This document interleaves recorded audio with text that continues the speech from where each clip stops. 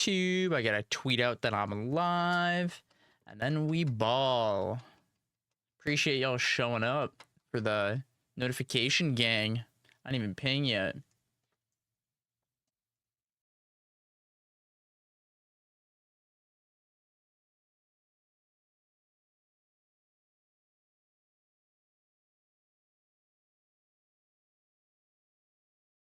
Yo, what's up, Yoda? You'll get it. You got it. There you go. Good job. Good job, buddy. You got it. Took a few tries. Autocorrect is a bitch, huh?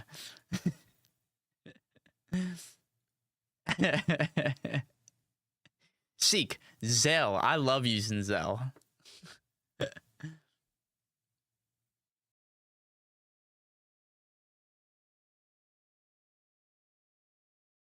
Can you gamble, please? Gambling stream, please. You guys will get to gamble here in just a minute, bud. Well, you guys get to gamble. I don't gamble. I don't do that. I don't gamble. You guys get to gamble, though. Glorp arrive. Aura, dude. Aura. What's up, Synthesis? Seek stream. What's up, Smirky? Smirky, I was just watching you play Stango. Good stuff. Good stuff. I just remembered I got to plug in my camera cooler before it explodes. Where is it? There it is. Woohoo! You entering the app will be really funny though. Yeah, we're gonna watch my replays. You guys want to watch my replays? Ah, fuck. I worked out today. I am sore. I lifted a lot more today. I've been moving the weight up. We're getting there. We're getting there. By Riptide. Oh, we're gonna be looking good. I'm excited. What's up, Omegi? I got a question for the VOD review. I would prefer not to do Ultimate. Sorry, bud. We're gonna be doing only Rivals. Been learning box, so no VODs review. Ooh, learning box is fun. Dude, why does my stream deck keep fucking up, man? My Spotify thing keeps breaking. I just fixed it, man. Ugh, that's so annoying. Okay, let's figure this out. One sec. I have like my Spotify control thing in my stream deck, and it just like keeps breaking. Anyone else sporking their shit? Always, Malk. We are always sporking our shit. Always. Let me try fix this shit again. This is a banger though, so I'm not too upset that this came on. But yeah.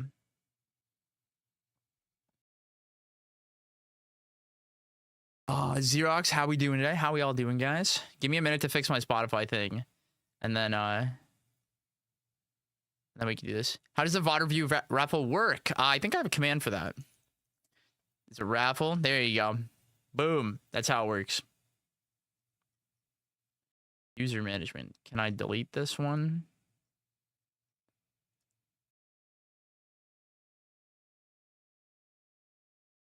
Delete app. Today's fine. Have a local I'll be going to tonight. Ooh. Good luck. Good luck, good luck, good luck.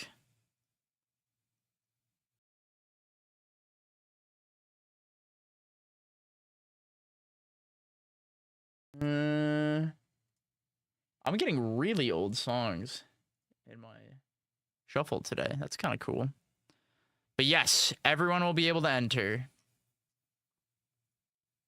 Now just bear with me as I fix this stupid Spotify thing that's not working on my stream deck right now. And then we'll do our first raffle.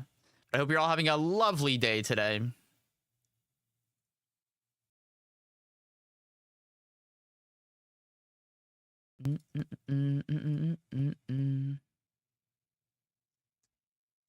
Website, leave empty, redirect URL.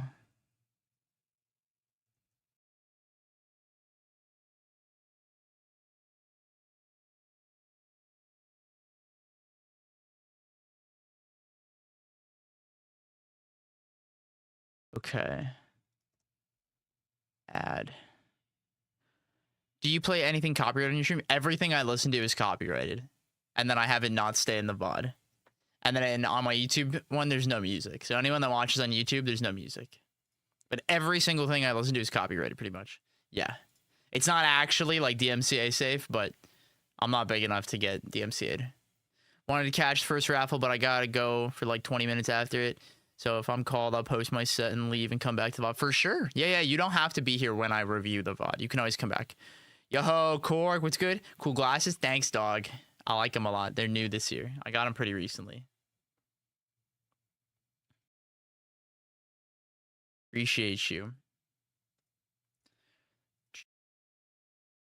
All right, surely this fixes it. Agree.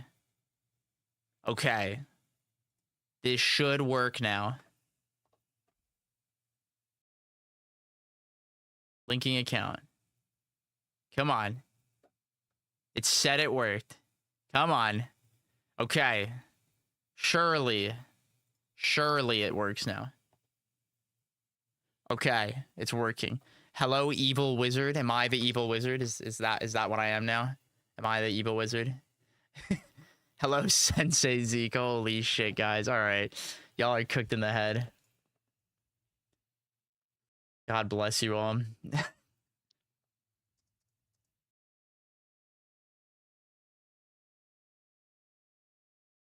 What do I want to listen to today?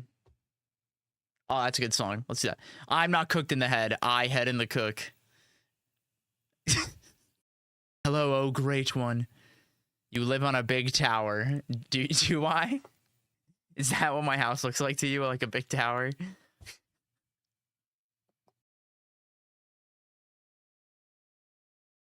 God, you guys. Okay. All right. Let's do this first VOD raffle. We gotta put echoes in the crystal chat.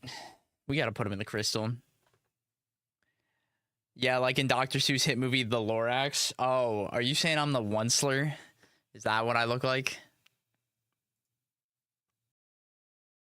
Nah, echoes, that is reserved for BioBurb. He can have that one. Put him in the crystal. Yeah, the crystal is crazy, yeah. Who's framed anime girl? Ah, great question. That would be my wife. This is my wife, Tifa. I love her. She's perfect. She's just absolutely perfect. She goes right there. Always watching over me. Ayo. Based. Thanks. I have only the correct taste. You do low-key look like the Onceler. I hope your house in Minecraft gets ignited. Tumblr would love me. Why is she Persona? That's just the way he does his art style, is like sometimes it'll look like Persona-esque. It's very inspired by that. So yeah. Base though, I like Aerith more. You're allowed to be wrong. It's okay. You're allowed to be wrong. Tumblr would love you. You have Tumblr Riz for the Tuz. Tumblr would love you. Your have Tumblr Riz for the Tuz. I just keep reading it. I keep who here is over the age of 25 and like existed on Tumblr when it was like a thing? Can I get some hands in chat? Like press one if you like actually use Tumblr. I need your help on this one. I need to understand this one. Any in-person events, I will be at Gommel. I will be at Supernova. I'm probably going to show up to Collision. And I will be at Riptide. I'm over the age of 25. I did not use Tumblr. That's not what I asked. Thank you for telling me, though, Malk. Thank you. Malk, doing that is like when someone goes like ping matchmaking and you going, nah, I'm good. I'm not free right now. I'm nearly 27, barely, so I can't help. Oh, Clem, I needed you. Hey, Stango, perfect. You guys came at a great time. Let me pause my music if my button wants to work. Okay, we just had a lovely message. Anyone in Stango's chat, could I get some help? I need anyone who used Tumblr, who's over the age of 25. I need your help decrypting a message that has been put in my chat. Let me read this one again. So Jorgulon says that I look like the Onceler. And then I said Tumblr would love me. And then he goes, Tumblr would love you. Your have Tumblr Riz for the Tuz.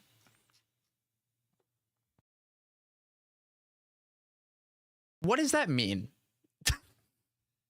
Can someone tell me what that means? Thank you for the She-Shrek. I still don't know what the fuck She-Shrek is. That's not the name of a character from Icons. I don't know what we're saying.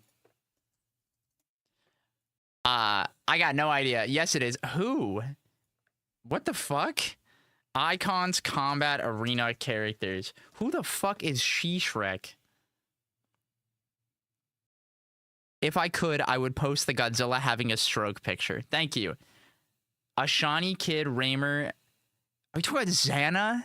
Is that what we're talking? Is that She-Shrek? Is that the bit? Is that it? Is that a compliment? I don't know. The gays love me. That's all that matters. So I'll take it. Put her on screen. I won't. I actually don't even think there's a picture of her. She's green and she's muscular. That's it. That's the whole bit. Sure, fuck it. This is her. That's it. Put a girl on. Relatable. Yeah. Would. Yeah, we know. Have you heard the new Black County New Road? No, but can you put it in my Discord? I'll listen to it later. Put a girl on. I played her in the Lance Boy. You not knowing the names upsets me. You're a fake fan. All right, chat. She is so strong. She is. She's no Guangzhou, but you know, that's cool. That's cool. Or Zhurong. That's the real goat. Okay, so let's show again. I just closed it. It's gone. She's gone. She's dead. Just like the game. She's so strong. Me seeing any woman at 100 emoji. That's base as fuck, Clem. You're the goat. Clem gets it. Clem gets it. See, that's why Tifa's on the shelf. You guys don't fucking get it. That's why she's there. That's why she's there. 100 emoji right now. Everyone, I need to see some 100s in chat. Oh, the game isn't dead. Me and Boyko are bringing it back. You shouldn't. You shouldn't do that. Also, if you try to, the Rush Rev guy might actually, like, go insane and try to sue you. 100. Thank you. Thank you. All right, guys. Today we are doing VOD review raffles. That is going to be it. We're going to let everyone in chat have a chance to win a free VOD review. And I'll go over and give you some advice. I prefer YouTube videos if you have them. I will not take replays on... If you only have replays, it has to be this patch, and you only get one, because I'm not going through 3 replays, because it's really annoying. And if it's Twitch, you hate me. What's a VOD review? We're going to review your VOD, which is gameplay. And it doesn't have to be you, it can be anyone's. If you want me to review a VOD and be like, can you help me understand why X player was good at this? But yeah, do you only coach in-game tactics or read down to win any means necessary? What does that mean? You mean, do I do, like, mindset coaching? Hey, can some of the random top players in your queue up on ranked? Thanks. Nobody's on ranked today, bud. The servers are not great. It'd be like that. If not sorry, bud, it's your own fault for the Twitch VOD. Oh, did you upload the Zeekly? I have the videos myself, so I can just watch them. I have the files.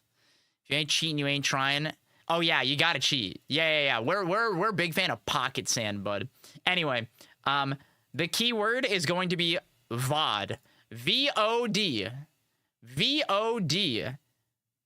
VOD. Type VOD for a chance to get a VOD review. Yippee! Yay! I'm gonna drink my water now.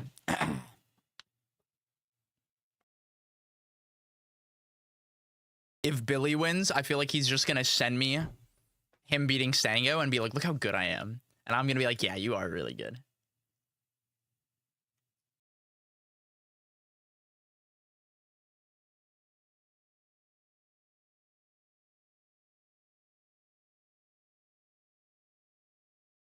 Baby girl, you know it. Anytime. Anytime. All right, chat. VOD. If you want a chance to win a free VOD review from me, VOD in chat for the giveaway. Pray for me. I am VODless. I mean, you can just send me anything, as long as it's preferably Rivals. I really don't want to watch Ultimate right now, to be honest with you. But yeah. All right. 5, 4, 3, 2, 1. The winner is Yoda Cage. Woo! Yippee! Congratulations. Please, my friend, drop a link to your VOD and what you would like me to look for in the VOD. Rigged. Rigged, yeah. Yeah. Congrats on dodging the giveaway, everyone. Congrats. You know, they do say it has been confirmed. You have 3 times higher chance of winning if you're a sub. Don't forget that, chat. Rigged, I didn't enter. Easy dodge. See, Synthesis gets it. Synthesis gets it. Me versus Billy from Losers of the Zeekly. I can timestamp if you want. I think I have that one. I can pull it up. Which Zeekly was that? I don't remember. I'm so sorry. Was that the third one?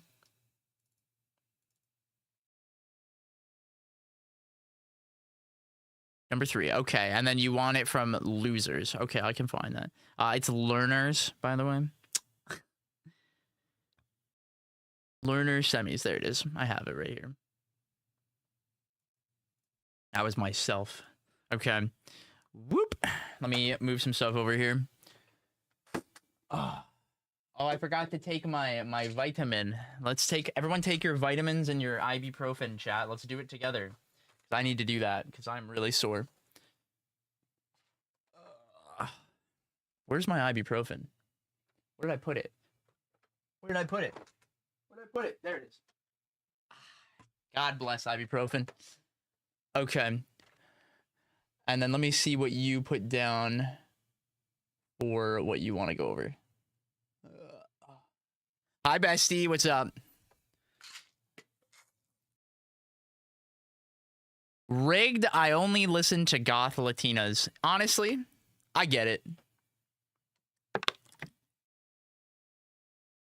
I get it. Yep. Yep. Listen. If you're not a little afraid of them, what's the point, right? What's the point? Where's the fun? I made Grandmaster last night and I got the Raster Champ skin, so I'm hyped. Let's go. I've been playing a little bit of ranked on my own to get the points. I want to start getting them. I want the Raster one, and I really want the Zetterburn one. It's really good. All right, let's get this all set up here. He gets to do this is why he's a coach. You need to listen to this man. Yeah. I'm kind of a knower. Some people, like the people have been saying, I'm quite the knower. It's the only reason I play ranked, man. I need the skins. See, that means they did their job right. They did it right. Okay. Yoda Cage wants to look for. I just want a better idea of the big things I need to work on before Combo Breaker. So any important habits to fix or things that you think would be important for me to try and implement. Okay. Let's get the ball rolling on this. And also, chat, I normally VOD review in like 1.5 times speed, but I will not subject you guys to it. I would like you to affirm my cuntiness in this as well. Absolutely, bud. You got it. Anytime.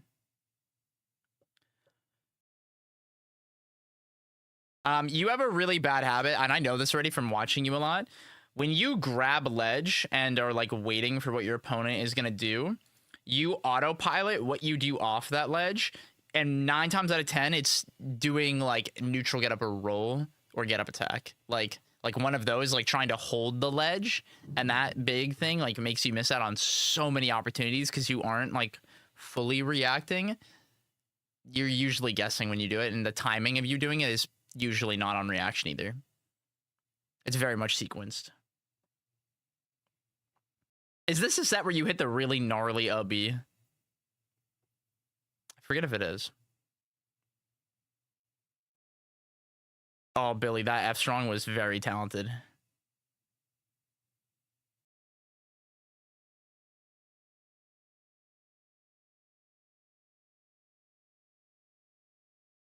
How do I join the raffle thingamabob? Do exclamation point raffle.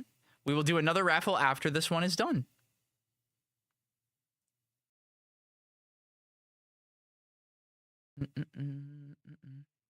If you mean on Julesville, then yeah. Oh, no, you just like do this in general. This is like a known quantity thing that I've seen in your play for quite a while now.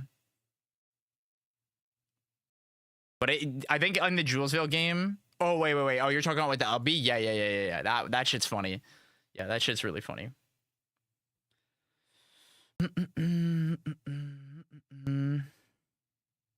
This game is pretty dominantly in your favor, which is pretty cool.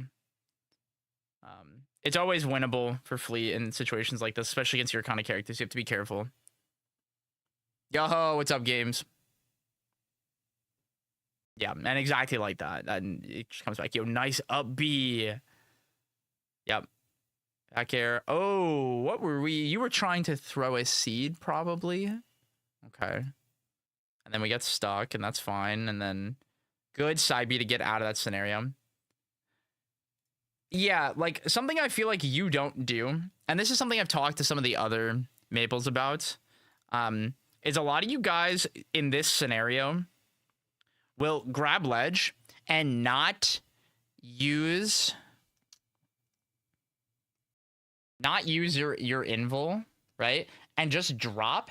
And it's like, even if they tech, we have so much to play off of this, and you have so much control of like how you make them, like what you hit them with, whether it be like bear, whether it be nair, whether it be fair. Like you never, they don't know which one it's gonna be, as well as the timing that you're gonna do it. Like I've even seen Maples like grab ledge, immediately fall, and then like jump and then press the aerial. Like you have so much you can do, and you drop so fast.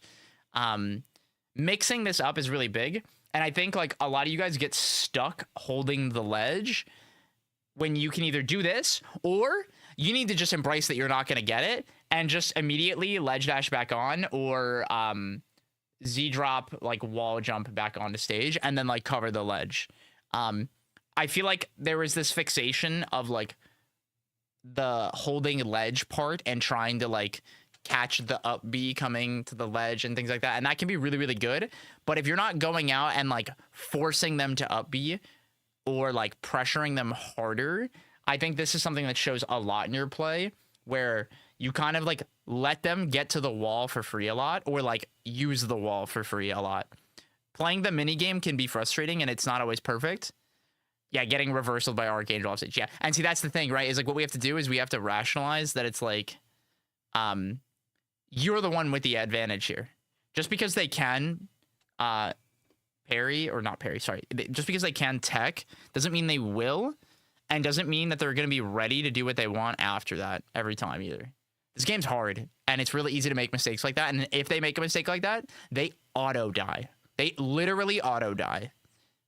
Because you just get to wall jump and kill them. Or they have to reset. Or if it's a character like Fleet, they probably just die if they don't have all their resources. And that shit is hard. You got to make it harder for them in these game states. Oh, come on. Steam Deck or Stream Deck. Can't even speak. Okay. Hope that all makes sense. And if anyone else in chat has questions about this, let me know. Any more Z-drop wall jumps? I drop nair. You do, Aubrey. You are drop nair or nowhere? Much appreciated if you say. Of course. Yeah. Boom. Banana's here. Yep, that's right. Hi, Banana. I like that you have been implementing that more too. The like wall jump fair to just like threaten.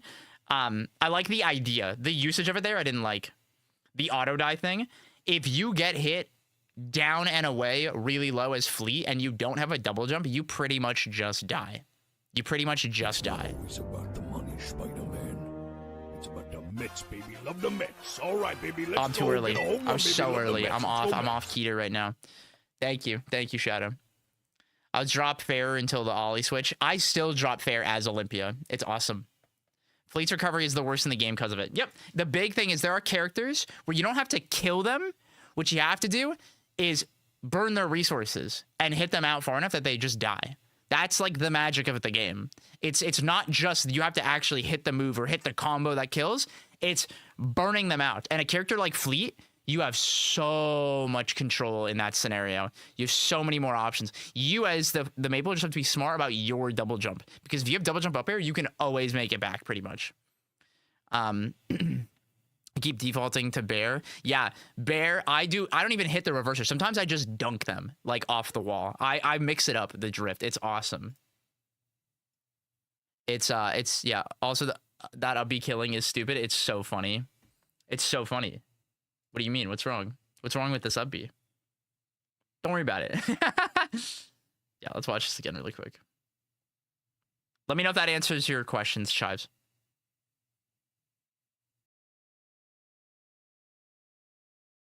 Yep. Always ready for some evil. We both know I clutch up. If you were clutching up, you wouldn't have been hit by the up B. Sorry. Just wanted you to know that one. I need to play this patch. I need to know how big of a deal the wall cling change is. It's not. The wall cling change is very, very edge case scenarios, and it's mostly punishing to players like Elkies and Mbad. That's pretty much it. Where they literally like live down there. Check the scoreboard, Latino man, before you speak on my clutch game again. But you lost that game. How come it says leaners? Yeah, because nobody told me the typo was there. So it's leaners. We're leaning. Yeah. Not learners. We're leaning right now.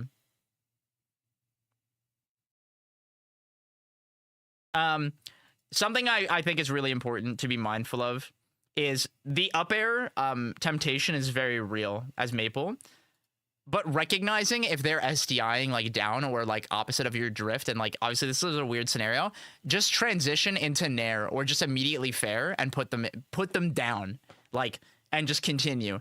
Because when you just drop the up air like that, you just lose control, and that's not worth it at all.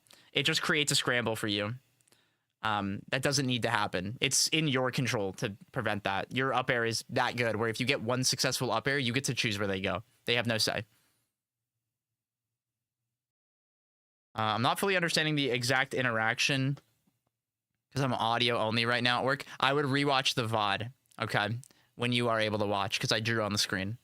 Yeah, you gotta recognize when to push them off stage. Plup does that all the time. Yeah, it like the trap of more % from up airs versus I get to put you in the game state or the position I want, or to take advantage of you, the player, is really important. And not falling into that trap is big, like really, really big.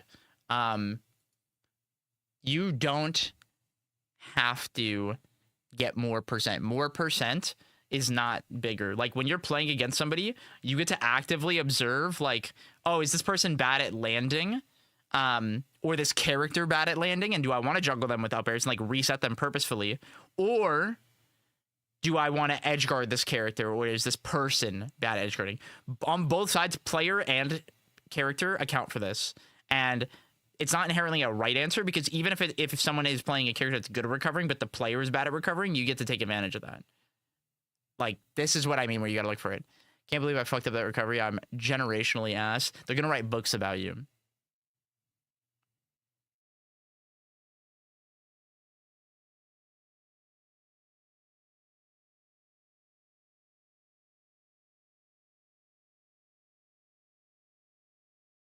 Oh, you did not grab ledge there.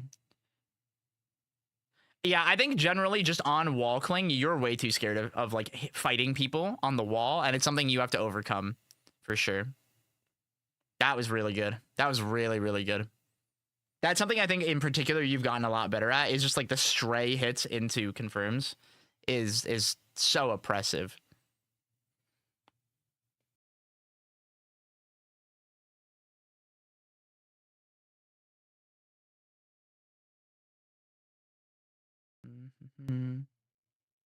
I will say, I think generally the big thing that hurts in your play, or hurts and helps, is when you can control the tempo, you do a really good job. But when you can't control the tempo, you tend to just stand still and pick an option, and it makes like your decision making incredibly telegraphed. And that's exactly why you lost that game there, is like you couldn't get tempo and you just stopped and shielded in place and just got caught.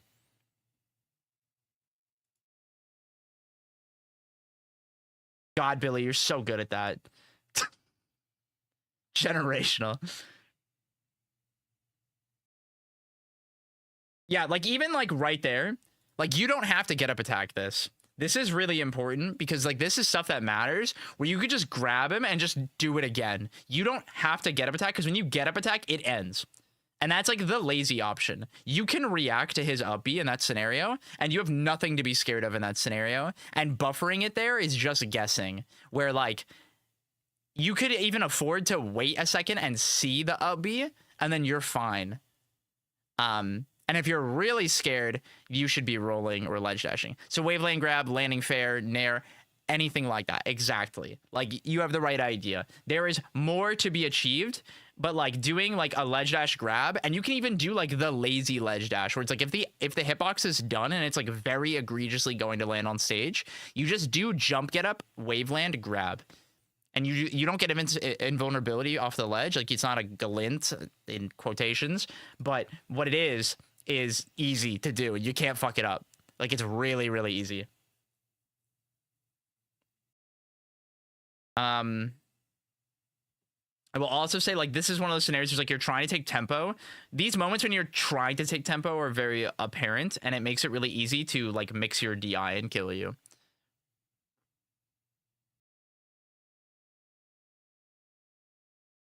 Yeah, like even there, it's like you're trying to stay near him because you want to hit him because you're trying to take tempo away from him instead of like starting over. When you feel like you don't have tempo, you need to mix up whether you just force it or reset. But you keep like 9 times out of 10 you force it, and that gives like your intent away.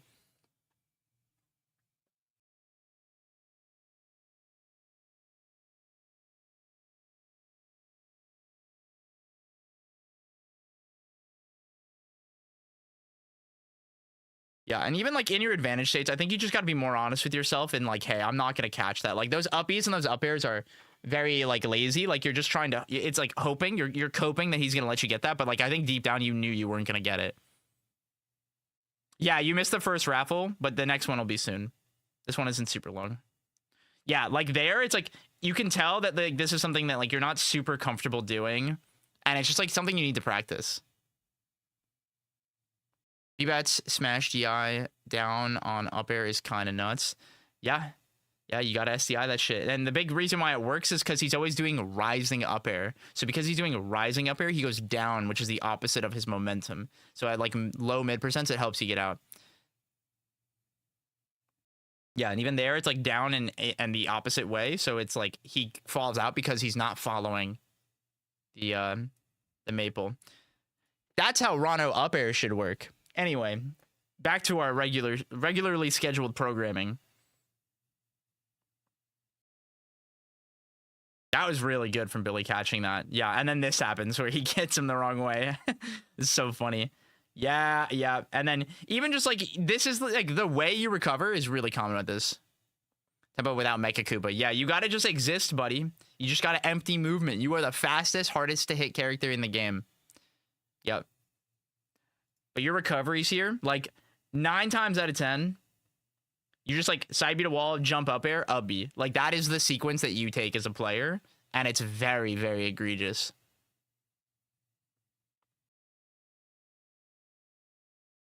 Like there's a reason Billy isn't having to go down there without Mecha Koopa. No, I know what you mean. Yep. The Mecha Koopa makes everything easier. I get it 100%. It adds to their mental stack. Oh, you had the read there. That would have been crazy, dude. I think I popped off there. I'm covering my own face cam in this, which is funny.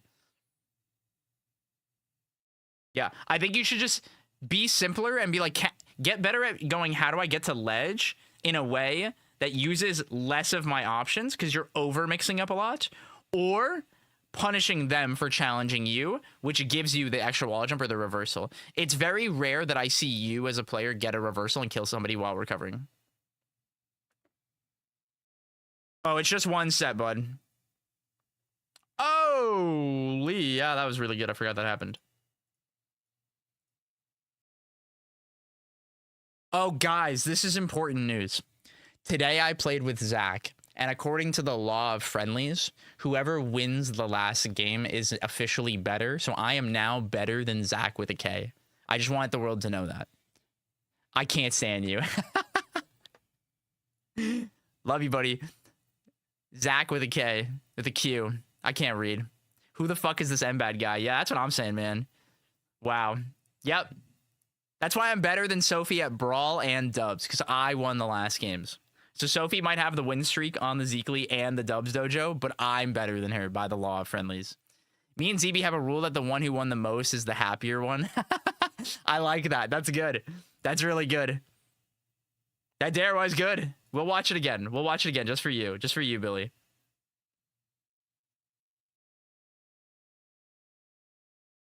Woo! Perfect timing. Beautiful. Beautiful execution. Who's this M-Bad guy? They won LMMM. Leo. That's good. Yeah, even like, this is what I mean where some of your advantage state, it feels like lazy. Where like, getting this combo is cool. Where you like do this and you go for the up air. And we go for this, right? But we all know that that doesn't kill on this stage. It doesn't kill. So going this route is not productive. You just get a bunch of percent, but it doesn't do anything. And then you end up putting down Lily so you don't get to punish his landing. Like, you're doing too much.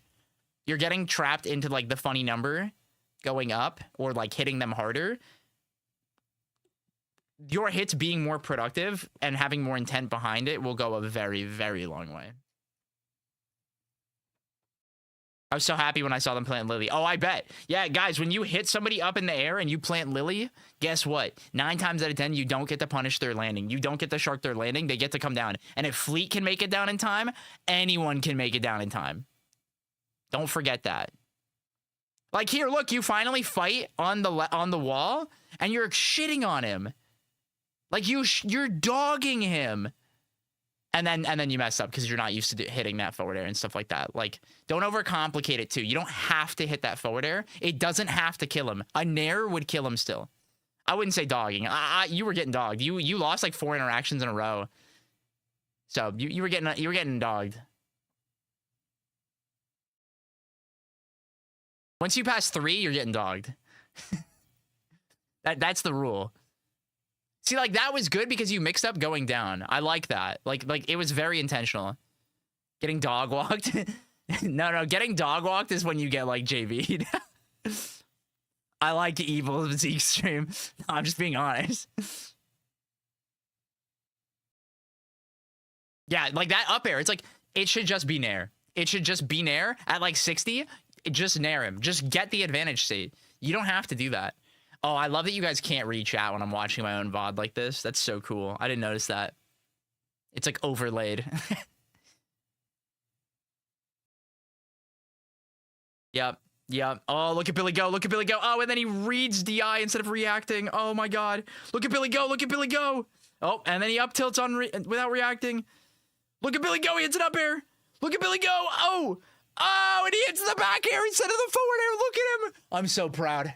I'm like a proud parent. React to that? Yeah. React to the DI. Your move goes, think, and then you get to react. It's so easy. What do you mean? They either go like this, or they go like this, or they go like this. What do you mean? Billy is so perfect. Billy, you are perfect. That's right.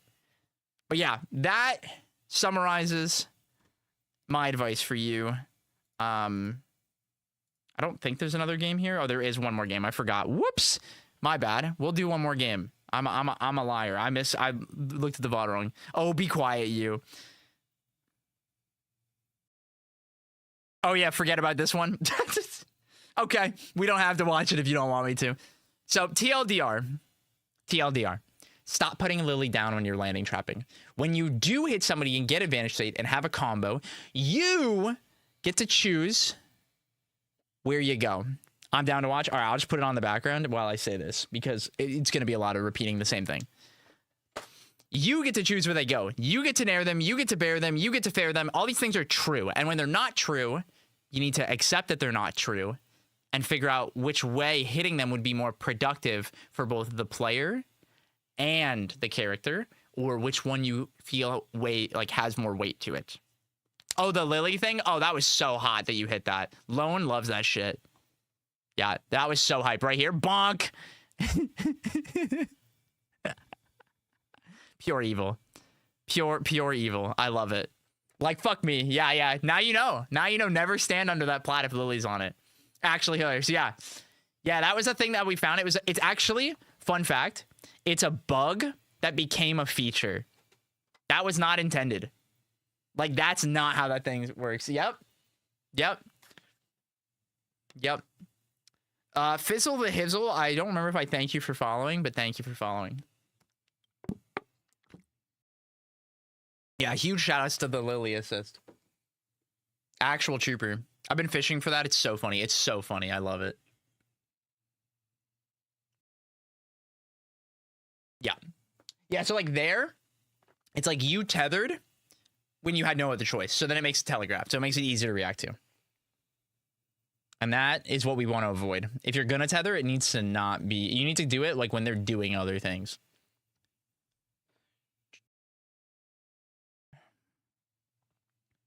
That it only works on jewels. Yeah. I mean, I think that's for the best. I think moving platforms are kind of cringe. So the less of them in the game, the better. Oof. Yep. Okay. Let me know if you have any questions. If not, we ball.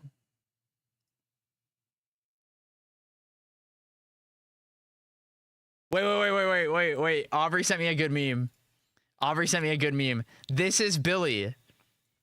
This is what Billy gets when I talk. I say on a reaction, and he's like, I could do this. And then, look at that.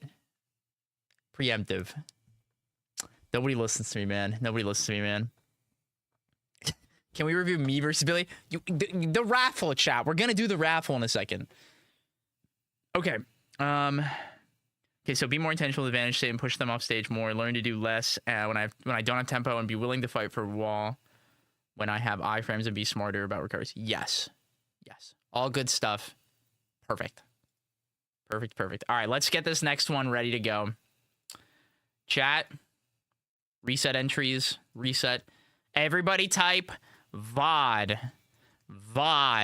Zeke, you got a medal, or can I just send you this crazy kill on Maple I got? I do not have medal, but you can post it in the media channel in my Discord if you want to, Corks, and I can check it out later. I would love to see it. But everybody who wants a chance to get a VOD review, free VOD review, exclamation point VOD. Exclamation point VOD.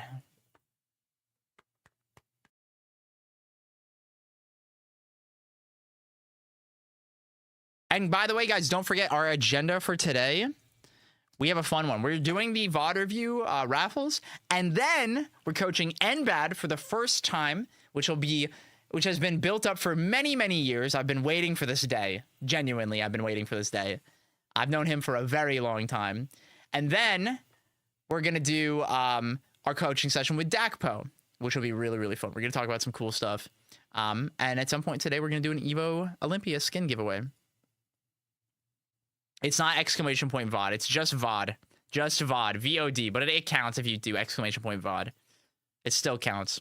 All right, guys. Like 5 more seconds. Can you make the Subway Surfers bigger?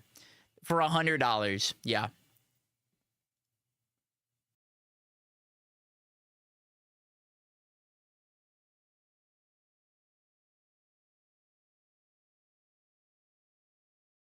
Oh, yeah. You guys got to fight over the stem. Yep. Yeah, it's either Subway Surfers, Minecraft, or CS Surf. You gotta pick. If I win, I have an amazing idea. Oh boy, I'm not watching Ultimate, by the way. I'm not doing it today. I've decided that. All right, let's roll for this winner. 3, 2, 1. Oh, fuck off, dude.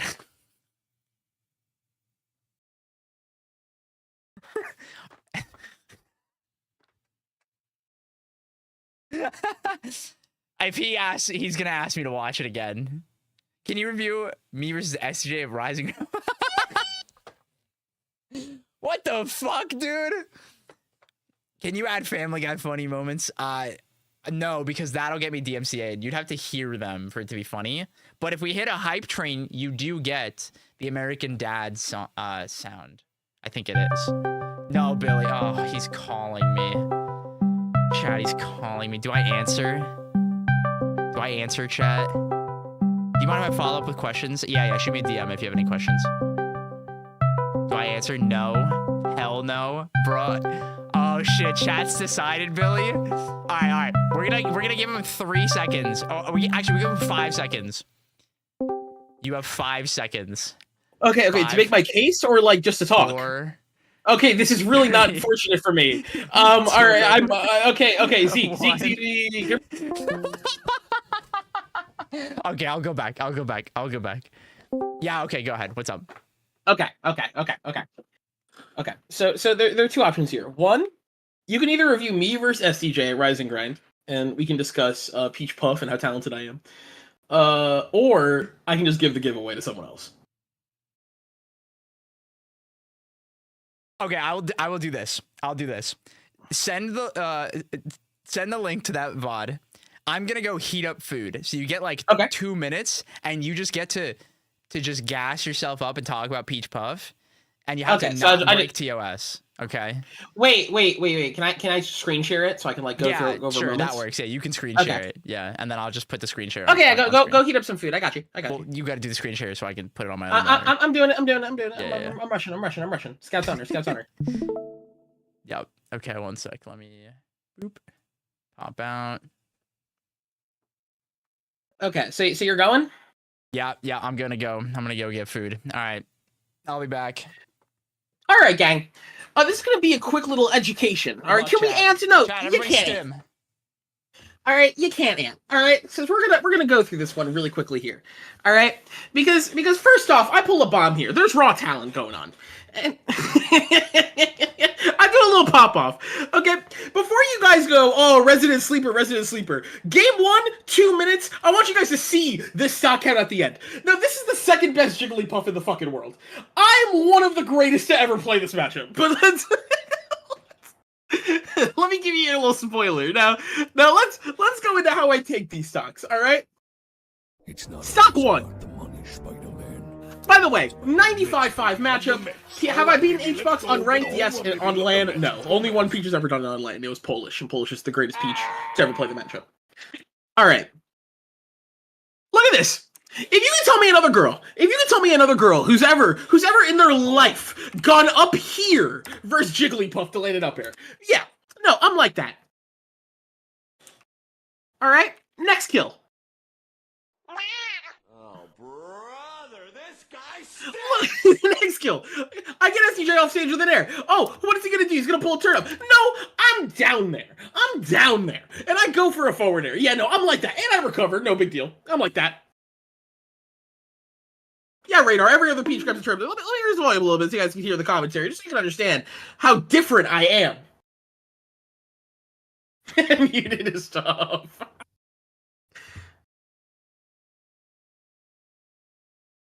All right. How do I take the third stock? Oh, yeah. Fair to beat their fair. No big deal. Stop. My shit's getting jorked right now. Back air nair. Oh, we're just chasing. We're just having fun. Let's go forward throw. Oh my god, I love this set. Do I live this? Oh, I'm like that. Oh my god. Wait, no, I'm crazy. Oh my god, I know where Randall is.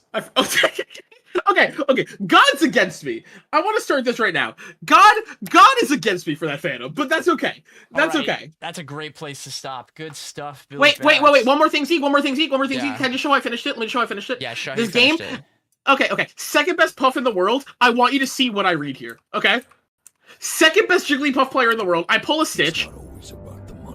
I don't get the kill with a Stitch. Okay. It doesn't break shield. I get the grab.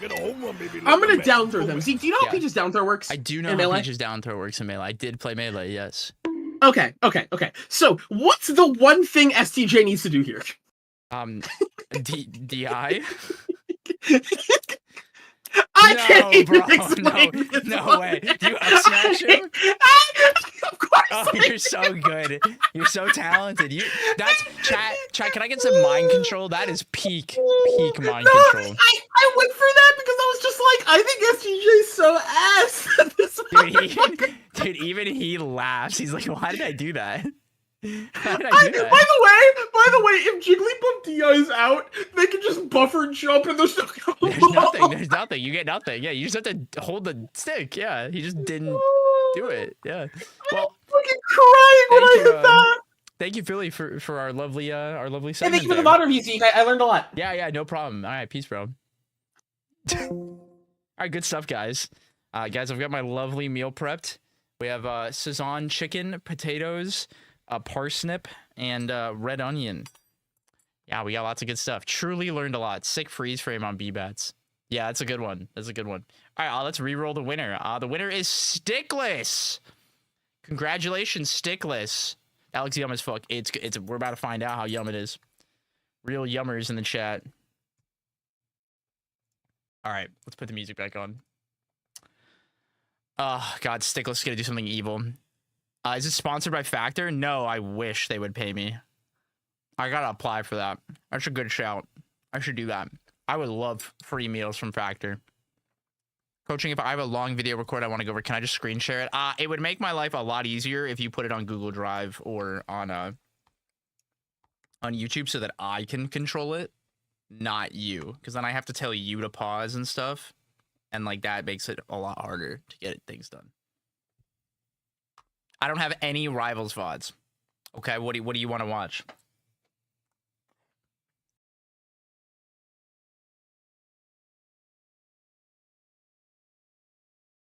Synthesis? That's a fucking great idea. Mods, write that one down. That's how we do it. The Factor only Zeekly. You gotta sign up for the 1 month to get into bracket. That is a genius idea. I absolutely love that. Can we play a single game? No. My hands hurt. I actually cannot play today. Big money ideas. Yeah. All right, well, Stickless, buddy pal. You got 30 seconds and then I'm re-rolling it again. Okay, thank you, bud. Oh, fuck me, man. All this you cursed motherfuckers are in my chat. Oh my god. Lol, Lamau even. MSB, what the fuck do you want me to watch, man? I gotta record that replay. Oh my fucking god. You guys, come prepared. Me and Torn at game 5. Oh, fuck. Oh, fuck. You didn't record it? It might be broken. Oh, my God. I don't enter expecting to win. Thanks for the chaos. I just got home. Okay. All right. Let me know. I'll give you a second because I really want to see your last game with Torna, actually. So for anyone that doesn't know, MSB conquered the Crag Demon Raster, one of the goats. Mr. Torna SpongeBob. Yes, you can switch to the previous version, but they have to make sure the previous version's available. Sometimes it takes them like a week or so to do it. So it should be there. I fucking love parsnips. They taste so good. Anyone who has never had a parsnip, please roast your parsnips. They're so good.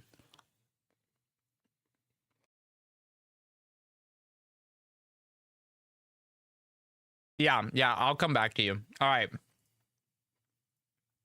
Let's reset. We're going to do it again, everybody. Everybody type VOD. VOD. VOD for a chance to win the raffle. I would love to watch some Rivals. Oh, I also have carrots in this. I forgot I had carrots. I got purple carrots. Oh, beautiful. What if we don't have a VOD ready? Then I skip you. I gave the heads up earlier, and we do this every week, so for future reference, you can have them ready early.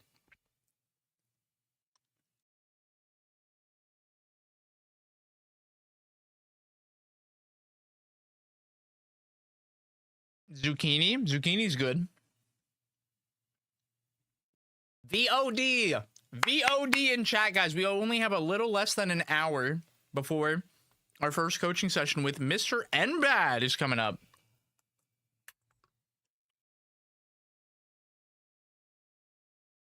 I'm just gonna roll Stickless. I'm sorry. Does it have to be our own VOD? No, it can be any VOD. Just not Smash. I really don't want to watch Smash. Torna, congratulations, buddy. We are doing VOD review Raffles Saga. If you do exclamation point Raffle, you can learn how it works. Oh, shit. Oh, Torna, I'm so ready. Torna, show me you losing to an Olympia. I want to see it. I want to see it so bad. Get Torna, you get the MSB set. No, MSB went Crag in their set. I don't have any vids of Olympia, but I do have me losing the cake. Oh, we can do that, yeah. Send it. Imagine losing to an Olympia. Clueless. It's on my Twitch, that's fine. Just send me the timestamp.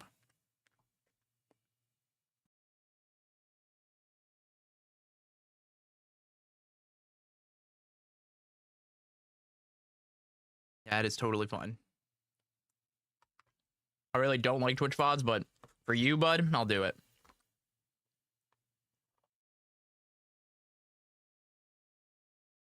God, chat. Chicken and vegetables never misses. At least when you season them.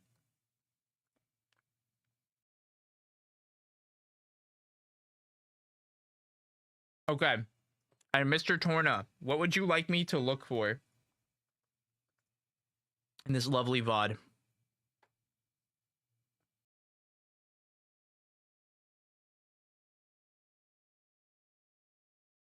What are you talking about, Stickless? I heard on the X Everything app and Truth Social that Donald Trump is the new pope. He doesn't know, chat. The Canadians, they don't know. Panda Express or tacos? If it's like a taqueria, I would do that. I said that very white so that people know what I'm saying. But if it's like Taco Bell, I'm picking Panda anytime. You can get so much protein and it not be disgusting to eat that much protein from Panda Express. Please look for what I'm doing wrong in the neutral game. You got it, bud. All right. It's pretty good. It's pretty good.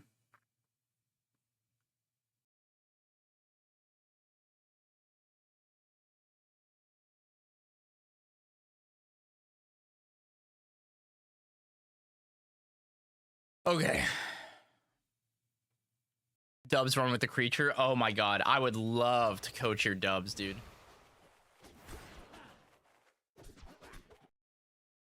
Neutral, neutral. Out the gate, you're doing rising aerial versus someone who's crouching, which is bad. You're trying to call out his jump when he's just not jumping. And you finally stopped, which is good. Oh, you don't need to pummel there, man. This is big, right? Like, especially because you grabbed him at the ledge. That's a great opportunity to up throw him, or just forward throw him, or continue to down throw. It's greedy. You don't need that pummel. It's just the temptation. And you doing it means you don't get to get him closer to 60%. You're actively making your job harder when you do that. And you know that he's mashing the B button. And even if you get it, at 14%, that special pummel does not make your life easier. You're trading with him a lot. That probably should have been down air. Oh. Yeah. Yeah. You didn't space that one, so you got hit. Yeah, that's tough.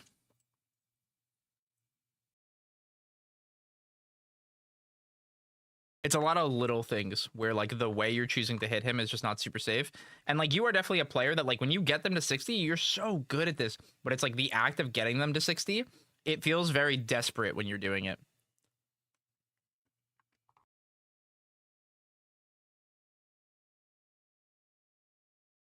Wait, what the heck?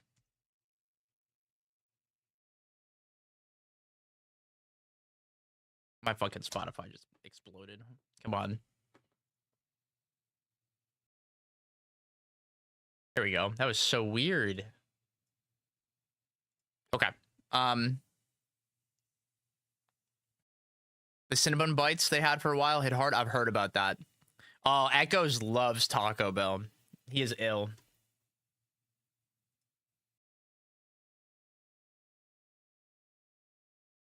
See, like, that was great. That was awesome. The way you played off this down throw was, like, textbook. And, like, I love that. And, like, you could have done that when you grabbed him at 15. Not the dash attack, but the way you played it would be so big. Taco Bell gives you kidney stones? Yeah, no, that Taco Bell is really fucking bad for you. It's, like, really, really, really bad for you. And, like, incredibly over-processed food. I recommend nobody eat it. It's a guilty pleasure for many, so I won't kink shame, but you know, it's not good for you. Jack in the Box Munchies Box, dude, I haven't had that since I was like 16.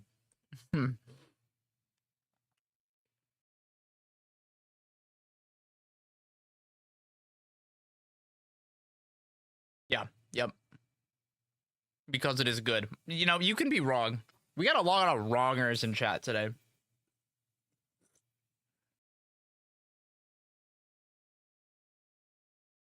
It's like drinking Monster Energy because you think it tastes good. It doesn't. You're lying to yourself.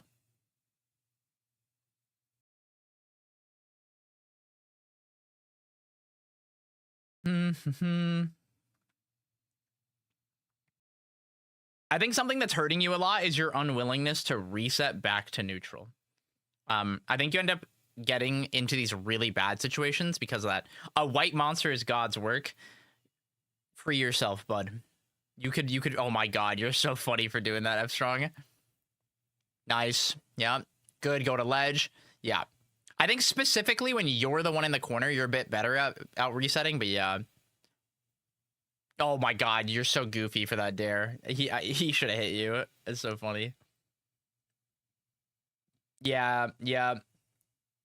Nah, you covered both. That's so cringe. Hey! Suyu, thank you so much for the raid. Welcome, welcome. What were you guys just streaming? What were you guys just up to? We are doing a VOD review Raffles currently.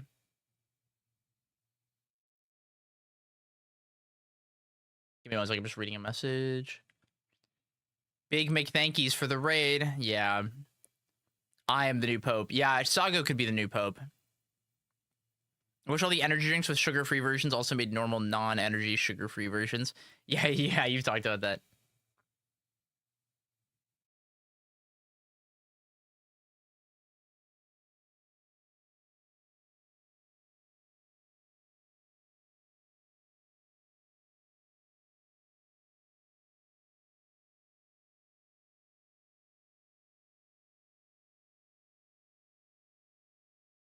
Okay, sorry.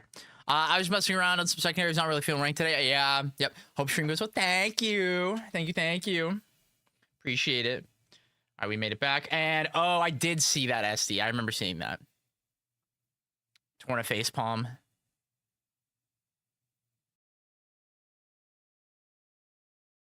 Need to know what the church's stance is on food. Do you get your pizza well done? Yeah. How crispy of a bottom you going for, Sago? I got promoted today. Yo, let's go, Jolly Roger. Did you? How are you celebrating? You getting drinks for everyone here? What about pizza? We having a pizza party? Torn a facepalm? Yeah. I saw it. Chat didn't see it, but I saw it. How did we get here? Okay. Something we need to do a lot more is in scenarios like this, once you see he's here, it's not like swinging and fighting him here. It's going, how the fuck do I get out of here? Because you haven't actually lost neutral yet. You're just moving around each other right now. And him doing this, like, you need to go like this and like see what he does next. And he has smoke. So it's like, you probably should have thrown Slipstream through here and then played off that. And I think like you just forcing fights is like the problem, because you're just like landing on Forsburn, and no matter, listen to me, I'm pausing the music if it will let me. Spotify fucking Stream Deck thing just doesn't work today.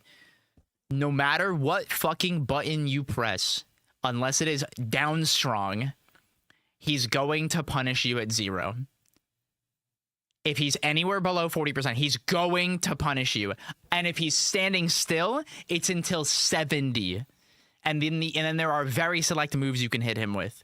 You have to stop landing on people who are standing still under 40%. That is what you need to internalize from this session. 100%. You have to stop doing it. That is why you are miserable when you fight Forsburn and Olympia and fucking Rano, because they just beat your ass for you trying to pick bad fights. What do I do instead? Don't. You won't like that answer. Don't. You just don't do that. There is no right answer. But don't do that. Keep existing in the game state. If you don't have the answer, figure it out. Play neutral. That's right. Yep.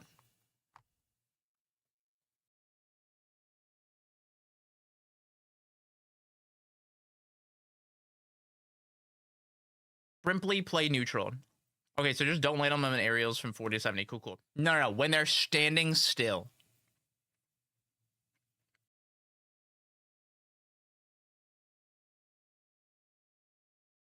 That was really good.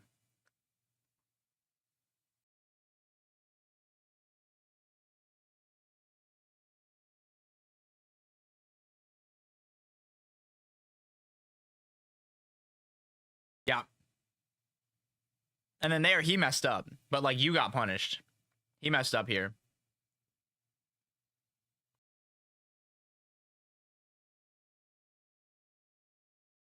Like, here, you got him to jump. He jumped out of the corner there, and you caught him.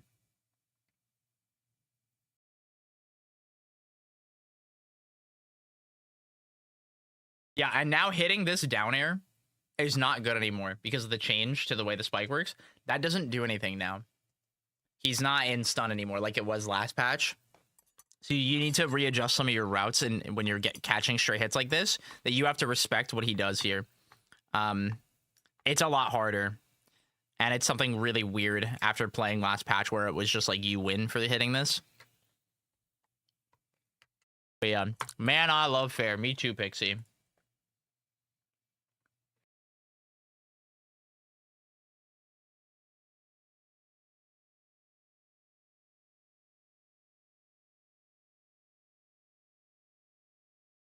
That was good. Greedy dash tech. Very good. Very good. Oh, you have slipstream. Oh, you had slipstream. Oh, you didn't do anything. Oh, no, Torna. You messed up grabbing the ledge. Oh, Torna SpongeBob. No. No, Torna SpongeBob. Can we make it back? Ah, you tried to land on the Forsburn standing still. Yep. Yep, there it is. Yeah, you figured it out, Echoes. I did it again. Yeah, see? You keep trying to mix them. You're not Sephiroth, man. You don't have the big giant sword anymore. You always lose this fight. You always lose this fight now.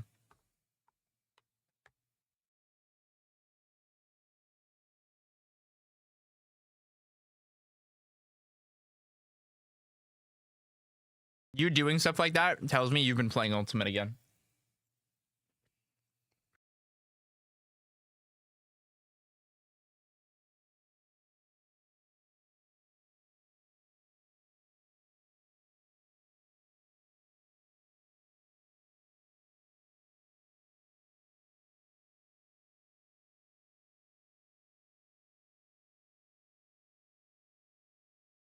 Yeah, I know you were. I can tell.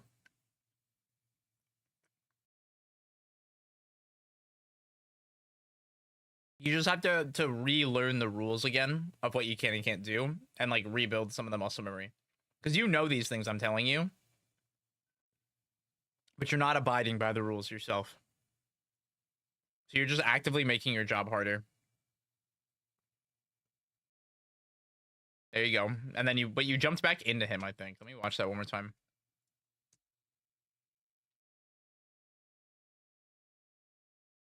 Yeah, you jumped back in. Just go across. Just go across. Did we have slipstream also?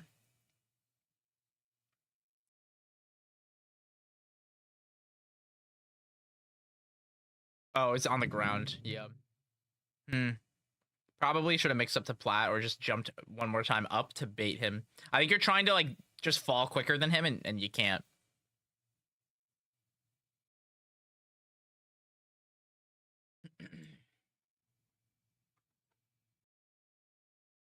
Yeah.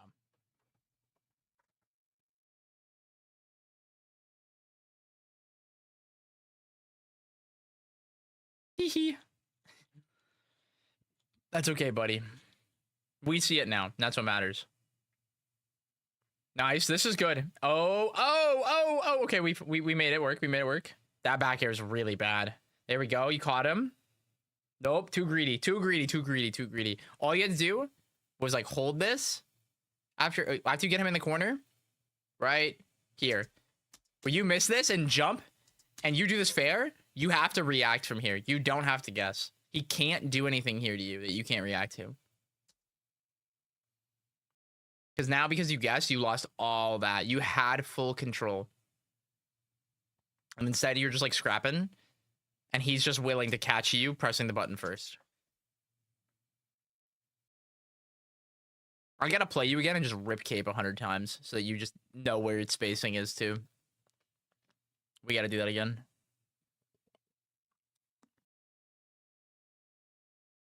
Because I can just tell you're not respecting it. And he checked you there for it.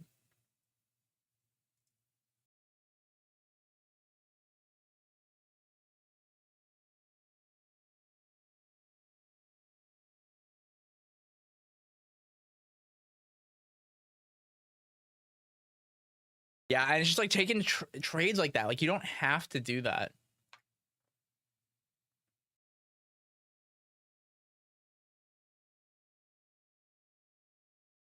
I think on other stages you can do this, the dash attack check. I don't think you can do this on this stage because the top plat exists there. I don't think you get to do this.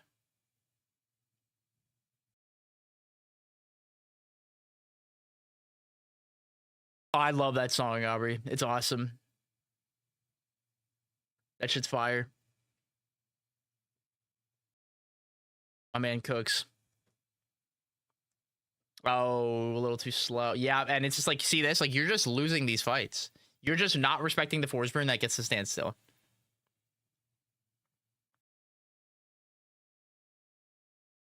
Yeah.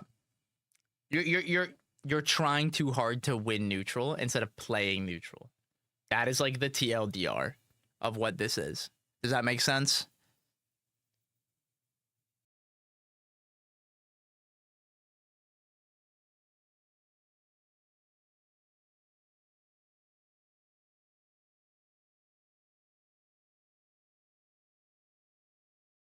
Look at that.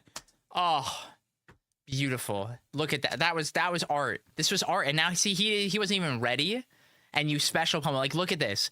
You're in his skull when you do this. Goodbye. Like, that doesn't work on force burn, by the way. You have to drift it. You have to react and drift it. It doesn't hit the whole thing. Yeah. You were so close to greatness.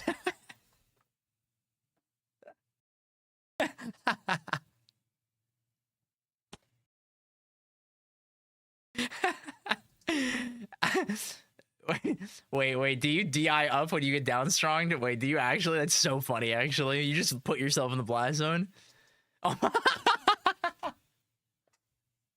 Why are we? You're just holding the. You're mashing your clap, you fucking freak. What is that DI? The I want to die DI is what that is. Yeah, mind control on himself, yeah. Yeah, Kate got you good, man. Good down strong. And even like hitting a down strong like that is so good because it does a really good amount of percent.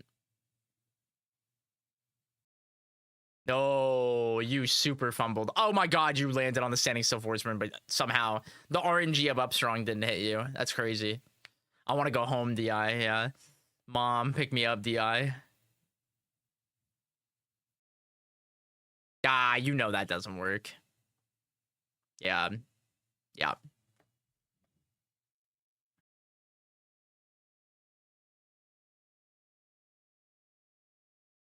Yeah, yeah, you gotta just jump back. You gotta just get away from him, but he caught you. Yeah. Your face, you were like, no! Oh, torn a face palm. Alright, do you have any questions, bud? I prefer the Sky DI. That goes crazy hard. Early migration DI. Alright, one sec. I have to fix my fan, and then we'll keep going.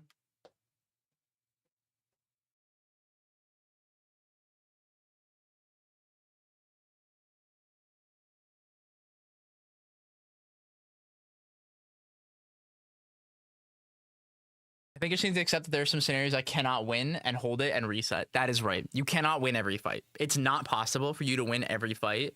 You can't beat Forsburn standing still when he is standing still.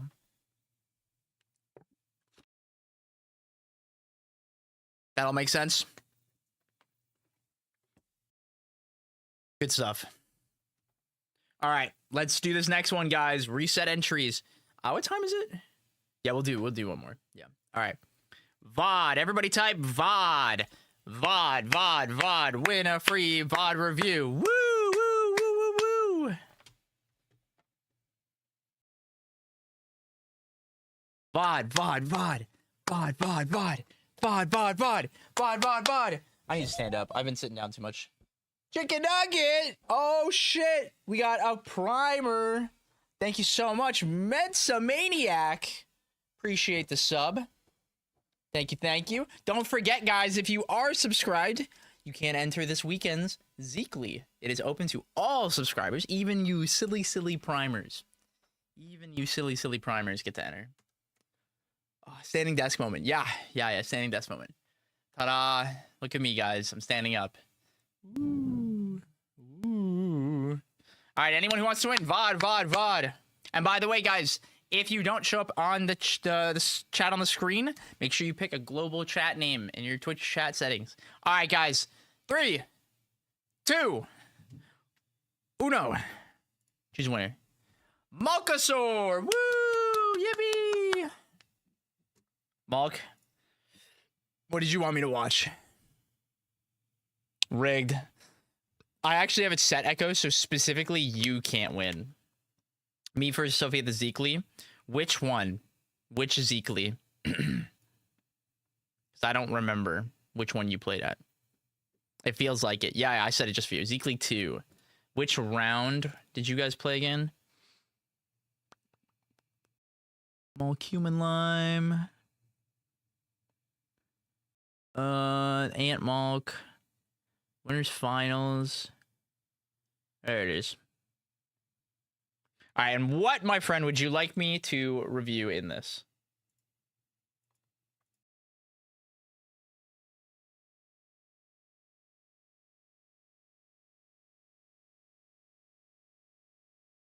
Just want to learn how to play neutral.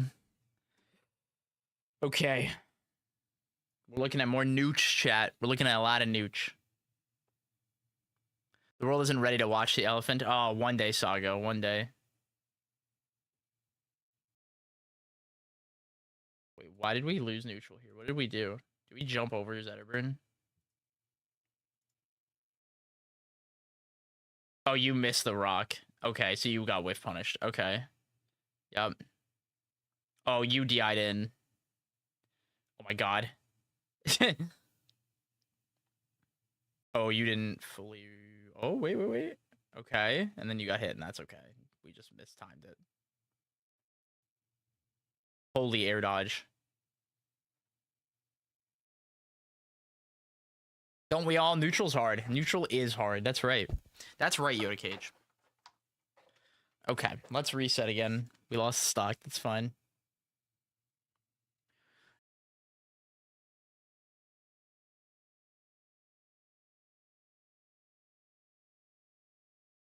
I don't know how I always miss that nair. I think you drift too far and then you lose your intangibility, or you're doing it too late. Why did we side B there? Why did we stop the side B? I feel like the big thing that makes you like lose neutral in quotations is that you tend to just overextend really hard in your advantage state against Zetterburn. I feel like you don't respect that like people will DI to ledge to be able to do like rising aerial and reversal you. And I think like Sophie did that to you a lot, if I remember. But yeah, why did we stop? I guess it worked out. Yeah, I think just aggression from ledge and corner is something you don't respect enough and get hit for a lot, trying to read what they do. You gotta read the Zeus scrolls from there. It's not because I couldn't get to ledge from there. I see. Okay. Tilt. Oh, we missed the back here, but we caught it. Nice. Nice.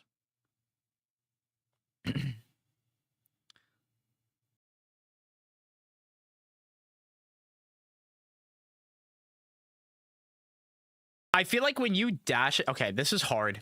The thing I'm gonna say right now is actually really hard, and like only a few people are really good at this. And it's like you have a really bad habit of like reading DI when you dash attack people. And I think like when you dash attack and then get punished, it like makes you feel like you shouldn't dash attack, but like it's really good. And sometimes you just have to do like dash attack jab or like dash attack and just do the F tilt and like not go for like the greedy like down tilt or up tilt, or like just do dash attack turn around up tilt like on. Obviously this is all on hit, but I think that in this set, like I think you get reversaled for dash attacking a lot. And it's like I think we need to lean into the idea of like just going for simplicity in your hit, because again, it's like I think it's getting you reversaled.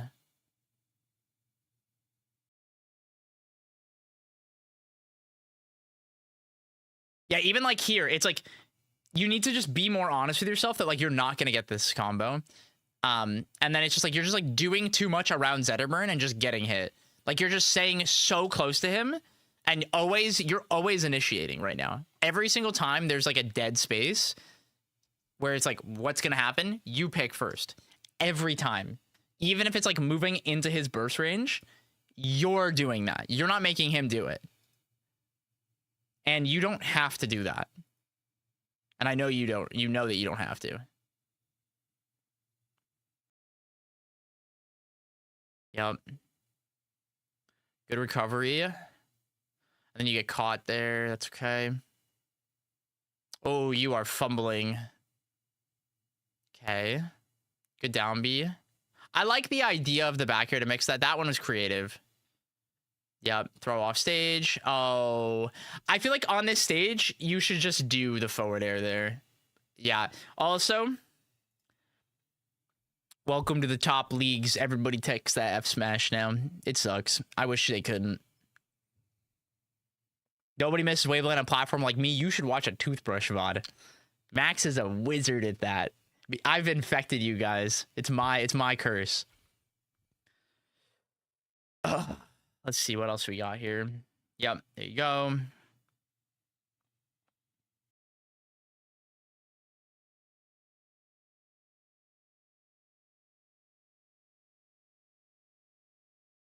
Yeah, you only get to do that up B if the rock is on the side that they're on to hit them with the shard, or if they are directly under you.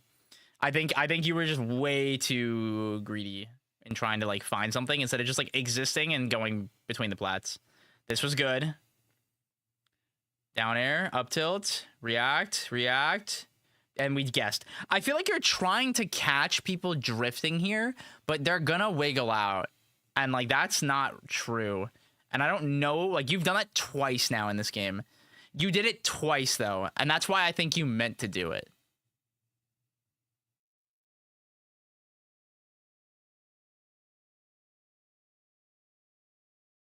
Boop, boop. There we go. Nice. Covered everything there.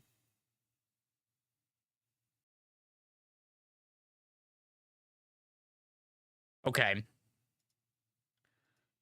I'll get dash attacked by accident sometimes because I flick my CC before I jump. Yeah, no. I get the logic of it. It's just you did it in 2 scenarios that are similar, not identical. So I don't think you meant to.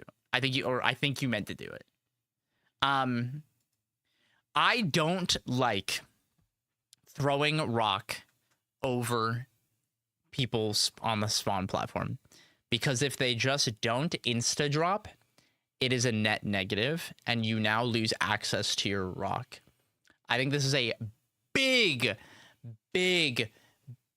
mistake to make against any character where rock is so helpful and neutral, especially when like this, where like that little extra edge of having the pressure is really impactful. I think that was very much like last year in like up until like, you know, that was a really good mix up. People were really bad about like not respecting that. But if that rock drops and they delay even a little bit, it just, yeah. And that's the thing. You need to throw rock up more. I think you're trying too hard to like manifest something with it where it ends up distracting you. I think you are looking at the rock, and that's just making your life harder. You don't have to do that. And it's like, that is completely in your control to not do that. I hope that makes sense. Like, by just throwing rock up, it keeps it in play. It keeps the pressure on. You don't have to do something with the rock. Yeah, rethink. Yeah, simplify it. The whole idea of rock throw is to get them to make a choice, not to hit them. If they get hit by it, it's because of the choice they make, and that choice means you get to hit it. And if they're doing nothing, you just throw the rock in some way to elicit a reaction, to progress the game state, not to always have to make some, like, do some play with it. It's not set play unless it hits them.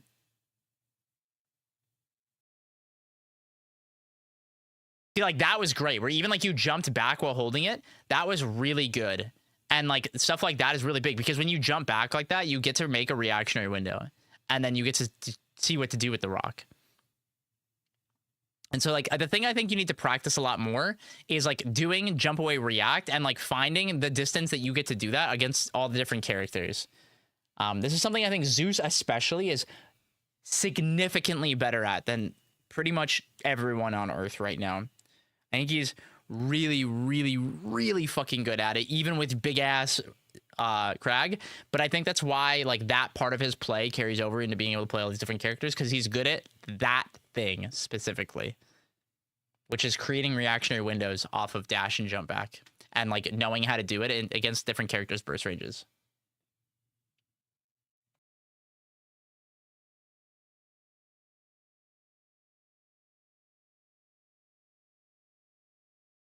Wait, this is kind of banger.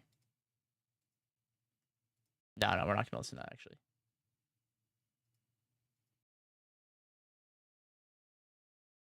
I forgot that played. I forgot that was when the stream setup was messed up, and I was like, I have to fix that. Yeah. Yeah. You fuckers.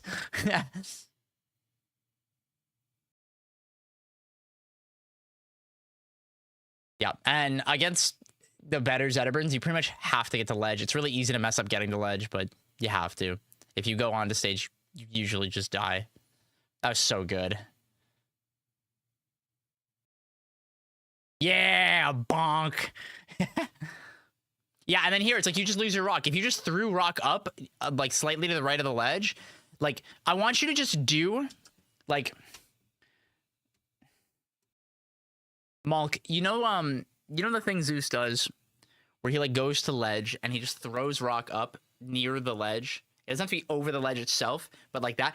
Just actively, like, while practicing for the next, like, 2 weeks, when they respawn, just do that. Just literally just do that and mix up whether you go to ledge or what you do from throwing rock up. But just pull rock, jump, throw it up, and then just see what they do off respawn. Like, just do that. And, like, when you jump and throw it and then look at them, don't look at the rock. Look at them. Because you know when rock comes down. You know that timing already. So, like, let that be passive and then consciously look at what they are doing off respawn platform.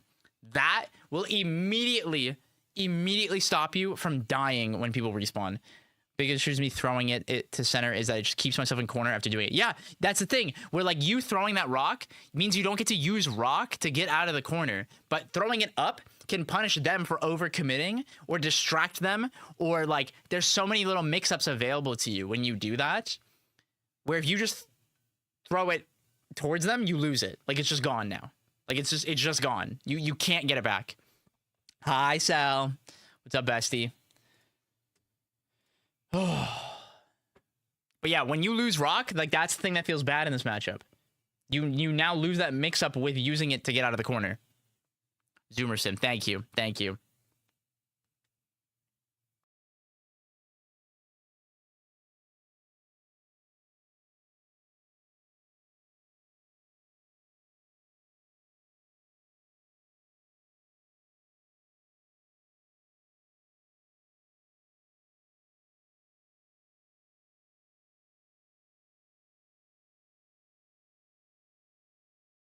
Oh, and that happens, yeah.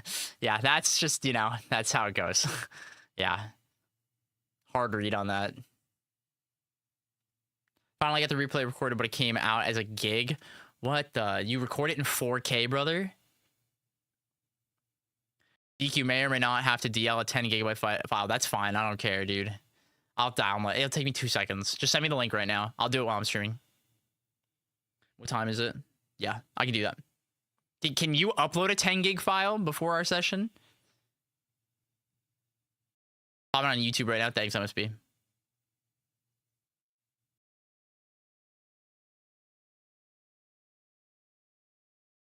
Okay, you did already? Cool. All right, let me see this.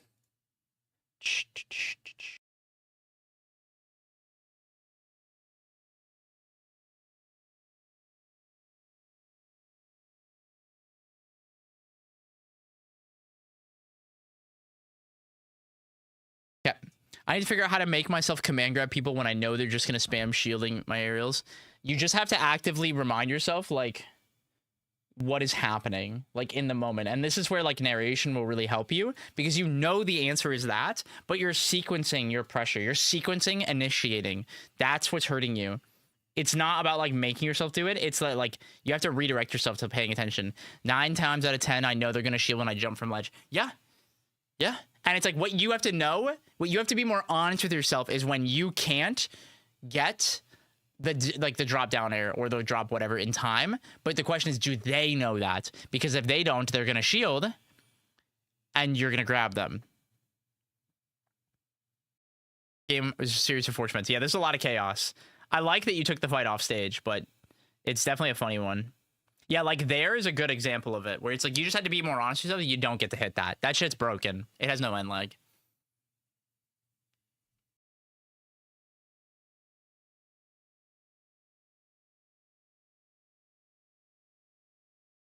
Oh shoot, 1 second. Oh, I forgot I was doing that. Okay, wait. I gotta reschedule something. DM.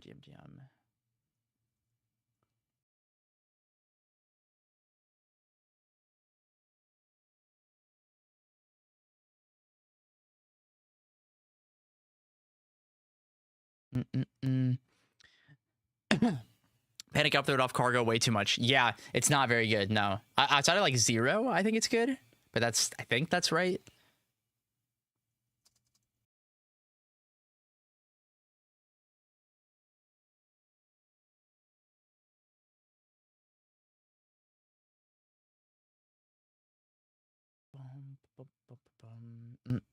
Even 0 is just, it's not just great. Well, it depends on the character, because sometimes you can chain up airs, which is really, really, really good.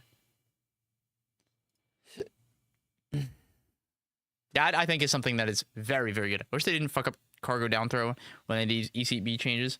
I think it's okay. I think it's just fine how it is. I think it's very strong.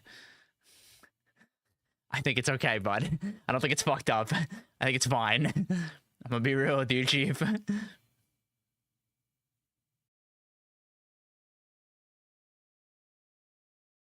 mean, it also affects rock setups. I think you are quite powerful right now, and you just want it a certain way, and you just got to spend the time practicing the way it is now, because it's very, very, very good and you're fixating on the way it was instead of embracing the way it is.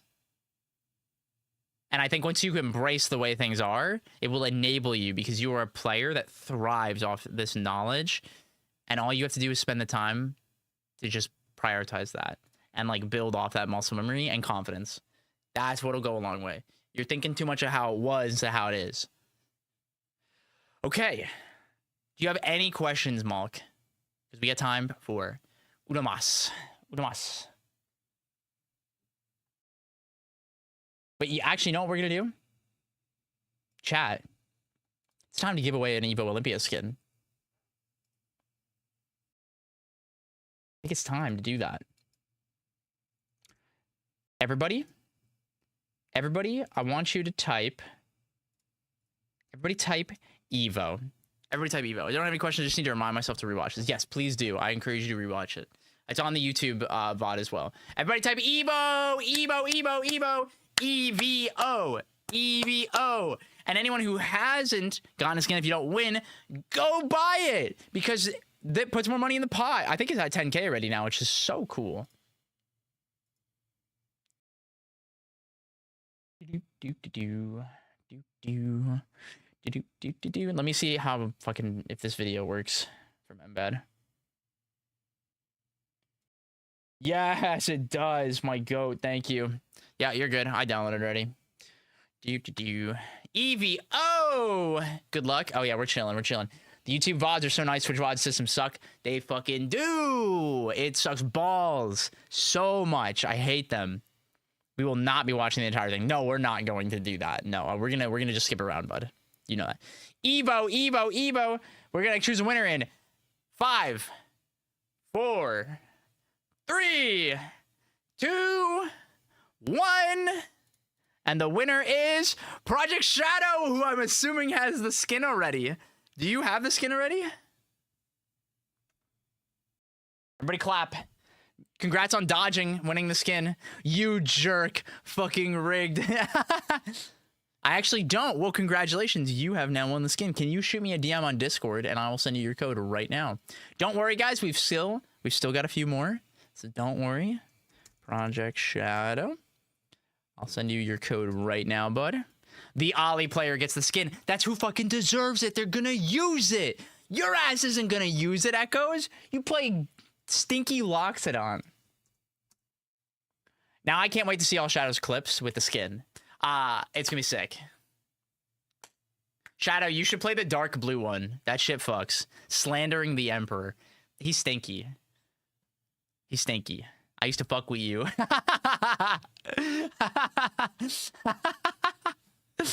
God. You may have the Evo skin now, but do you have a medal from Combo Breaker? Clueless. Oh boy. You know what medal I have, guys?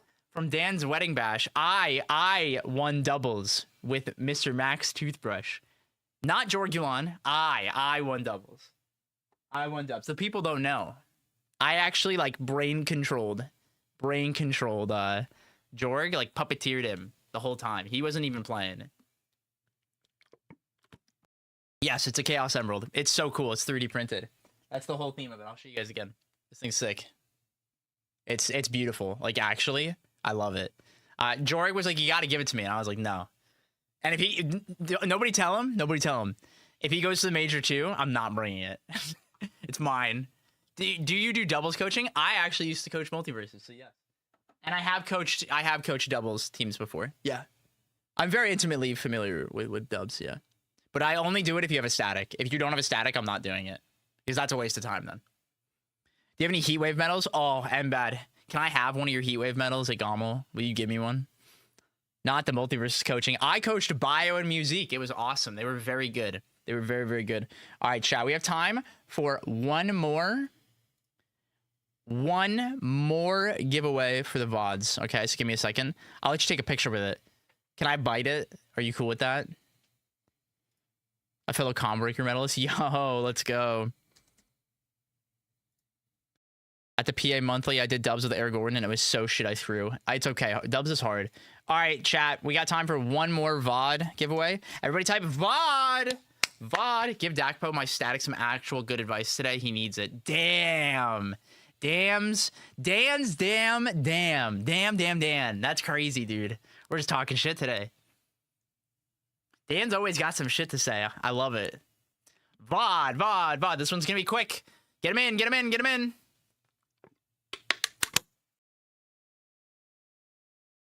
Oh, do I have any more? Oh, fuck, I don't. That sucks. Okay, whatever. Oh, I wish Goaty had medals for top 8 placements. That'd be cool, but no. They are, by the way, guys, for anyone that doesn't know, I had this. I forgot to announce it. They are doing a skin for charity, and it's one of the Rano skins. Let me pull this up on screen here. You guys should all go donate to charity. It's cancer support. It's awesome. You guys should all go buy this. It's $5. $5 completely goes to charity. You get a cool skin. It's the orange Rano. It's cool. It's just cool. You just go and donate the roacharity.com here, and then they email it to you in 24 hours. It's super cool. I know it's the whole, it's the Rano skin again, blah, blah, blah. It doesn't matter. It's for fucking charity. Spend $5 and do it. Okay. And now, let's see who our final VOD winner is. Sophie, what do you want me to watch? What am I being subjected to? Outfitting, yeah, to end it off, yeah, just before the sweat coaching begins. Brawl VOD. Oh, she's gonna make me watch Otori. I hope it's Otori.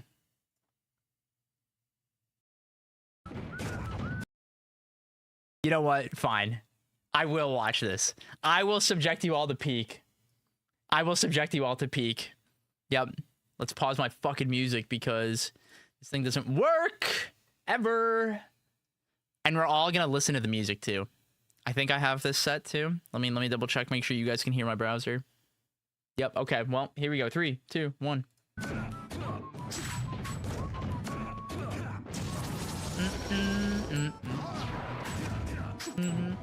Kylo versus Mike Ray. We got Mommy on the screen. Look at them go.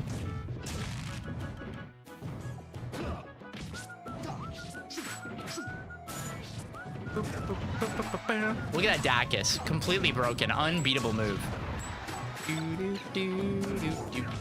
God, if I spent like a week playing Snake again in Brawl, I think I could beat Sophie.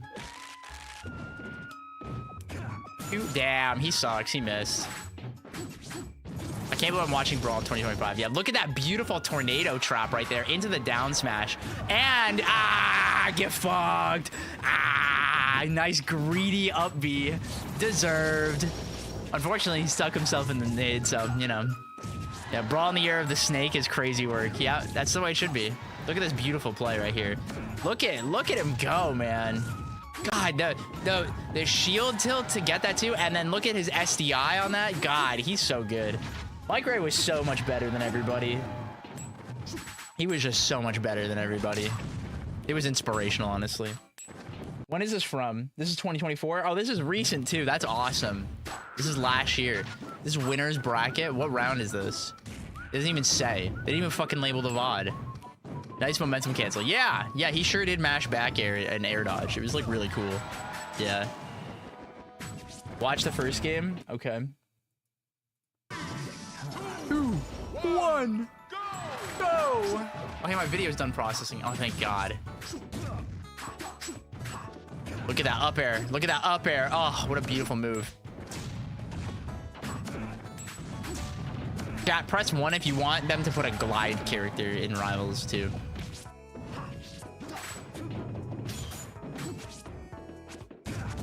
Oh. Look at him go. Look at him go. God, he misses that every time. What a throw. 1. That was bait. You're banned. Don't ever ask for a character that can glide. That's completely bait. Yeah. Okay, Snake and PM was a nightmare. Yeah, I hate that character too. Shame. Got him. All right, MSB, what do you got for me? Is this the tourney game? This is the tourney game. All right, what am I looking for? Is there anything of substance I need to see? Played PM once. I took a set with a chainsaw controller playing Sync. That's so hype, Lex. That makes it cool. Then I fought Ness and I'll never play it again. I want a tether character. No, you don't. You don't want a tether character in this game where you get RTC'd. The whole game is abstract art. Oh, okay. Perceive it as I will. Okay, got it. Torna, if you're here, look away.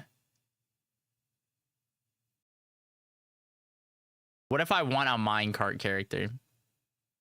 The Nasby player would want a minecart character in the game. Who could have predicted that? Huh. Who could have predicted that? Yeah, we know. We know. That's half your fucking top tiers. Yeah. All these Nasby players talk so much shit about Ultimate. That's your whole fucking game, dog. You guys are just brainwashed because you can slime cancel your combos. Which are top tiers for Steve? Dude, they have Steve moves. It's just allocated across them all. That's the difference. It's just not one guy. Each one is a different Steve move. It's crazy. It's crazy. Oh, that back air. Oh, you didn't react. Oh, Torna. Torna, you might have the bio jump brainwashed into you. It might be real. Oh, you're so good attacking that. Oh, there he goes. The flying crag returns. Yep. What are Danny's? His little swoop thing is minecart. What do you mean? That shit is broken. I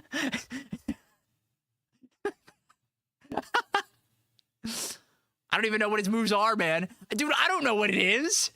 I don't fucking know what any of these moves are. He just does things. Nothing in that game is legible. Like, you can't discern what any move is without reading a wiki page. It's like 16 swoops. Thank you for proving my point that he is Steve. Thank you. I appreciate that. How did Torna lose this? Oh. God, can I get some mind control in the chat? And then MSB just doesn't kill him. MSB, just trade with the down air. He dies. You don't have to be scared of it, man. Just make him neutral B again. Oh, look at him go. Oh, look at how handsome that slipstream was. Ooh, he did run up and parry though. Oh my God. How do you win? What do you do to him? Oh my God, that hit him. Even he was like, what? Look at him dash dance. Beautiful, beautiful, absolutely impeccable execution from MSB hitting the slipstream there. Oh, here we go. Look at him go. Oh, you're so fucking talented, dude. Maybe if Torna just used the karaoke skills, they could have won. I bet if Torna sang while he played, he'd be better at the game. Unironically. What is... Oh, have I been added to this chat now? Oh, I have. Oh, God. I have to mute it. 1 second. You guys gonna ping me 1,000 times. Welcome. Yep. Okay, I have to mute this now. 8 hours. Okay, I'll go back to that later. Okay, let me go back. Okay, how do we get here? Don't scroll up. I know.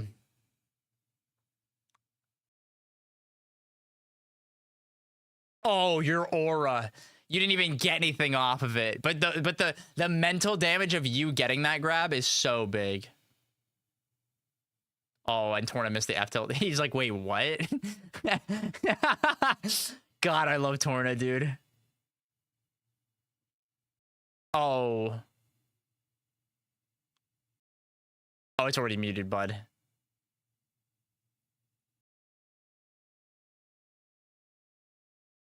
Oh my God, he threw. Oh my God, he threw again. Oh my God. That doesn't kill. No way. No way. No.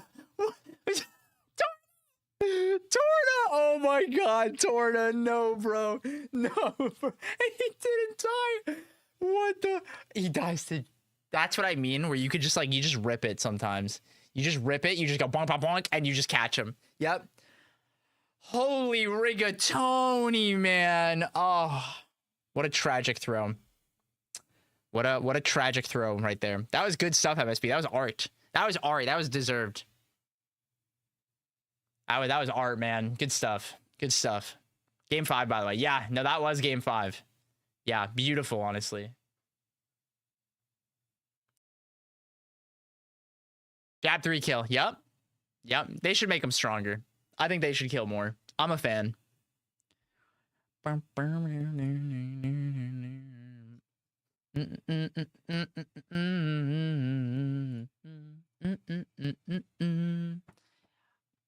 Except Lox. I think Lox's jab should hurt him. That's what I believe. Rod, Brad. What's up, bestie? How you doing? All right. Well, that, my friends, was our last VOD review raffle for this week. Guys, be back next week. Should be around the same time. I might start a little bit earlier. It's in our schedule on Twitch, but the start time is usually a little variable. But every Thursday, we will do VOD review raffles. Do not forget that. Let's give Lox Pichu sub-damage mechanics. I think if he has magma charges, he should actively get damaged when he swings. I think that fixes him. Unironically, real suggestion. I think that fixes everything annoying about him. About to send you a best of 5 CSGO match. That would be like 4 hours. I'll join this VOD review and send my entire grand set match for Melee. Oh, God. Don't forget, guys, we have the Zeekly every Sunday as well. That is going to be a stacked one this week. This is the Freakly. And I'm hoping our lovely Zeus the Goose friend will be entering as well. Thank you, Mbad. We will see. Nah, you will be at the Zeekly.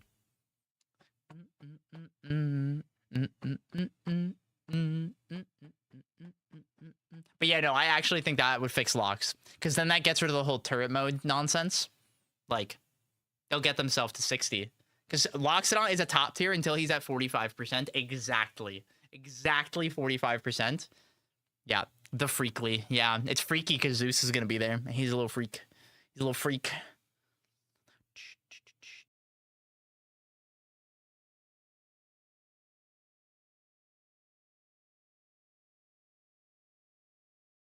All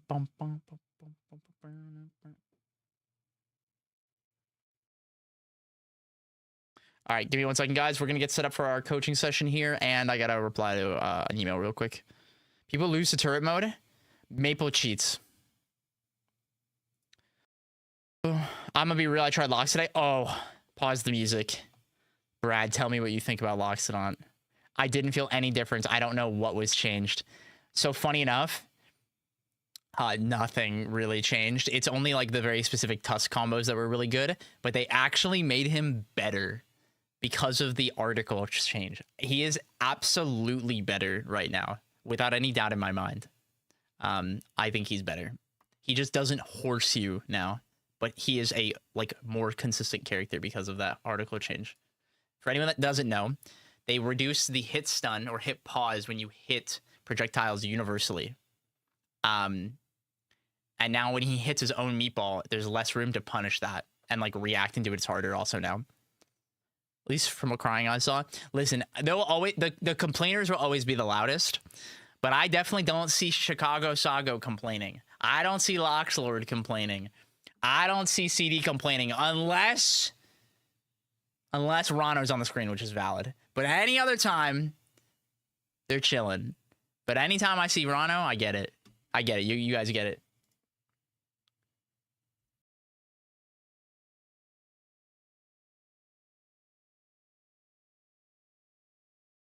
Okay, let me reply.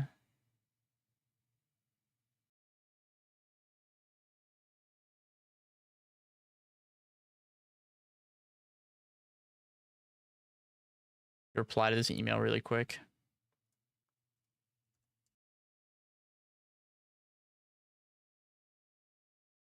Okay. I don't see Poach Me complaining. Come on, Lox Gamers. Yeah, guys, this weekend, this Saturday, actually, I will be participating in assisting Zeus in his goal of Ethereum with Loxodon. I personally we'll be teaching him how to jab in the corner. He doesn't do it right now, and we're gonna fix that. Did Poach Me reach Ethereum yet? No, that'll be this Saturday. We're gonna hit it. We're gonna hit it. Donate to the cause. Yeah, we have like 4 frames on meatball setups. Yeah, no, that shit's really, really good. Okay, that should be all good now, and then we should be just about ready. Devil on the shoulder telling you to do dumb shit. Yeah, I'm gonna be talking over Zeke the whole time. Oh, I can't wait. I can't wait. The dumb shit is my favorite way to play. Yeah. We're gonna do like, here's how you jab, and then Saga's gonna be like, yeah, but like if we do this, I'm literally just gonna be like, you're gonna jab, and you're gonna dash attack more. More up smash, Zeus. That's Solar Beam. Solar Beam's gonna tell you that. All right.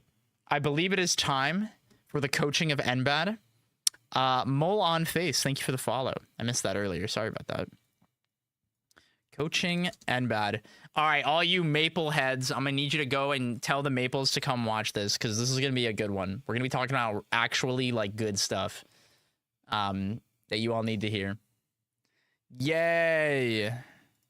Capital N me NBAD. Let me do that.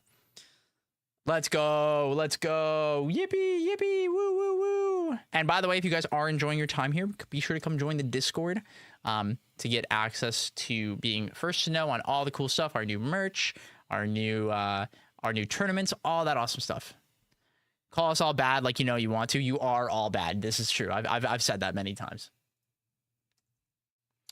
Stream ping, coaching, coaching, and bad time. Smilers. I need a Smilers emote. Chat, what character should Smilers be? What should it be? I don't know. But let's internalize that one for a minute. Maple. Ooh. Maybe that would be Maple.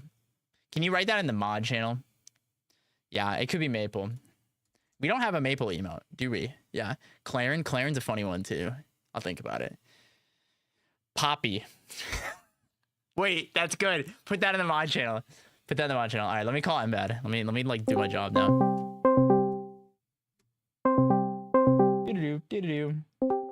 Hello. Hello. Do I also only have 5 seconds to talk? Yeah, you 5, 4, 3, 2, 1. Ah, shit. Good lesson. Good lesson. Good lesson. Money well spent. Money well spent. Absolutely. All right, my friend. How are we doing today? We are doing good. I got back from work and I immediately had to come back and realize that my VODs didn't exist anymore because the Raffles replay system sucks. It does do that sometimes. Yeah, they do kind of like all of them were sometimes. favorited. All of them were great, but they're all gone. So yeah. we went to the backup VODs that I have. So remember the jokes I was talking about forcing you to watch the entire 1st to 15 with Vibe? Well, we're going to be doing some of that today. Yeah. Yeah. Okay. So let me play 20Q with you. Okay.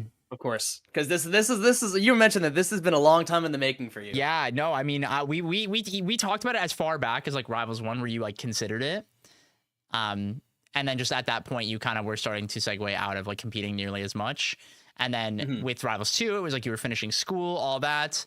And I mean, just to get to like out the gate, what are your goals? In general or today? Both. In general, I want to hang with the big dogs. Yeah. Because right now, I feel as though I'm right there. I'm almost there. Like, right now, I feel like I'm pretty much just under what people would call top level. Yeah. You know, like people like Cake, Zeus, Ion, Sophie. People that are consistently just winning everything. I'm right there. I'm super close to that cusp. I just don't know what I need to push myself over the edge. Which is another issue coming up, is I need to get out of the mindset that Maple can do it. Because recently I've been thinking, oh shit, I don't think she can do it, guys. Even though I know she can. She definitely can. Yeah. Having issues there with that. But in general, the goal is I just want to be able to kind of reach into that top echelon of play. Because I'm very close. I can do it.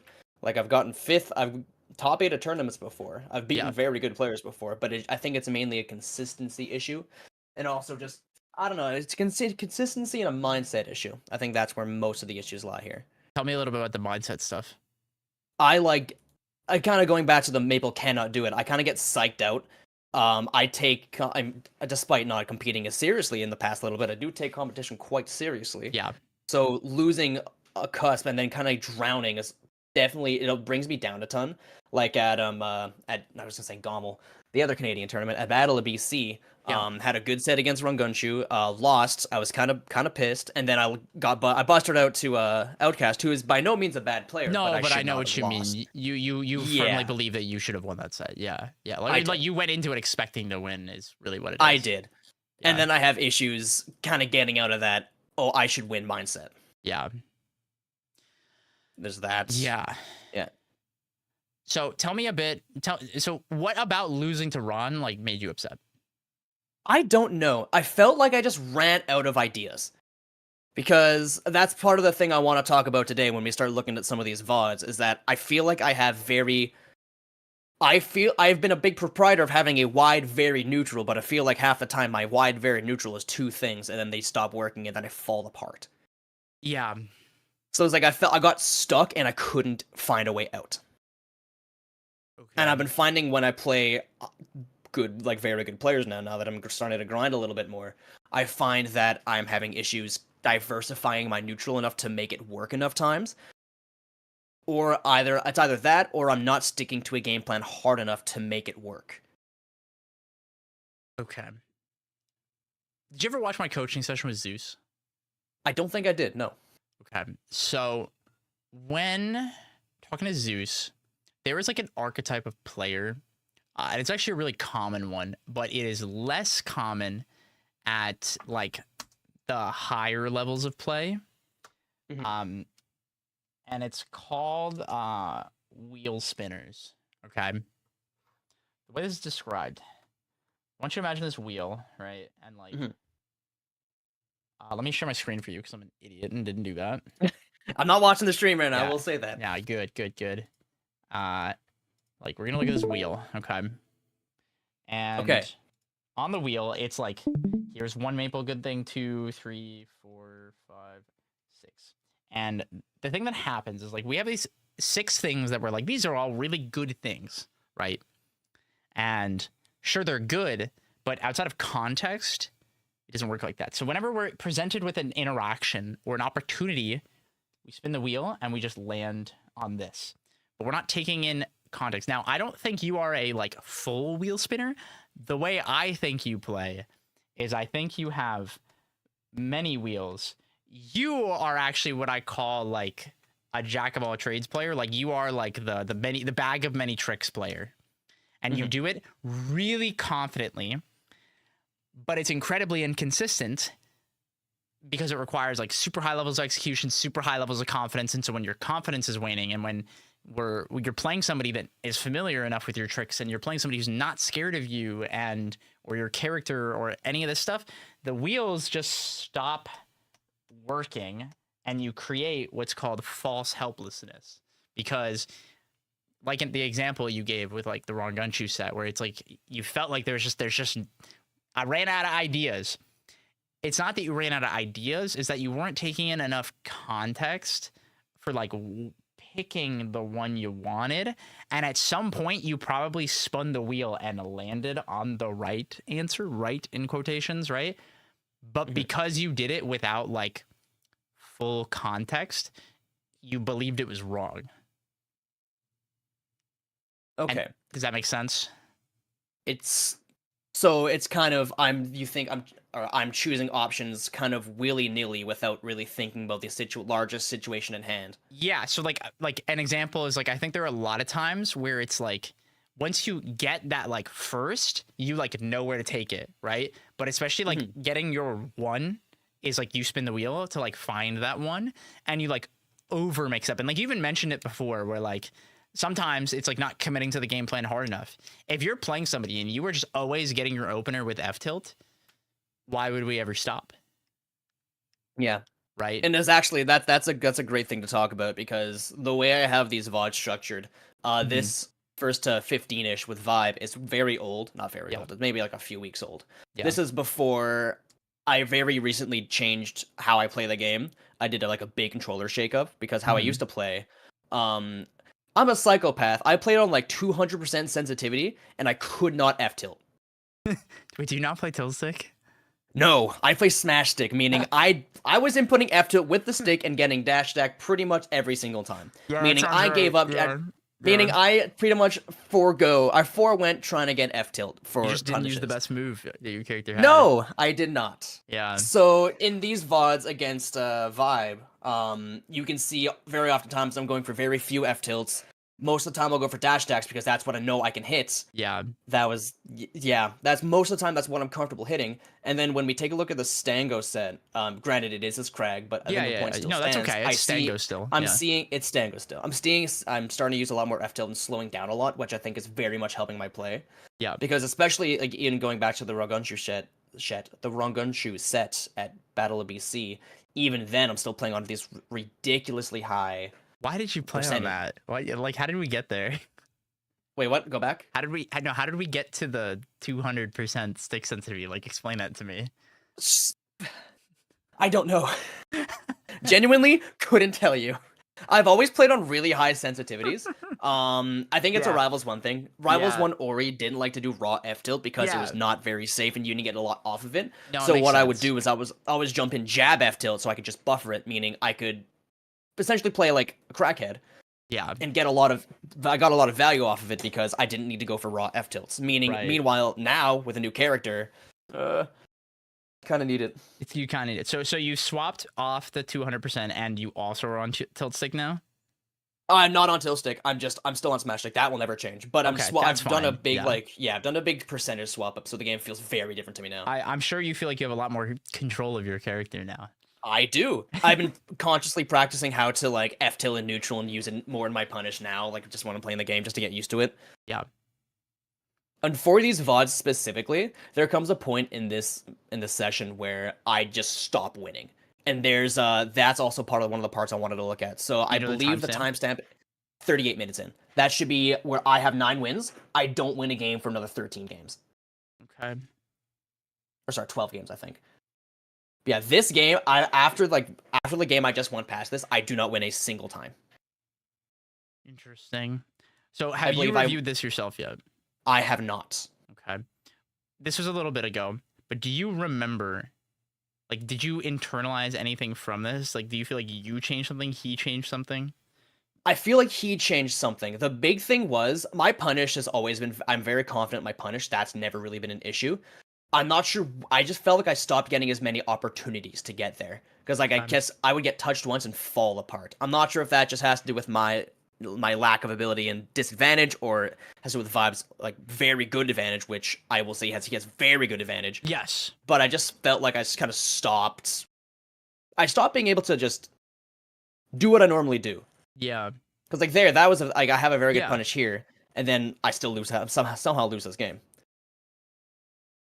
Yeah. Like, I feel like, in watching my play and thinking on how I play this game, I feel like I'm not interacting enough with some of, like, core mechanics, mainly crouch canceling. I feel like I'm lackluster there. So... Because, like, I see... Sorry, go ahead. The reason why you have so much trouble using floor hug and crouch cancel is because you are pressing too many actions.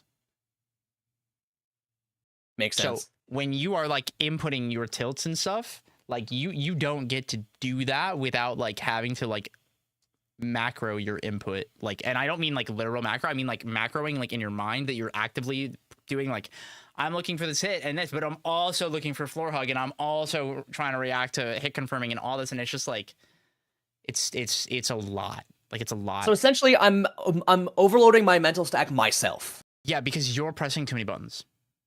Okay. That makes sense. And this is what I mean, where it's like we're hitting, like, spinning the wheel. And I think very commonly, like, when you get like a misinput is where you also like super mash, whether it be like a misinput or like when you miss an opportunity to hit somebody, there was like a layer of like desperation that comes out of you where it's like, oh, I gotta make this work. Like, I think this scenario, like, after he comes down, I want you to look at this like objectively, like, not as you versus Vibe. Like, I want you to look at this like Maple versus Claren. Maple versus Claren, right? Okay. And it's just like, you know, we're moving around and it's like, oh, you know, we missed this, and it's just, we get the trade again, and then it's, you just throw seed and dash attack, complete sequence, right? Like, no reaction happened here. and it didn't even hit, or we didn't get any sort of elicited like reaction that said like we should dash attack, right? Then we jump in, jab, probably some form of misinput, who God only knows what it was, right? And then just we whiff, and then it's like, oh, mashing up tilt, and then just Dead. Completely dead. And it's like all we had to do there, like, you, even if we look at this like objectively, like hitting that up tilt does not give you a reward versus the risk of if you miss, you die. Because the maple dies in 7 different ways here, if not more, right? Yeah.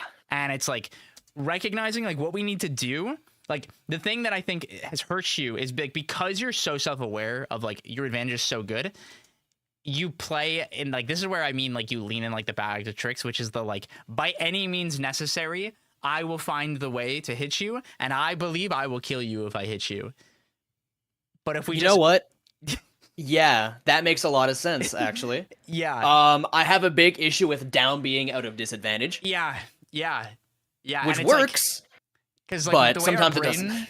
The way our brain works, right, is like you do it 6 times, right? And if the first 5 times it doesn't work, but the 6th time it does, our brain will like internalize that it worked, not that it didn't I gotta work. do that again. Yeah, and it's I gotta do that again, right? And it's not like, okay, well, I got it, but like, okay, maybe I should stop doing that now, right? Like, it just I'm not sure if it's works. I think there definitely are a couple points in this set as well where I do like that down B right there. Yeah. I just throw it out because this'll hit, that special get up. This'll hit, and I end up dying for it. Yep. And it's like, remember what I said before? It's like the spinning the wheel. Like in your disadvantage, it's like you press down B, you press nair, or you like try to like jump and up air like over them. And all 3 of those things do not respect your opponent's agency. Does that make sense?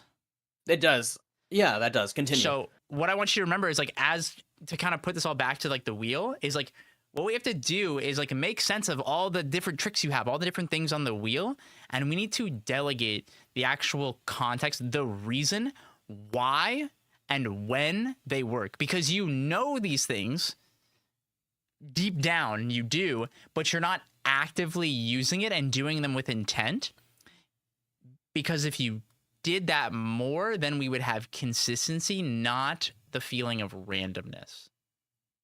That's why it feels random, because you're spinning the wheel. Does that make sense? So essentially, blanket term, I'm pressing too many buttons and I'm not thinking about why I'm pressing these buttons. It's not even that you're not thinking. It's like, what's the word? You're not looking for the reason why, because you're thinking about the buttons you're pressing. And that's why you had the feeling of, I can't think of another thing to do, right? It's that you're not looking for justification. Why and when? Does that make sense? Yeah, okay, that kind of does. Because I don't want to undersell it. It's that it's not that you're not thinking, because you are thinking about them and you're actively you're consciously spinning the wheel to just try something else, try a different approach, instead of looking at it at like a wider lens and being like, I don't actually have to jump out of the corner. I don't have to hit you right now, right? Because if we go back, it's like, you know what, you get hit here. Let's see, I forget if you die off this. I do. It's right here. I think you make it into the corner one time. No, actually, he does just kill you. All right, let me go further. I just die there. I lose my jump. So we're at 0. And therein lies the issue again of... There it is, right? So like, watch when you get put onto the plat here, and it's like you get hit and you immediately jump in. You get hit, you immediately jump in. It's like... There's the down B. Like that's like the true tell. That it's like... Yeah. All you're thinking about is counter hit. And it's like the way you get to counter hit is with things like floor hug and things, and like in specific context. Because had you floor hugged there, maybe you could have. I'm not going to say you could or couldn't, because it doesn't really matter in that specific context. But the idea is that like what you have available to you is agency. But when you just do whatever that was with the down air, hands up here, where you put your hands up and you go, you get caught. Right, like this is the tell. Yeah, like what am I doing? Brain, you were like, he's gonna stand on his plat. He's gonna fight me. I'm gonna mix him up so hard, and then he's just sitting there, and he just looks at you, and he's like, What the fuck? You just jumped at me like you did. So I think, grab. yeah, I'm not respecting my opponent enough to really think about what's going No. on. Yeah, like Yeah. the key is agency, and that agency is just the freedom of choice and being aware of who has agency and when, and whether that agency is restricted. You have more than enough game knowledge to understand that, and I know you do, but you're not using that knowledge. You're just trying harder to hit them and mix them up. Yeah. And so whenever you play somebody who is doing what I call willing to go second, you lose. Mhm. And sometimes the way they go second is not inherently like actually going second, but just like doing their setup, which is exactly why you lost Outcast. Because it's not that he's going second, it's that he is doing his sequences in ways that are hard for you to just slam your head through. As someone that has played him many times now, and I'm sure you're intimately familiar with the way he plays as well, like that's why you lost. Because he recognized the tempo that you would do it and how quickly he could get you to just like ram your head into the wall against him, and took advantage of that. Yeah. That makes sense. It does. So in order to kind of rectify that, Yeah. I want your opinions on who I should start practicing against, because Yeah. I have been starting to, secret server, top player grind server. I've been starting to use that more often. Yeah. And I feel like that's probably the best way to go about practicing this, kind of like actively thinking against people who are, as good or better than I am. Yeah. Because I feel like a big pitfall for me is that I tend to not play games with people. I tend to hop on casual. You just hop on mash. casual and ranked, yeah, and you just have to stop because you're wasting your time. Yeah, that's kind of where the game I'm is thinking as well. gaslighting you, 100%. What you need to do is like practice with a very specific purpose, and you don't need to sit and play somebody for 50 games. I mean, you got to just like ping and go first to 10, and you hard Most of hit the time, that that's what first- I've been doing. Yeah, Yeah, and like, it's nice that's what getting it a little is. sample size of that. But also, it's like first to 10, and like you are consciously going into it, going, I am practicing like this, this, and this. Okay. And it's not about winning it. It's about practicing those things so you can get better at them. Right. So it's like, for example, if it's like, okay, you're going to ping and let's say Zach replies to play you. Right. And you're just like, you know what? I'm just practicing F tilting. Regardless of how the games are going, prioritize that and try to understand. Stick to your guns. Stick to it. Because the only way you get better at it is like what we do is like what we're doing now, like the beginning of this process, like you tried, right? We failed. So now we're reviewing, right? From this review, you're going to internalize what we've taken from this, and then you're going to try again and have some sort of mix of failing and succeeding. Yeah. And then we review again, and then you internalize, and we just do, and this is the cycle that you have to follow. It's not quantity, it is 100% quality above all else. If you just want to play and have fun, like that's fine. But if you're gonna practice, you ping specific people that you feel like can either help with certain things or someone you just believe is better than you. I think at the stage where you're at, it's someone that of equal level or better than you is the thing you should prioritize, for sure when you're practicing. For people, I'm gonna list a couple off the top of my head. Jorgulon, Bio. Oh, hey, well, no, yep. Yeah, I know you just lost to him too. That's why I want you to play him again. BioBird would be really good. Zeus, obvious one. He is someone I need to play that, more like, against Zeus. He learned, like he has this same problem and is actively working on it too. Like the whole wheel spin thing. You are what I described like an extreme version of this. And like Zeus, and I'm actually gonna see if you can figure this out. There is one other top player who also does this and is really good at doing this, the spinning the wheel. Do you know who it is? Spinning the wheel. In this game or Raffles 1? Because I'm not as familiar with this one. I want to say it's Sophie. Sophie is someone that is actually a little bit like on the side of spinning the wheel. But that is a good guess. I wouldn't say she's in that tippy top yet because she doesn't have those results. Fair. The answer I was looking for was Marlon. Really? Next time in your free time, you should just watch Marlon VOD, and then watch a Zeus VOD, or even watch them when they played each other in the Hunger Games, and you will see, like, There will be times where Zeus is actively like having to fight himself to not like play the Marlin game of like, oh my God, we're just scrapping with each other. Where it's like, I'm just going to run in and create a scramble with you and try to win the scramble and just be better than you.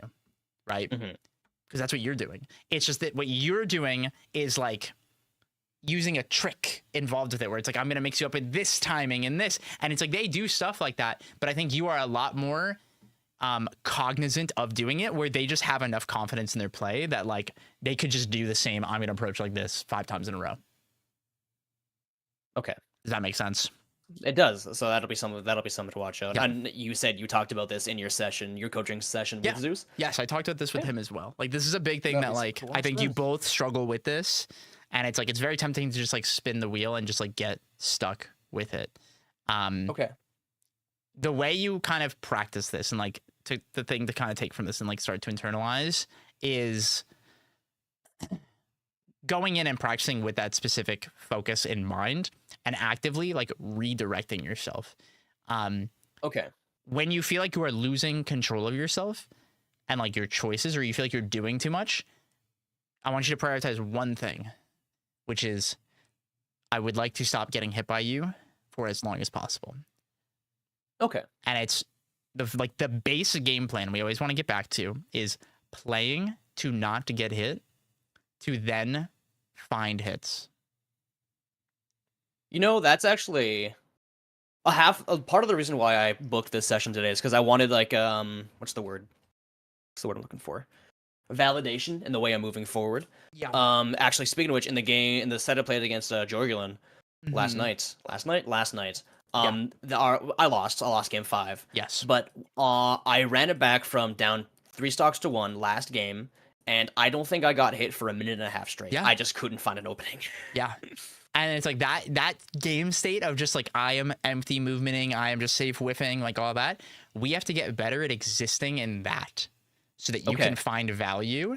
Because that is like, see, the issue we have is there is a part of your character that you have leaned on and you're really good at, and your character is really good at, which is the explosive nature and like the free form, like controlled advantage state, right? Where you can like choose to juggle somebody, choose to hit them off, choose to like be aware of their options and take advantage of that. Like that is the part of the character you're really good at. The part of the character that you are bad at is the being hard to hit and finding hits part, or like hitting people for hitting you. That I can second. Yeah. Right. This is definitely the part where you struggle the most. I think like more times than not, when you are standing still, it's not with the intent of like trying to counter hit. It's because you're thinking really hard about what to do. Yeah. Does that brain too big smile. Yeah. Just you're thinking too hard. Where it's like when you want to think, like what I want you to do is like I want you to get away from them. And it's like exit their burst range. What we have to learn to do is go far enough to where we can react to what they're doing. So like in this context, you know, let's say Claren is standing like right here, right? We want to go to like this distance, because if she tries to break this space in any way, we can recognize that she is breaking that space. And that lets me react to pretty much what yeah. Because it's what we can do then is we create what's called a reactionary window where we have 3 kinds of actions. And I want you to think of very broad. Okay. So we can challenge them, right? We can attack, right? What else do you think we could do? You can run away. You can back up to create more space to reset a situation. Yep. And you could back up and do it again, right? Like you could create another reactionary window and we could just exist in that further. And what's one other type of thing we could do? I would say hunker down and just try to, I would say just play defensively and like kind of stay in position. Yes. Yeah. And using like a defensive option, like a shield or a parry or a spot dodge. Which or a Maple roll. is notoriously bad at, so I feel like the other 2 options are probably the best too. But the thing is that's funny, right? Is depending on the context, she can be really good at it. Because of things like floor hug, because of things like the value you get off parry, especially now since they buffed parrying. Like there's a lot of stuff that's available, and it's like you have to enable yourself to like be open to all of these options. But right now, you just pick challenging and attacking them back. Okay. You either do that or you run to the complete opposite side of the stage, and there is no in between. Mm-hmm. And then running to the complete opposite end of the screen does reset neutral, but at the same time, if I lose It's neutral too again, much, was right? completely useless. Yeah. Too far. And that's what I said, right? Where it's like we have to go far enough. And so this is something that will be variable against different characters and different play styles. A great rule of thumb to kind of build off of is like if someone is more aggressive and we're struggling to get hit, to not get hit, take one extra step back. And if you are playing in somebody who's a lot more defensive, like turtling more, depending on the character, you could take a step closer because they're like not overshooting nearly as much. This is something that variably changes, and as you play better and better people, they'll flip-flop you and like try to bait you on this, but it's your job to actively keep up, because what we're trying to do is not never get hit. You're going to get hit, right? Yeah. What we're trying to do is make it harder for them to hit you. And your character is the hardest character to hit in the entire game. And you're not using that part of her kit in any capacity whatsoever. Yeah. What you're doing right now is you're abusing her speed to apply physical like pressure mix-ups on people, instead of abusing her speed to have constant open-ended positional pressure. To actively threaten the I could do this instead of always doing it. Does that make sense? It does. And so I'm always choosing to do it as opposed to I could do this. Yep. And seeing how they act. But you always do it, so then it gives them the answer. Yeah. Like a funny habit that you have that like is an answer is you only shield when you're really close to somebody and you know you can't hit them. But you will swing back when you really want to hit them. So 9 times out of 10, people will wait for you to shield, because that means they get to grab you because they recognize that you're uncomfortable, because you're like, I don't think I can hit you and I am scared. And they recognize that and take advantage of you. That makes sense. It kind of does. So in what other so like in this kind of context where I'm using shield is essentially I just don't want to play the game. I don't want to interact right now. How else would you use shield in that kind of capacity? So the issue, right, is that you're doing it as a fear response, right? And the better players are recognizing that, right? Okay. What we have to do is use that as a way to improve, because now when you're playing, you can internalize for your next practice session, when I'm shielding close to people, it's because I'm scared. I'm not actively like reacting when this is happening. I'm doing this because I don't know what to do. And then you're not like reacting off your shield being hit either. Does that make sense? Yeah. So it's like I'm if just we're kind of gonna sitting, shield, we need to do it and see what happens and internalize that scenario. And then go, did I need to shield there? Or above all else, could I have dashed back or dash jumped away instead of shielding in this scenario? Okay. That makes sense. I feel like talking like that, it feels like I should just maybe stop trying to shield as much at all. I think we want to do it less, because like the issue is like it's a compounded problem, right? Where you're jumping in and picking bad fights, which is making you uncomfortable and making you shield, right? Yes. So it's pairing together, and that's why it compounds into such messy feelings off of it, where you either just like land and just like throw out jabs and tilts and blah blah blahs, and then if it works, it works, and if it doesn't, oops, and then we just try again, right? And then what ends up happening is the longer the games go, especially when that kind of doesn't play out in your favor, you end up jumping in and like whiffing and then being like, oh shit, and shielding, and then they just like grab you and blow you up, because all the good characters can grab you and blow you up. Yeah, especially as Maple. Yeah, exactly. And it's like what we have to recognize. And like this is the important thing for like when you're practicing is like you're going to make this mistake, but like I said before, right? We're trying to minimize this. We're trying to make it harder. This is this philosophy of like trying to make their job harder. This is like the concept we need to grow, and it's like putting to words like, what can we do or not do that makes Claren's job harder? Does that make sense? It does. And actively thinking about that and trying to like internalize that is really, really important. What can I do to make Clarence job Do or harder? not do. Like, what are Or things that we should not do? Not do. Right? What's something that comes to your mind? I feel like not playing in a range, like so, like kind of floating around. Thing is, and here's where I start running into issues. Yes. Maple is very good at whiff punishing, Yes. but she also cannot deal with just disjoint very well. Meaning, if I float around her outside of her range, floating around her burst range, I can't necessarily punish her whiffs because she doesn't have enough whiff. Like, do we have to punish every whiff? No. And this is where we variable positioning, right? Where it's like we go just outside or just within the burst range and observe what they do to find that whiff punish. Mhm. We have to pick more fights with more intent and pick fights when we know we win. We can take mix-ups and we can apply pressure and vary it, but we can't always be the initiator and just try to manifest winning fights. That is true. Because again, like that's what makes it feel random. That makes sense. It does. Any questions or any other thoughts so far? Got one on the tip of my tongue. Yeah, I'm take a second. thinking back to the wrong Gunshoe set. Mm-hmm. Part of I would actually maybe I'll do the review on my own time here.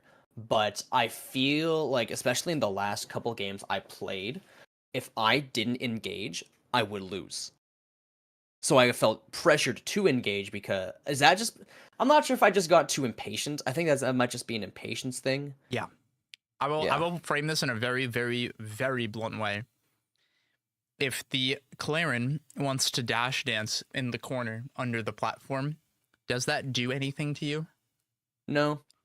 And do you feel like you can tell yourself that in the moment when it's a game 5 last hit? Probably not. And that's the problem. Does that make sense? Yeah. And this is where we internalize these kinds of like little anecdotes like that to help you be able to do that when it matters. I'm going to give you a really cool project that you can work on, which is like trying to create like game plans of like the do's and the don'ts. This is something that I have Cosmos do. And so this is going to be like an ultimate game plan. But this concept is like what I want you to like internalize. You ever fought Little Mac in Ultimate or Smash 4? I have. Right. So you know he's got like armor, he's got the funny KO punch and all that kind of stuff, right? Yep. So these are just 1, 2, 3, 4, 5 bullet points. 6 bullet points. That's it. And he can then read this and remember all the little nitty-gritty details, but it's compressed information, right? And these are a mix of like do's and don'ts. This is what we do. This is what we don't do. This is what we don't do. This is what we do. This is what we do. And then the can't land at all thing, that is specifically like Little Mac can't land at all. So it's like, this is what we take advantage of. This is a contextually specific thing about the character that we want to internalize. It's like we get to landing trap him forever. Okay. And it's creating little like mini game plans like this to help internalize. And this is something really quick that you can read just before you play a set. And when you're practicing go ahead. No, you finish. You finish. When you're practicing at home, have you ever seen the Steam Notes thing that you can do? Steam Notes thing? I don't think I have. So if you have your game open right now? I can open it. If you have your game open, you can shift tab with Steam overlay, and there's a notes thing, and you can put your little notes in the corner when you're practicing, and have your have all the stuff that you're actively practicing. It's like putting a post-it note on your monitor, but it's like in the game. Oh, Plup says like shift tab. Plup says that's NBAD. I've played you a lot. GG's, man. Oh, wait, Pluff? Yeah, Plup's in chat. What's up, Plup? Oh, GG's, dude. I enjoy the games we play. We should play more because you beat the shit out of me, and I like that. I've heard Plup is quite good. So have I. Okay, yeah. I see what you're saying. Okay, I found it. And so like things like this where it's just like, because what we need to be doing a lot more and like where you're struggling a lot is like actively remembering like what you're trying to practice and what you're trying to internalize. And when you're practicing at home, this is what you need to be prioritizing, is the internalizing and the like active, like conscious practicing of certain things. I think when you're at home, you fall into the trap of like trying to just like always win, and it's like that's why that false helplessness like felt so bad for you, and like why you get frustrated. Yeah, I'm not okay with losing, and that kind of hurts how I can grow because I'm not willing to take chances in doing things I've never done before. Yeah, and the issue too is that like the act of learning is your validation is only coming from winning. Mm-hmm. Like the funny number go up is what has been your validation, or the I won this more games than you won, right? Like that rings true. Yeah, and like that's the thing. Like, and even with this session, I would be willing to believe, as I know you quite well, that you probably would lose the game and go, okay, and chop, we play the next game. Like, yes. At any point, did you talk to him while you were playing? Why? Not at all. Why would you not? Why? That's the privilege that we have when you're in these servers and have access to these people. If you get dogged, if you're just like not figuring it out, you don't have to slam your head into the wall. The cool part about this game, man, is that like all the people who don't suck, they don't gatekeep, because if you get better and they get to play you, they get better because they learn from playing you. And it's like a ladder that you're actively helping each other get better. And a lot of people. All right, social anxiety be damned. Time to go talk to people. Yeah, you got to do it. So like if, let's say later today, you ping Zeus or you ping Bio or whoever, right? Or even if you play Plup again, and it's just like, dude, even if it's like third game in of like the best of like the first to 10, and you're just like, how do I deal with this thing? Like this specific thing you're doing, can you give me advice on this? I'll be damned. I'm sure they'll give you the answer, because then they just get better practice, man. That's it. They don't get practice if you're just sitting there and losing to funny move over and over and over and over. They're just going through the motions then. And then it's like, okay, well, he got stuck. GG. Like, oh, well. I'm sure everyone wants better practice. And so that's really the big thing, I think you're probably right there. Yeah. Like, and like the people I listed to you that you should play, they all will give you answers, and they will also ask you questions. And it's like everybody wins then. Yeah, everyone gets to learn. Yeah, that makes sense. Yeah. The big thing that I want you to think about practice is not like winning, but it's about productivity, feeling productive. Even if like, hypothetically you go to a tournament or whatever it is, or when you're entering TPPS or the Zeekly or whatever, right? Like, when you're practicing, you're like, I'm going and practicing this. Once you're done, or once you're out, or once you win, whatever it is, it's reflecting, right? In that moment, right after the trial, right? And going, well, what did I succeed at? What did I fail at? And then taking that into your review and watching for those specific things. Because we're prioritizing. Does that make sense? It does. I'm sitting here nodding my head like you can see me. Yeah, you're good. Yeah, you're good. I felt it. I felt it. I know. I know the NBAD aura. I can feel it. Yeah, you can feel it however many miles it is away from here. Yes. Oh God, many. Never mind. Roll that. Continue. Let's continue. Yeah. All right, let's throw this on a little bit here. Cool. Yeah, I was gonna say this would be perfect time for this. So if you want to pause this right now, just the way I had this plan. Is that since that vibe VOD was a while ago, and this is literally as recent as I could get, I feel like I've made a lot of progress in slowing down and picking my battles better. Yeah. So I would like to see that. I wanted validation to see if, right. Yes, that's what I wanted to see. Okay. So we can continue from here. Yeah. And I know Craig's a little bit easier to do this against because it's slower, but I think it's a matchup you're comfortable in, right? So that'll make it even more proof if you are doing it. There you won the funny thing. And I will say this is important to note too, with like depending on the people you're playing with. Certain people will be better at recognizing and like dealing with these kinds of things, but like your funny like instant reversal thing, Stango is someone who's bad at dealing with that, right? Okay. Sometimes he is what I will describe an emotionally charged player. And so if he gets annoyed by it, he will either try harder to deal with it or fall. And it's a coin flip, depending on how he feels and how confident he is around it, right? And so, like, being mindful of, like, that context of the player is important when you're practicing. Okay. Ooh, okay. Oh, you just wanted to do it again. Yeah, that's another issue I have. That's, like, one of my default. That's one of my go-to like ledge options, and it doesn't work sometimes, and it just really screws me over if it does, or if it doesn't. Like, what's good is like you did this. What you need to practice is being mindful of like the way I like to put it is just like I don't got it. And it's like in this moment, I don't got it. And it's like we had to just own that you don't have the follow-up on that side B, or like where you don't know, right? Because trying imagine, not to force options out of nothing. Yeah, we're trying to manifest. Because here, if we just stop right here and just look at him, you have full control. And sure, he can do some funny ha-has, but you just... But then I just kind of throw it away because I want to fish for something. Something. And who even knows what it is? What happened was you hit that side B and you went, oh, that side B worked. And you spun the wheel. And guess what? You fucking landed on the same side B, not even paying attention to where the game state was. Like, that's what it is. Yeah. And it's like, all we had to do was be like, you have to be in the moment.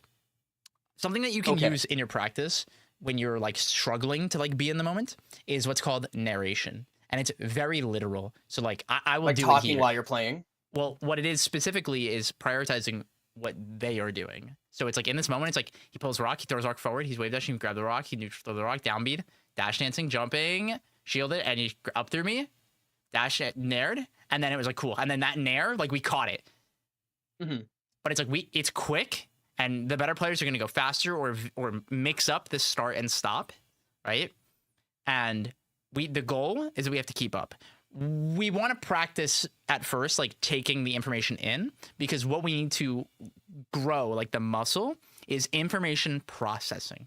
Okay. Of taking the information in. Once that muscle has grown, then we can prioritize the things we're focusing on and what we're actually internalizing. But to start, and this is what people call like looking at the screen.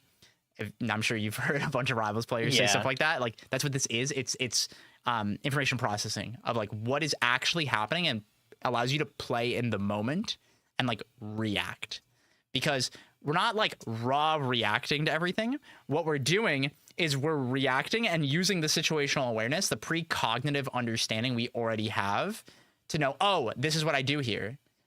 And then we just do the things and go through that motions, and then it's not thinking about doing it. This again compounds into like where you struggle, where your issue is active thought is constant in what you are doing. Okay. Active thought of what I'm doing and not actually focusing on what they're doing, right? Where it's like you were. I think there are times where you look at both, but you prioritize what I call like you're not analyzing what you're doing, you're actually scrutinizing what you're doing, and so then you're overcorrecting a lot because of that. And that's why you get frustrated also.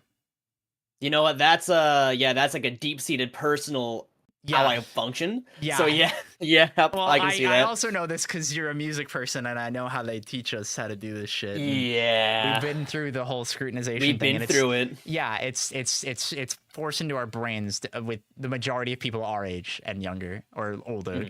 And like that's a hard part to overcome. And so like the big thing is like recognizing like the way you self-talk. It's like therapy shit, but it's like we want to like that's like when we were watching the VOD, it's like I want you to focus on the idea of like looking at things objectively and like removing your intent and like how like all that stuff, because like right now we're not at the stage of where your feelings are super impactful outside of I'm uncomfortable and don't know what to do. That's the only thing we have to internalize. What we have to focus on is looking at the decision making that's being done. Gotcha. That makes sense. It does. Cool. How are we feeling right now? Pretty good. I think this was with I've never even heard of like like the wheel style, wheel type of play style. So that's like I'm still been thinking about that because like that's news to me. Yeah. No, this is a big thing that like there are a lot of people who get to like people will do what I like to describe as like you cap out when you spin the wheel, and everybody caps out at like different places. And sometimes people get really good at spinning the wheel because they're really confident and they have a ton of game knowledge, whether it be about their own character or the other one or whatever it may be. But I think that is a big part of like what has happened for you is like you obviously have a history in these games and also just competitive games as a whole throughout many genres. So it's like you understand how to learn how to get good at a game, or rather you understand how to learn what is good in a game, if that makes sense. Yes. And so the issue is like when and why we do the good thing. Does that make sense? That does make sense. Yeah. Cool. It's just more thinking, just more. I gotta think more. It's more observing. Observing. That's what it is, right? Because we're trying to take information in to justify, not thinking more, because you don't need to think more because you know a lot of these answers already. But what you need to look for is what are the cues? What are the things that the game tells us that says you get to do X? And it's like once we learn how to get better at that, then we get to use your strength of aggressive mix-ups and pressure with intent, not desperation. That makes sense. All right. It does. Cool. Yeah, that pretty much covers the majority of like what I wanted to talk about. So we can kind of just like passively watch the rest of this for the little bit of time we have left. And then we'll like recap and stuff. That sound good? I'm down for that. Cool. Any other random thoughts or questions that you have? No. So I mean, so far, what do you think of the gameplay so far? I feel like I'm choosing my battles a little bit better. Ignore the fact that I asked you in the I think you're getting your first hits really well, but the strings, like the way you're choosing to hit them, like the routes you're picking, are not very good. Okay. I don't know if you were watching earlier when I did the Yoda Cage review. No, I was not. I would encourage you to go back and watch that actually also.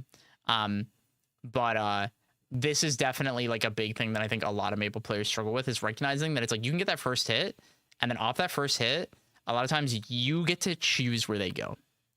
Like, and this is something you're familiar with, but it's like very much doing that with intent. I think you tend to autopilot what that is a lot, and like sequence the actual advantage state itself. When like the skill that I think you would benefit from is what's called start stop, where what you can do at any point during your like true thing, like the reset thing, or the combo situation, right? Is you can just stop and you just full apply positional pressure with the goal of go ahead, make a choice. And depending on a position they're in, they might not have a good choice. And from there, you use that to put them in an even worse situation or take advantage of it. And so balancing doing start stop versus just doing what works is really like, this is what will help you get to that next tier, is not sequencing through your motions, assuming that they just work, and recognizing like a variable DI and being better at keeping track of their resources to better take advantage of start stop. Okay. Does that make sense? So you'd recommend maybe just kind of practicing, just like stopping at some point, just kind of. Yeah. Because even like something like this is actually like a really good scenario. So like let me let this catch up again. Where we hit this, and you just hit this forward air, and it's like off this forward air, the odds of you hitting it is pretty low, and it's like we know that when watching this, right? Yes. And like what we have to get better. Remember I said earlier, where it's like we have to gauge like I don't got it, right? Yeah. So in this moment, if we hit this and go, I don't think I got it, we get to pressure them and like hyper focus on what is the next thing they do. And the big part is they are on a timer to have to pick what they do, or they just die. Right? So in this, so like pausing at this specific moment, they're getting sent like down right towards here, the bottom of the stage. From this moment, it's like as we do like the hit fall off that, it's like I don't got it. Hyper focus. So now I would reach like, so in an ideal world, thinking of like a stop start, I would head back to stage, wait, and then probably the only thing he can really do here is jump pillar. Yep. Is like what you could have done is like go to stage like directly, whether like however you do that, right? Or you could have fallen and aimed for the ledge to grab the ledge to maintain full pressure to have the invulnerability, because now he super duper has to pick what to do, or he definitely dies. If he sequences pillar, he dies if you do that. Because I can just fall off ledge and hit it with whatever and win. Yep, exactly. Okay. And it's like creating situations like this where it's like allowing them to make a choice to make your job easier, because they have to make a choice. they have to recover. That's the whole thing, right? So if you don't have the true thing and we can't manifest the triple dunk, then all we have to do is let them choose what to do just from that one dunk. Because from that one dunk, we get a lot of opportunity. One of granted, this is also one of the things I like to do in this game specifically is I will like to chase with a double. I'll chase down with a fair and then try to kind of read a jump. Yeah. Do you think that kind of falls into the same thing as like a stop start as opposed to going for a true double dunk? I'll fall down with them and try to catch I'll just try to catch something there. What I actually think it is sequencing it into like, remember we talked about like doing the what just works? Like an example of that would be doing like fair nair, where like it just works, right? But if you faired and then they picked a bad option, you'd actually get to kill them. Like right there, if you got on ledge, you might have actually killed them. But because you like full retreated in a reset, you didn't get to kill them. Like watch this. It's like here.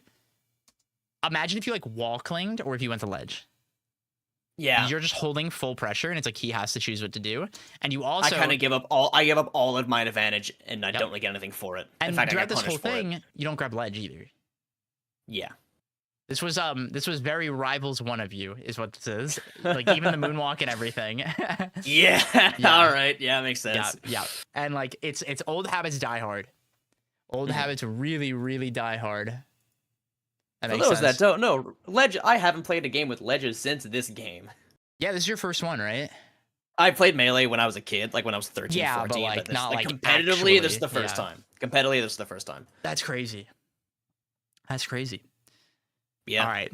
I think that is where I will have us stop. So I think that's a good point. In your own words, what have you learned and internalized from us chatting today? All right. So first off, I believe first thing is understanding how I play on a deeper fundamental level, talking about the wheel and how I choose options, not necessarily based on when they're good in context, but because they're all good, I'm spinning it and seeing what it lands on.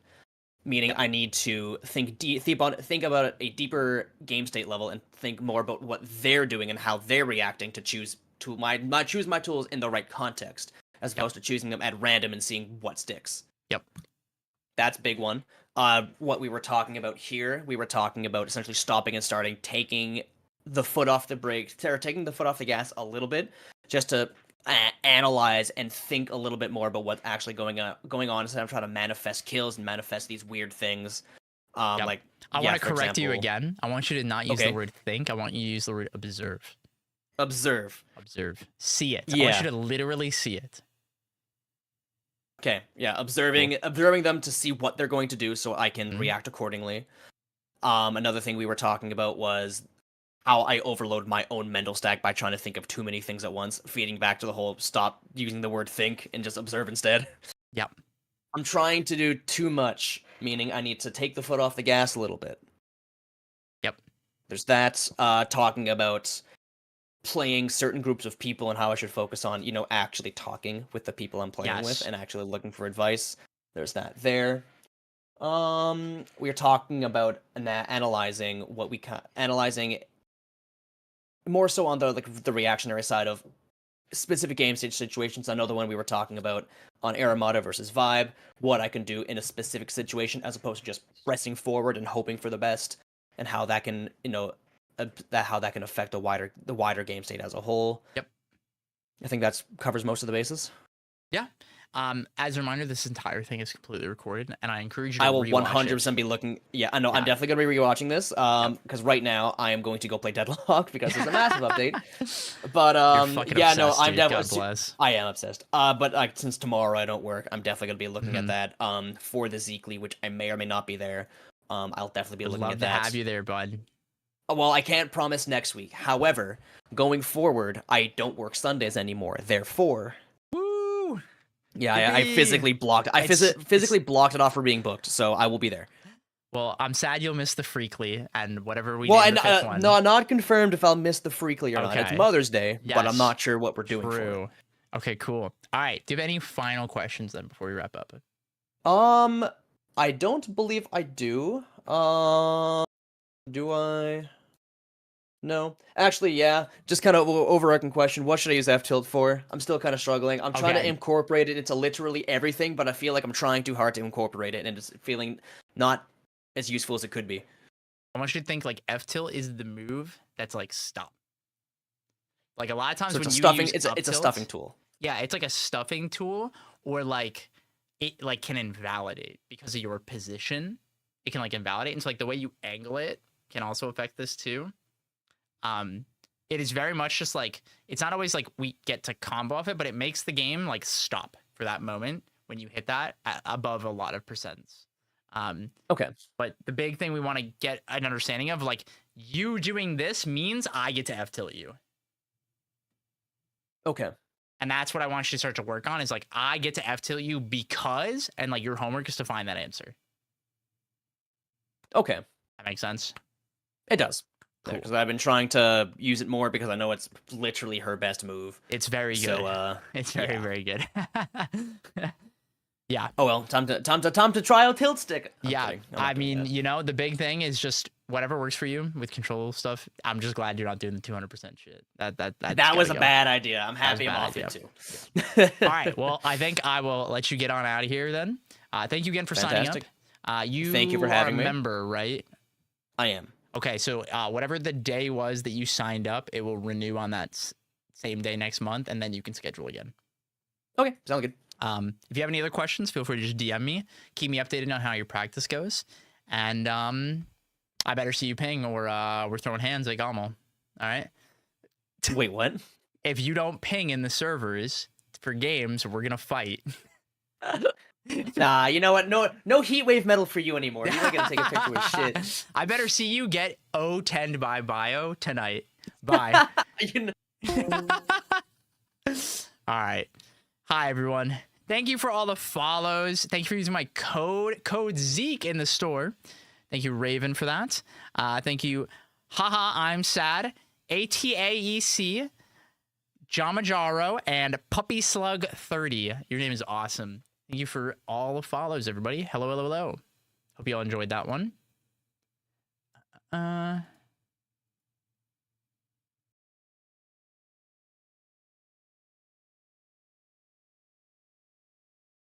Thank you. Oh, how kind of you.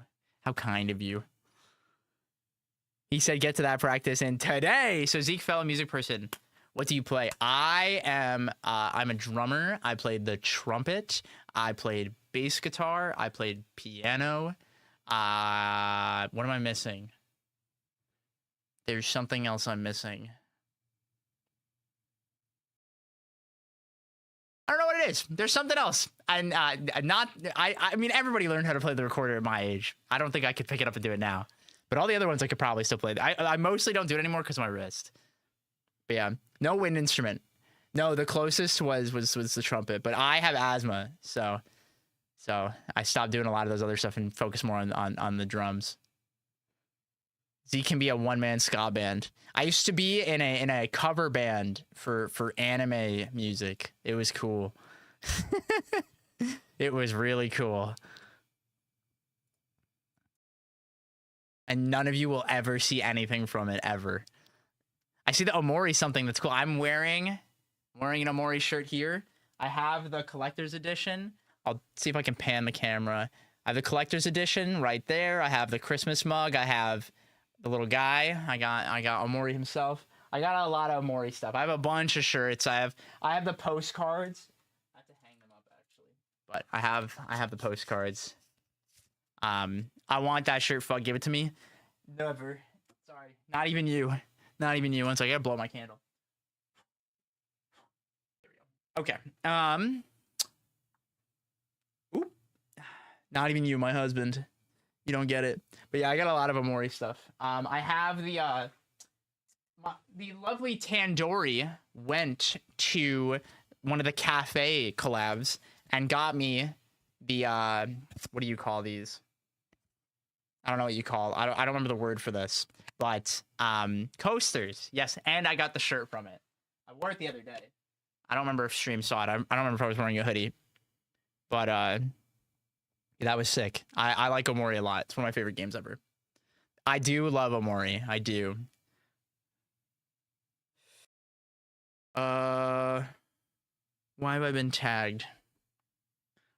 Let's see what this says.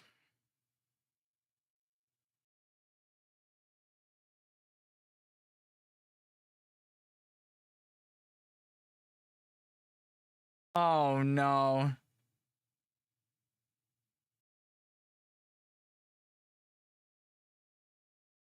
Okay. Wetzel, if you're still watching my stream, just because the number on forward air is smaller, it's still just as big. It doesn't matter. It doesn't matter. For reference, I'm talking about Loxodont. Loxodont fair number being changed doesn't matter outside of like over aggressive gross mix-ups that like Rano still has, right? But like Lox doesn't have to. You shouldn't have been doing that. You actively would lose those situations more than not.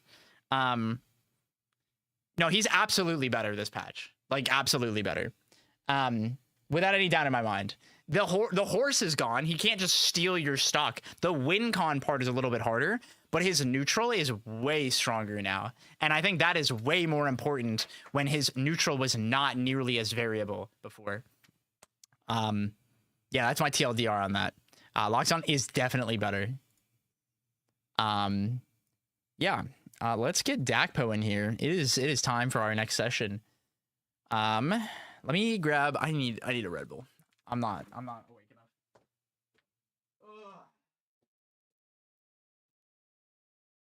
Where did I put them? Were they on the couch? Oh, they're on the couch. They're right behind me. I'm stupid. They're right here. I have easy access. I forgot to put them in my fridge. All right, that was on my to-do list today that I didn't do. He's definitely going to need a Red Bull with the thinking I'm about to put him through. Yeah, we're having some deep fucking analysis right now. I'm about to lock the fuck in on this. All right, Dakpo. Let's get you in here. Holy moly, you sent me a lot. Let's crack open the Red Bull. Ah, God bless. Okay. Deep. Definitely going to need. Yeah. All right. I could go for Red Bull. Yeah. I recommend Red Bull Zero. It's really good. It's really, really good.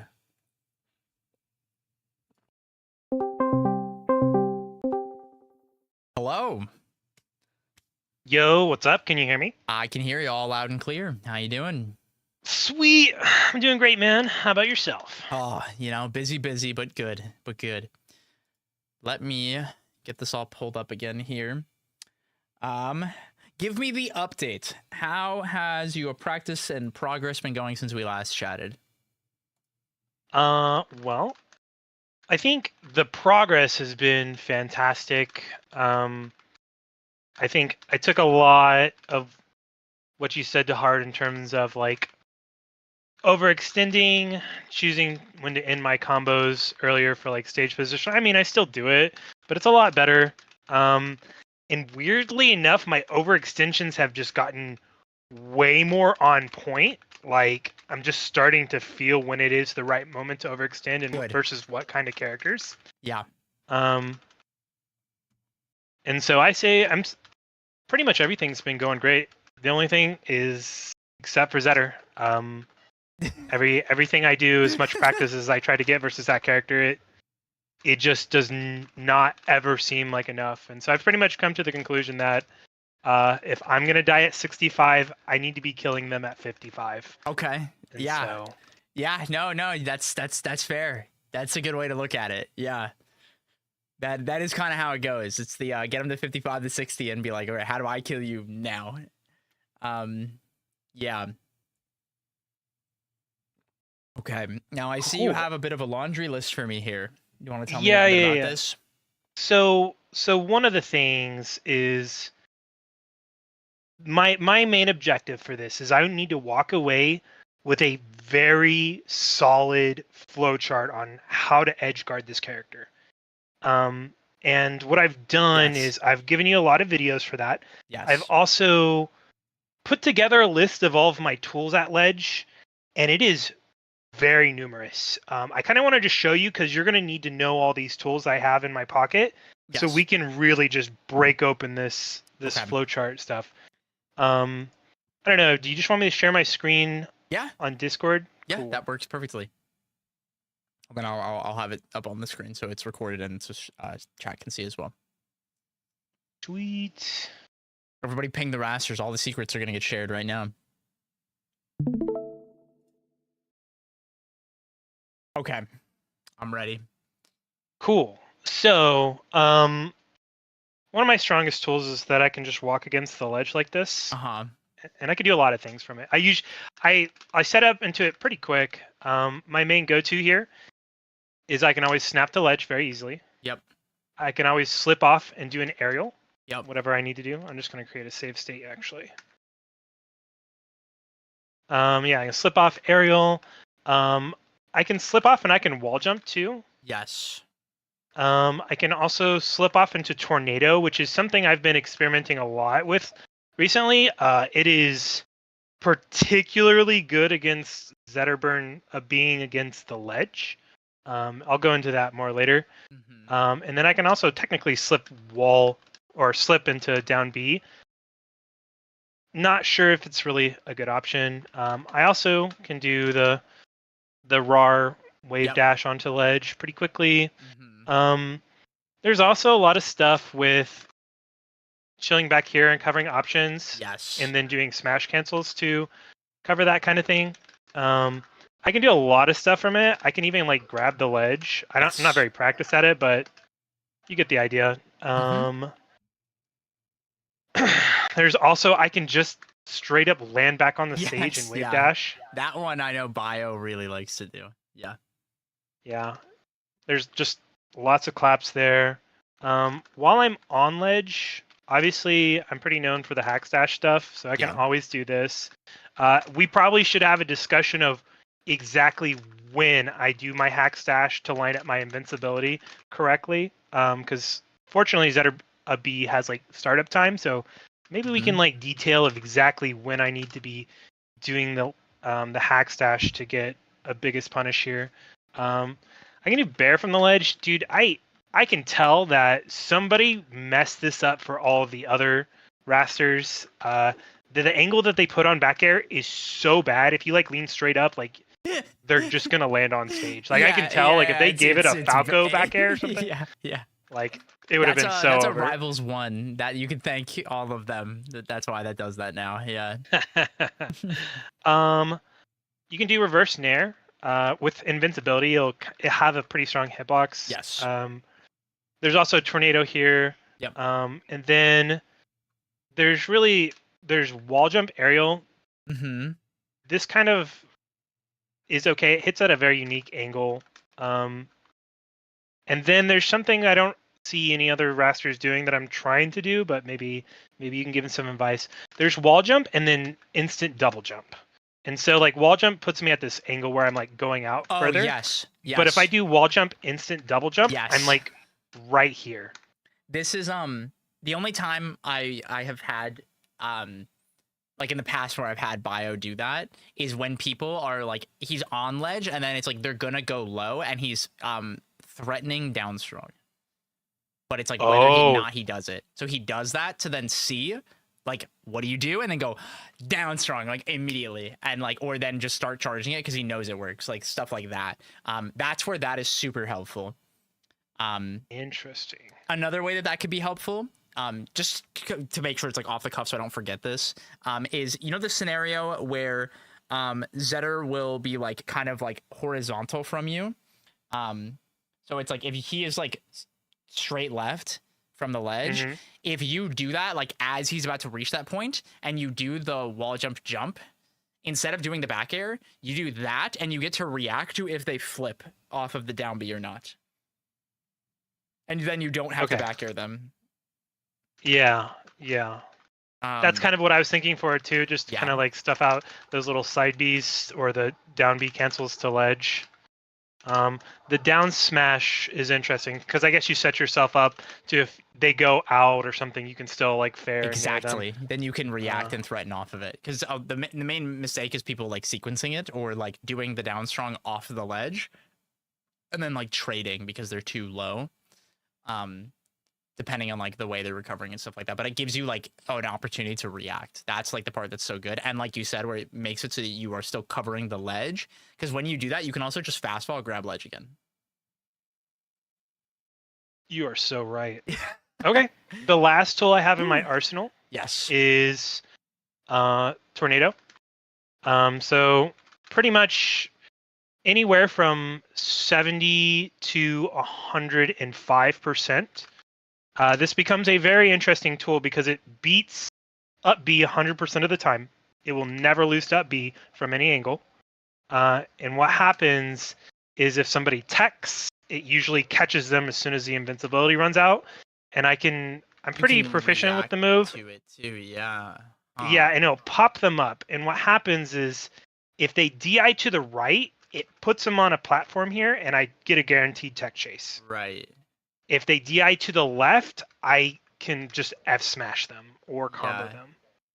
And so from like 70 to 105, this is a very, very strong option. Now, there is like a counterplay where if they tech and then my neutral air or my, I guess, tornado doesn't line up well with their shine, like they're spamming shine, like it's not an invulnerable technique by any means, but I've gotten it on every single Zetterburn I've played. I've Cake, Beastly, Sophio, every single person, every Zetter it is worked against. So that is also in my arsenal.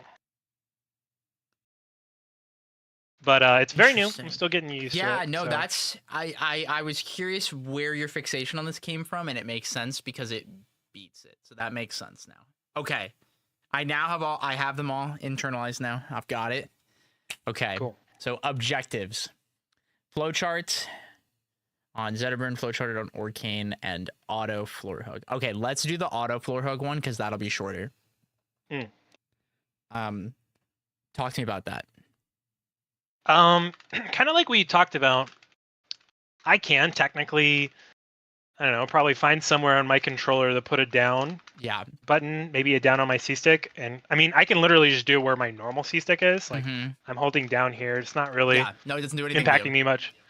But you said there was like some weaknesses with it. It makes your like disadvantage obvious. I just kind of wanted to know more about that. So the two big weaknesses is that the right stick SDI will always, or SSDI will always override, or like the ASDI because it's auto, right?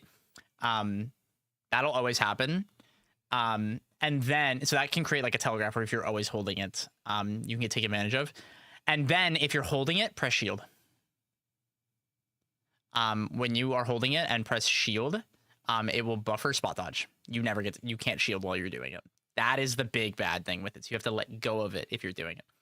This is something Bio has talked about a lot in discussions with people like who have been abusing this. Since he's a box player as well, like he's intimately familiar with trying to do this and how to utilize it. This is where like you actively lose that, so you can't just like hard muscle memory, just always hold it. And spot dodge in this game is not good. Yeah, for sure. I'm sure you've noticed.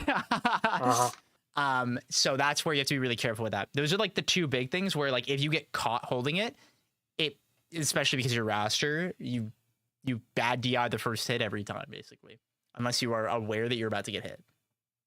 And against the Zetterburn guy, that's not good. Because then you die. Yeah. And then you die to shine because then you can't floor hug it. Does that make sense? Yeah, it does. I'm kind of curious. So do you think it's worth? Is that like a skill that I should develop? Okay, so like slight tangent on this, but it's like this is something that like the devs have not taken a stance on, and I don't think they will personally. I think there is merit to using it. You know how we talked about like the hack stash where it's like if they don't, come over and steal the ledge from you, you get to do it. This is one of those things that like if you're playing someone and you're like, hey, they're not super great at dealing with floor hug, you do it. And you just do it. But you have to find the balance of doing it and not doing it. Because if you just do it all the time, then it makes like the way people interact with you very obvious. There is a player that I'm not going to name now, but I'll tell you later in private, who does this. And it creates a telegraph in the way that you play neutral, where what you do against them is until about like 60%-ish, as usual, you hit them and it's like you just hit them and you're just like automatically going to reset because they're just gonna floor hug and try to press a button, and it's like not worth playing the like RPS of that with them, with the character they play. I will type it to you. Yeah, I think you told me already. Yeah, it's that one, and yeah. that's, I hope that makes sense in like that context. And Yeah. so like this is the reason why it's like there is a fine line where if you cross it and go over that, it then creates like a game plan for your opponent where you have to like understand when to like take your finger off the button. Does that make sense? Yeah, for sure. Well, then let me change the phrasing of my question. Yes. If my skill set, if I'm trying to develop it purely to beat top 10 players, Yeah. is it a skill worth my time to learn? What you Because should obviously, be if somebody's doing- bad against CCing or floor hugging, I'm gonna murder them. But I don't suspect the top 10 players are going to be. Yeah, what you need to do is like understand the intimate scenarios where you can just do that, and it means you get to win that scenario. What those exact scenarios are, we can kind of explore, or like, again, like this is something Bio has already explored, and I encourage you to ask him about it. He is very, very, very familiar with this because he's been looking at this since the day the game came out. So this is one of those things that like has been, we've gone in the tank for already, and it's very good, but is like the way to look at it. So it's like the big thing is having this situational awareness and like the recognition to be like, I can just hold C-Stick down, and that means that this does not work in any capacity. Okay. That's what it is. But then there are like specific ones. Like I'll give you an example of like where you wouldn't do it. So if you're like fighting locks and you get like jab 2'd, even at like 0, you get put into force knockdown. So you like don't want to do that because then he gets a lot more on you, and that's like the trap. Does that make sense? Yeah, for sure. Okay. Okay. So it's I'll things hit like up- that is that what you have to internalize, where it's like I can't just like auto muscle memory do it. Okay, that makes sense. It definitely needs to be nuanced if I'm gonna Yes. add that as a repertoire. And it's funny that you mentioned that. Honestly, Bio is one of the best floor huggers and crouch cancel players Yes. I've ever played against. It is Yes. so disastrous when I play against them because he'll just CC and auto floor hug everything I do. It's what he It's does so crazy. is you know, from like Ultimate and like Smash 4, the way like people shield like aggressively as like a skill check, right? Where it's like, how much do you know how to interact with my shield, and how safe do you know you are versus me, vice versa, like all that. The way we would do run up shield in those games is the way he runs up and floor hugs you. That's a very interesting analogy. it Yeah, I is know Cake is exactly that. really big on that too. Yep. He'll literally Exact jump, same thing. just Yep. Jump up or run up and crouch. Yeah, I encourage you to watch their sets with each other anytime that they play, whether it be online or like the past sets that have happened. Like the LMBM one is a great example where it's like you can see that mini game is very, very important, and the one who tends to win it more is usually the one that wins that game or has more dominance that game, and I see. that's usually the way it goes.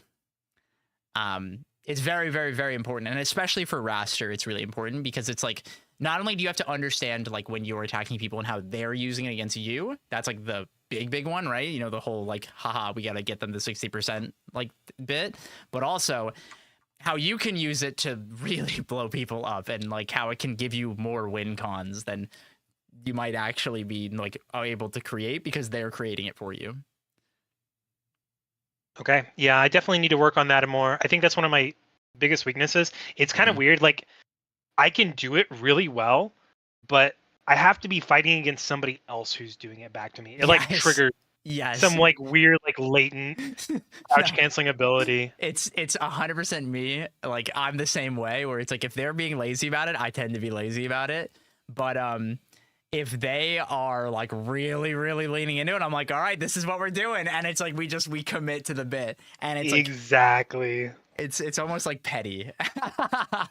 No, dude, you're so right. I do that to people like yeah. camping me when I have the lead too. It's like, Mhm. all right, we Mhm. can play this game. Yeah, and like that's really the big thing. It's just like it's all contextual, but just like being honest with yourself that it's like instead of using it because they're using it, it's using it as that aggressive skill check. use it to create opportunity, not because they're doing it. Damn, you're hitting that shit, dude. He do be hitting that stinky leg. Dude, he's got the hand. He's doing the DJ hand. Anyways, does that all make sense? Do you have any questions related to that? Yeah, it does. Let's talk about the funny Zetterburn guy. Mhm. Let me pull up my screen share.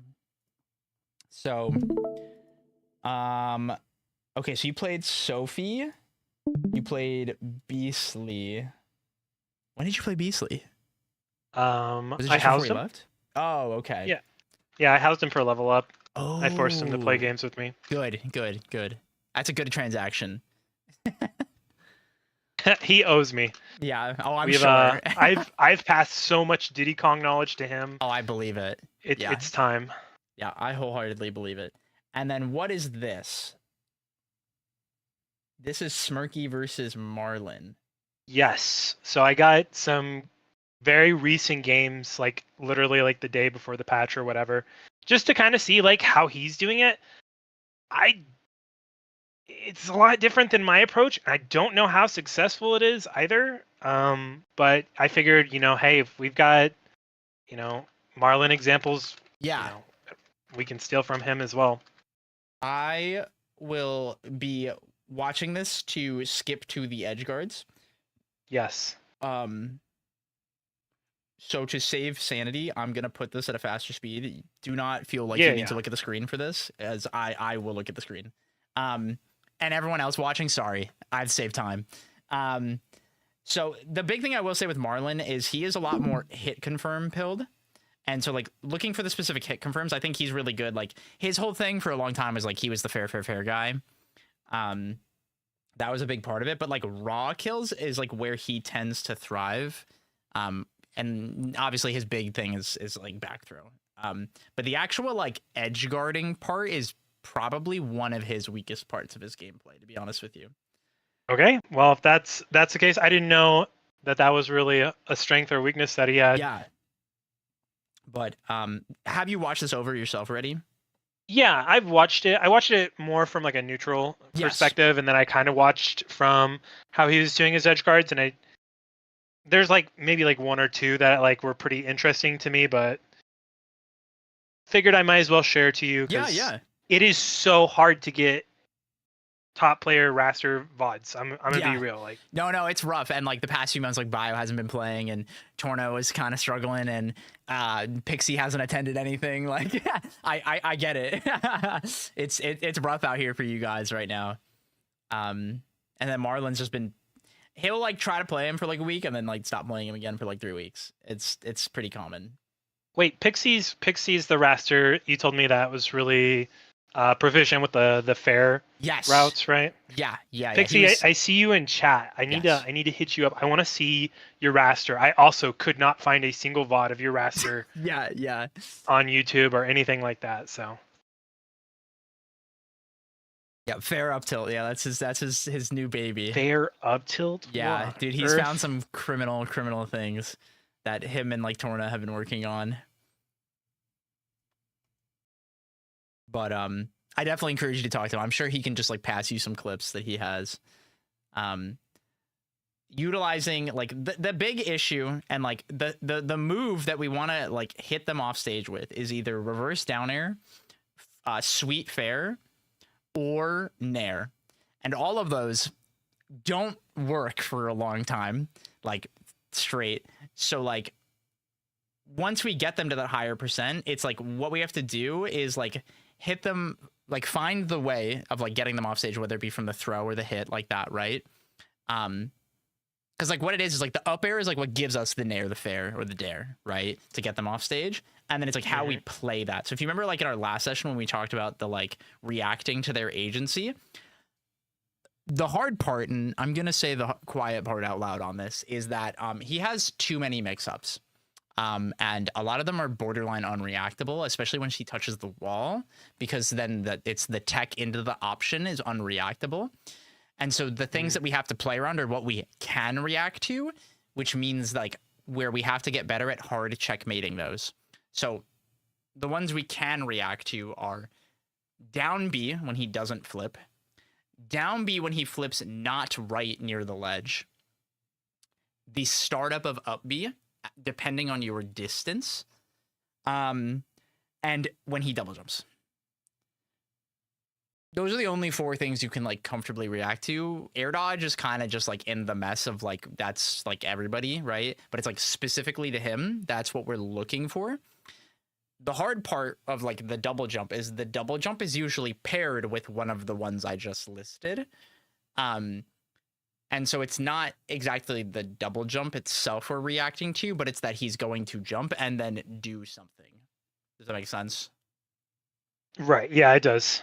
And it's like a cue, like it's like here, it's like them like cueing you in. It's like, and here it comes. And it's like, that's what you're looking for. It's like he has to jump at this point to make it. Or if they like use it mid or high to try to like mix up a down B flip, like stuff like that. What I have told a lot of the other rasters about this is like, what you have to do is pretty much, it's like your goal is to try to find a way to hit them down and away. And if you can't hit them down and away, it's to make them have to mix up and go down.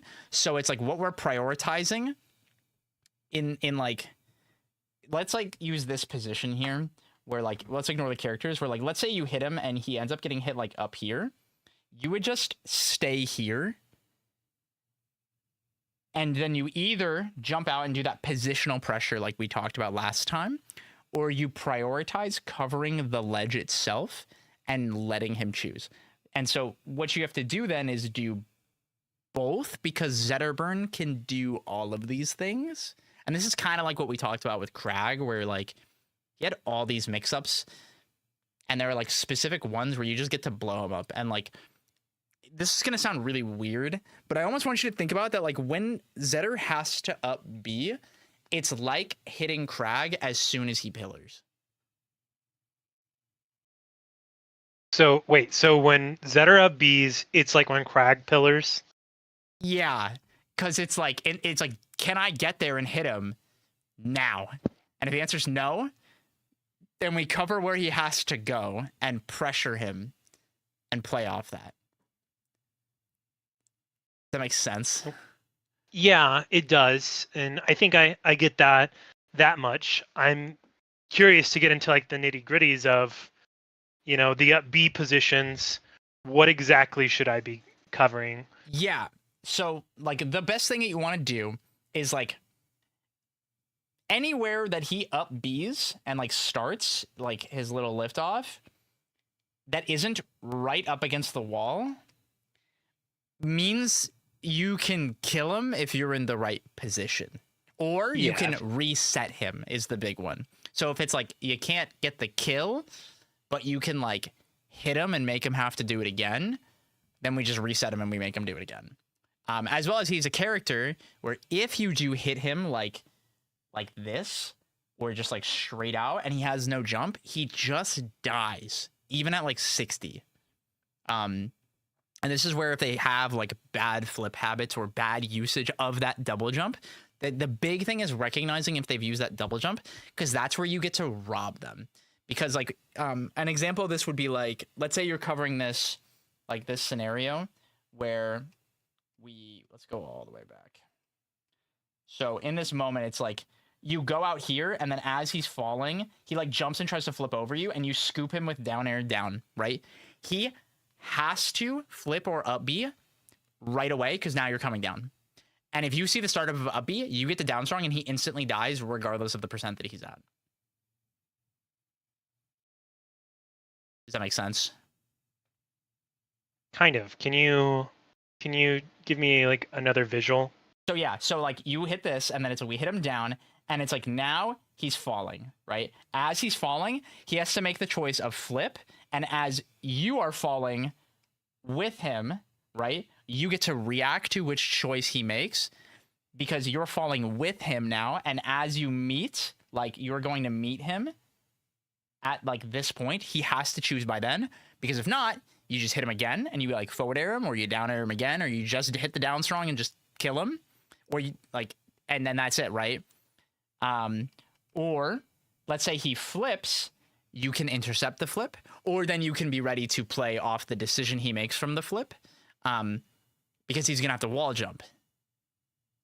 So let's talk about that for Yes, for a that's the moment. hard part now. So if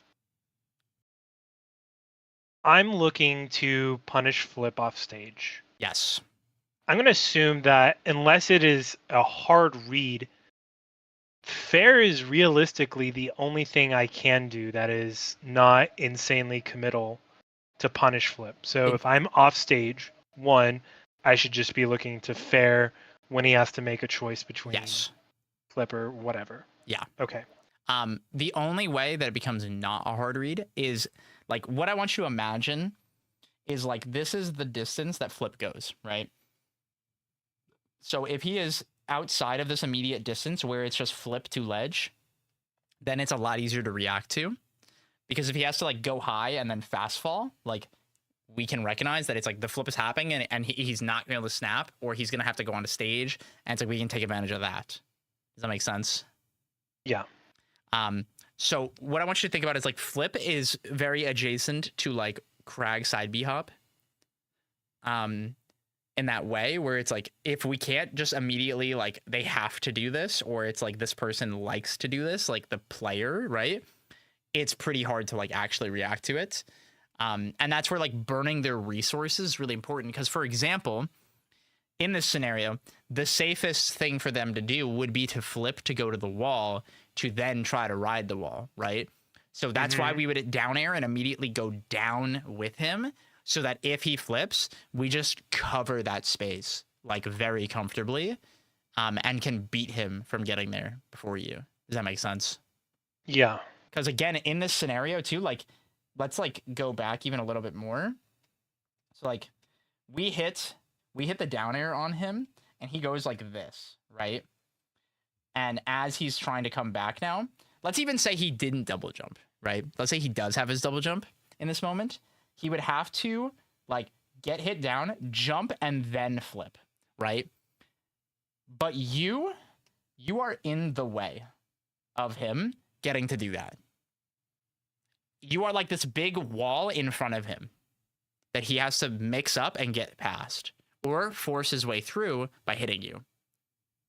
That's the annoying part, is that he gets to do that too. But if they flip, they can't hit you. And that's why like making them flip or making them start the up B means you get to hit them. Okay. That makes sense. Yeah. The hard part Let's is when they have. can we talk a little bit more about the scenario of where Zetter is recovering from like the top left of the screen, Yes. and maybe when they've already reached the wall? Yep. So the most common scenario is that they would do the down B, right? And then go down and they would jump and they would flip and touch the wall, right? So we'll even go like lower here. Just like whoop, whoop, flip, and then it's like he's now here, right? So from this moment, there are a couple different things you can do. The best thing you can do is, I believe, grab the ledge and then drop and challenge him with invincibility, because you can variably mix up the way and the timing that you hit him in this moment, where he has to try to hard read what that is, as well as you can just not, and it will like pressure him into making decisions faster. Does that make sense? Yeah. Go ahead. So I'm just thinking, I'm scared to do that because I know that the good Zetters are just going to tech as soon as I hit them. But maybe I'm too scared. Maybe it doesn't matter if they tech. Like, what are they going to do to me? This is the me? thing, right? And so, like, the way we navigate how, like, what you do when they tech and all that stuff, this is the hard part. Like, there's not, like, a right answer, but it's, like, the way you hit them, you have to be creative about. This is really important, because you can even do, like, falling there, falling dare, falling back air. You can down strong. Like, there's lots of little ways where you can trap them. Especially if you hit a down strong where it's like they have to tech and then they have to do something else, and then you get to mix them up again, and it's like you just like put them into this like blender, so to speak, where it's like an almost option select. And the big thing is, if they fuck up ever and tech wall jump, you get to kill them because of down strong. Does that make sense? Oh, because they have to Because then they're away basically from the up wall. B, and I just jump above and down strong. Yeah, like that's the whole idea. Is that like if they do that, they are now like they no longer have a wall jump, and if you're high enough and they didn't hit you when they did that wall jump, they die. Okay. That makes sense. That part I haven't thought about. That's really good. Okay. Again, I will interesting. say this is hard, and this is like against certain people, this is easier said than done. The big thing we want to practice is like the scenarios we create that make them have to climb the furthest is the way I like to describe it, trying to get them as low as possible. And that's where like the way you pressure them is really important. Someone specific that's really good to practice this against is Sophilo. She's probably the hardest Zetaburn to edge guard right now, like in the world, unironically. And we can kind of watch a little bit of your VOD and see what that looks like. She is definitely the one who understands how to live really, really long, excluding a very specific bad habit she has with flip above the ledge. Besides that, whenever she's low, she knows the goal is to touch the wall, and that's it, and try to just make it through there. And so you not being telegraphed from the way you pressure her on the wall, because again, it's like the skill we have in this scenario is you can just grab ledge and then drop and go and mix them up, but you specifically can also grab ledge and then like hack stash. And this is something I was trying to teach Bio, is that like you can do it and then it like just slightly delays what you're doing and mixes them up. Because what he would do a lot is he would grab ledge, drop, and try to jump and then get hit by them. But that won't happen to you because they can't hit you because you're gonna hack stash and you're vulnerable on the stage and they're too low. Does that make sense? Yeah. So let me try to summarize. Mm-hmm. We're in a scenario where they've reached the ledge or they've reached the wall. The wall, yes. And they're going to up B. Yeah. My goal should be to mix up between, obviously, just holding the ledge, coming down and hitting them with an aerial at different points of the wall to mess with their tech timing. Yep, their tech And timing and force angles that they don't want and make it harder to execute because then you get rewarded. Well, okay, when you say force angles, you mean hit them at a point up the wall where if they tech up B, that angle is hard to mix people up on. Yep, and different people are going to be better at this, right? Like, interesting. Yes, because then you don't have to kill them off stage. Then you make them up B on stage, and you get to do the funny, and that means they're in the air, and then you get to kill them. Yeah. It's funny because that means there's like a different edge guard metagame against boxing keyboard players. That's correct.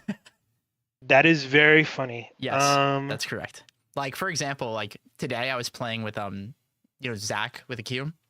Mm-hmm. And the way I edge guard him when he's playing Forsburn is much more simplified than when I'm playing Cake. Much more simplified because he can only do certain angles, and he is very that's the limitation, right? Oh yeah, and that means that it's telegraphed, and so you get to take advantage of that. And so certain characters, this will be really impactful too. So like when you're playing against Zetaburn when they're on a box, you know the angles that they have and the positions they have to take for those angles. But when you're playing against like someone who's really good at like angles and like snapping ledge, as an example, would be like Switch. Switch is super good at that, but he is in the what I describe as the 1% of the 1%. There are a very few, I could maybe count on one or two hands, people where I'm like, they snap ledge significantly more than don't. And it's with a B specifically. That is a very that's small interesting. pool. Yeah, I want to, and again, I want to cater my skill set to defeating the best of the best. Right. So, but what we have to do first is you have to get better at edge guarding and knowing when you get the guaranteed ones, because the game says so. Not just because they're really, really good.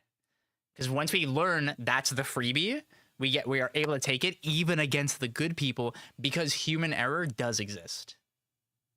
And we have to be able to take those moments. Does that make sense? Cool. Would you be able to maybe point out the spots you think against the wall that were probably more difficult to get a good angle for? This is like, so there's like the really close one where they have to ride it really long is like an angle that can be really awkward. And some people will just opt to not do it and shoot like straight up. Like Cake is bad at that angle as an example, and he'll just go straight up and try to do like the, the mango where he just like goes straight up and then falls down. Like Cake does that a lot right now because he's not good at that angle. This is really important, like, because the whole thing is this is like, I want you to imagine it like there's all these like, so if we have like straight this, it's like all of these like angles, like there's a bunch of them, and I don't remember the exact number, and Switch just rated me, so if he's here, he can tell me the number, because I know it's different in this game than it is in Melee, at least I think it is, the amount of angles that Zetterburn has off of Ubby.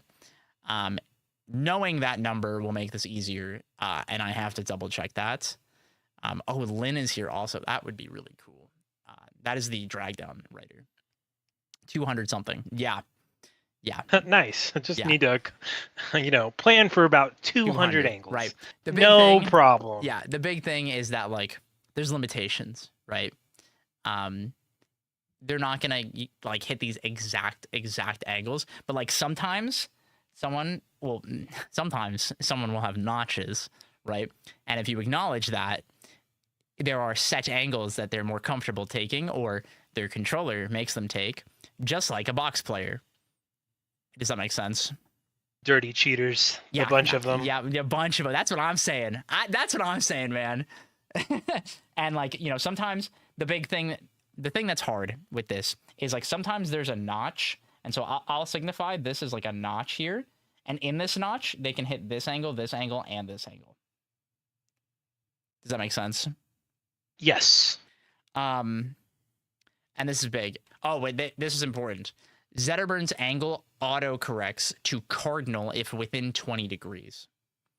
So the biggest thing is that it's really hard to get the super sharp angles where the slight angles. The game actively makes that harder. 10 degrees, sorry. Does that make sense? Yeah, it does. Interesting. So that's actually, first of all, thank you, Zeke. This is really, really helpful information. That tells me that throughout a set, and if they're well known enough through like VOD review, Yes. I can see their angle preferences. That's correct. Yes. Yep. And that gives me a much better idea of where to stop them along the wall, because I never had any type of like idea or even like the thought of like, oh yeah, I need to like, stop them at specific parts of the wall and test their angle skills. That's very interesting. And genuinely, outside of like 5 people, you won't even have to do that. It's just recognizing like at this angle, it's a really, really, really hard sweet spot. And so it's like against those 5 people, you might even just let them grab ledge and bait their option off ledge instead. And against the other 2 million billion people on Earth, you get to go mix up challenging them a lot more aggressively and can play off of it harder. Does that make sense? Okay. Yeah. Let's talk about what comes next. Because I've got a lot of work to do just from what we've talked on that specific. Say, the next really freaking hard part about edge guarding this character is, like you said, where they've got the mix up of going on stage or going to ledge. Yeah. I'm kind of curious because I hate guessing. When you have to guess, it is such you are in such a poor position compared to your opponent. Is there something I should be doing, like a rising back air or something to maybe cover the ledge or something and then cover on stage? So I'm gonna say the quiet part out loud again on this one. Zetterburn has a built-in feature with his upbeat where he gets a little extra oomph at the end. So it's always ambiguous. So what you, the edge guarder versus the edge guard E, have to have a better feel for is, can they get that little oomph and kind of scooch onto the stage just enough? And if not, it's like having that sixth sense, as well as like what you have to react to. And like this is the hard part, is like there are 2 things you have to react to. It's they begin the charge of the up B, and it's like, can I go challenge it now? And if the answer is no, then we are reacting to the liftoff. Because all we have to do is get a general idea of that angle and go, immediately, will this go on stage? And if the answer is no, then the fun begins of like, do I get up attack or roll, or do I try to trade with it or force the tech? There's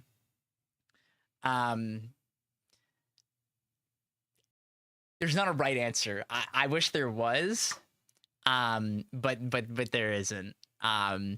It's literally built in his kit to be ambiguous. So it's really hard. The big thing is just creating better advantage states of like rinse repeating them where they have to up B repeatedly, because that gives you more chances to see the angles, or like at this distance they have to up B to live now. So it's like if they've used the double jump, they use the flip, they use the air dodge, they have to up B now. Does that make sense? Yeah. It makes sense that there is no right answer, which is very frustrating. Well, the right answer is that you have to hit him when he starts it. But like doing that is really hard sometimes because they get to, you know, they get to fuck the wall. Like that's the reality at the end of the day. And so that's why it's hard. It's like you have to play the person and how they navigate it and like how they use the tool. Does that make sense? Yeah. So, I mean, I guess I don't understand like the purpose of like if they up B against the wall and I am fast enough, which a lot of the time I'm refreshing my ledge invincibility. Like I have like super control over that. If I hit them with an aerial once they're next to the wall, they just tech and charge up B again. I don't know if that even does anything. So depending on the way you hit them, it's like you're repeating an execution check. And the creativity in which you navigate that is really important. In your VODs, do you happen to have any timestamps of like the scenarios of like this happening? No, I really wanted to do it. I've just been super No, busy that's with okay. work, but That's okay. I will try to speed through this Sophie VOD and see if I can find one while we keep talking. But I think the big thing that sucks, and this is a very big roadblock that Bio got to, like very honestly, is that it's really, really hard. And he got sick of it being really, really hard. And that's not me telling you that you should. It's doable. It's just, it's really, really hard. There is not a right answer. And that makes that specific scenario very frustrating in the current state of the game. yeah, I know that like legit, like I'm going to be fighting and kind of praying for the devs to do something. But until then, I'm just going to do my best. I don't want to play other characters. Yeah. I really like the bird. So yeah, and I think you should commit to it. I think it is a worth long-term investment. This is one that I actually want to talk about. This is a good example where you hit her out here and you pressured, but then you got hit and like overcorrected, and it's like that's where we needed to get a better gauge of like the like in this moment. It's like we get hit and we have to be like, oh, she started up B, and it's like that's your cue. You get to hit this, or you grab ledge, and then it means you don't get hit by it and you react very quickly to if she inches her way to the stage. But at that angle, she might not have. Does that make sense? Mm-hmm. Ledge control, like the ledge itself, is the #1 priority against fighting this character, because in a moment like that, that is a very quick little moment of like mind control where you like almost, she baited herself into like recovering quickly and trying to force it through. And had you grab that ledge, there's a very real chance that she died. And it's like little moments like this. These are like the little freebies where when they up B super early, like up Bs like this, you either have to have balls of steel and hit it and like trade with it. Like you get to trade with this with like F clap or just beat it. Like your F clap is insane. It just straight beats this. The reverse hit, like your back can beat it. That's how massive that move is. That's interesting. Yeah. Okay. Yeah. Like there's things like when I've practiced this with Bio where he has created scenarios like this and baited me into being like, oh, like let's say I like hit him with like a soft fair and tried to just like sneak an uppie through, catching him being scared. And I've done this and he's just dropped and put himself like right here and just charging clap and just holding it and then being like, and now, and it just kills. And if it trades, he gets to tech. So he's never going to die because he knows the timing it's going to happen because it's a set trajectory. That's like, he sees the trajectory already. Does that make sense? Mm-hmm. And he knows when he's releasing clap. So it's like, as he releases clap, he is getting ready to tech like right then if he has to. That makes sense. Yes. Beating up B is definitely like your idea with like the neutral B. I like because the concept is like you want to beat the up B and like the lift off, and especially when they're coming at like weird angles, that can be really big. I would love in the near future if you could send me clips of you testing this neutral B and seeing what kind of positions it creates. Especially like right near the ledge and like when they tech and when they don't and things like that. I definitely just want to see like a sample size of this and kind of like throw this to players like Pixie and Torna and see what they create off this. Like that is a really interesting scenario. So like in this moment, what Torna would have done here for sure is right here, he would drop, jump, throw slipstream and then waveland and then react. Wait, throw slipstream where? At On Zetterburn. stage? At Zetterburn. And then if you think that, like, because the idea was if they don't tech, it jab resets. So that's why he would throw it. But if you wanted to be super safe, you would just throw it backwards and react to what they do. Because you have an RTC. Can you pause the video and show me where he would throw slipstream? Right here. And he would throw it right to the stage right here. And knowing Torna, he probably wouldn't react to the tech. But if you like, what I would do is I would throw it backwards and then RTC them because I would have the slipstream to do it. Are you throwing it backwards to avoid auto floor hug? Yes. Because if they tech in place. Yeah. Okay. And if they tech in place, I guess my only option is to literally down air to them because Sophie's holding down. 100%. Yeah, 100% holding down. Yeah. You either down air them or you like grab them like as they get up because they're not in grab anything because you hit them off neutral B. Yeah. This is like if you forward air someone on the stage with like a reverse hit kind of situation, or if you got like the wrong hit down air. It's the same idea. Ooh, that's very interesting. Sequencing, throwing up slip just to start reaction. Yeah. Tech chasing is something I do not have in Yeah. my gameplay. Like I will tell you, like one of the interesting. big things that they just changed, like with Olympia, you know, the crystal, right? The reason they got rid of the instant pop was specifically one, it created this really nasty RPS when it hit you, even if you floor hugged it, right? But specifically, if you tech chase someone into the corner or onto a plat, it was a guaranteed you get crystallized. And I want you to think about that, where it's like that with an extra step, where instead of you're crystallizing them, it's like you, the raster, are doing that. This is the same kind of thing where like, ideally in the perfect world, we want to down throw an RTC in the slipstream, but you can down throw and throw slip and then get an RPS off of it. Especially if you're in the corner when you grab them or on a plat. That makes sense. Yeah. The big thing is like when you get stray hits, you know, a lot of the rasters will like combo into slip to like intercept a button. Yes. In this scenario, you're doing it not to intercept the button, but to force them to have to pick a button, and then you get to be on top of them immediately. And grab beats any button that he presses. You get to grab him before he can shine.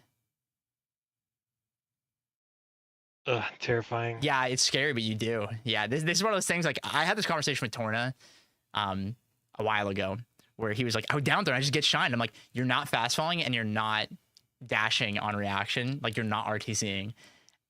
And it's like, you get to get the first one free. And then past that, it's like, you're mixing them up and you're playing around it. and like hitting them and like resetting that like lockout. And so it's like how you navigate that is really, really big. Because you could even like do this and then like waveland, and then if they come up and like she presses a button and then you throw slip and then bait the next button and then hit her, like it's the same thing. It's just with extra steps. So whether you sequence it and be able to create more off of this, you get a lot more. Or again, it's like if she doesn't tech this, you get the most godly RTC into whatever the fuck you want in that moment because it's full reactable. Because you jab reset. That's interesting. This is a scenario I can actually create Yes. quite often with Yes. Zetterburn, with Tornado. Yes. That's interesting. Huh. I didn't ever. I had the cutoff in my head from like 70 to 105, but maybe this makes it more valuable from like the 35 to 69 range. Yeah.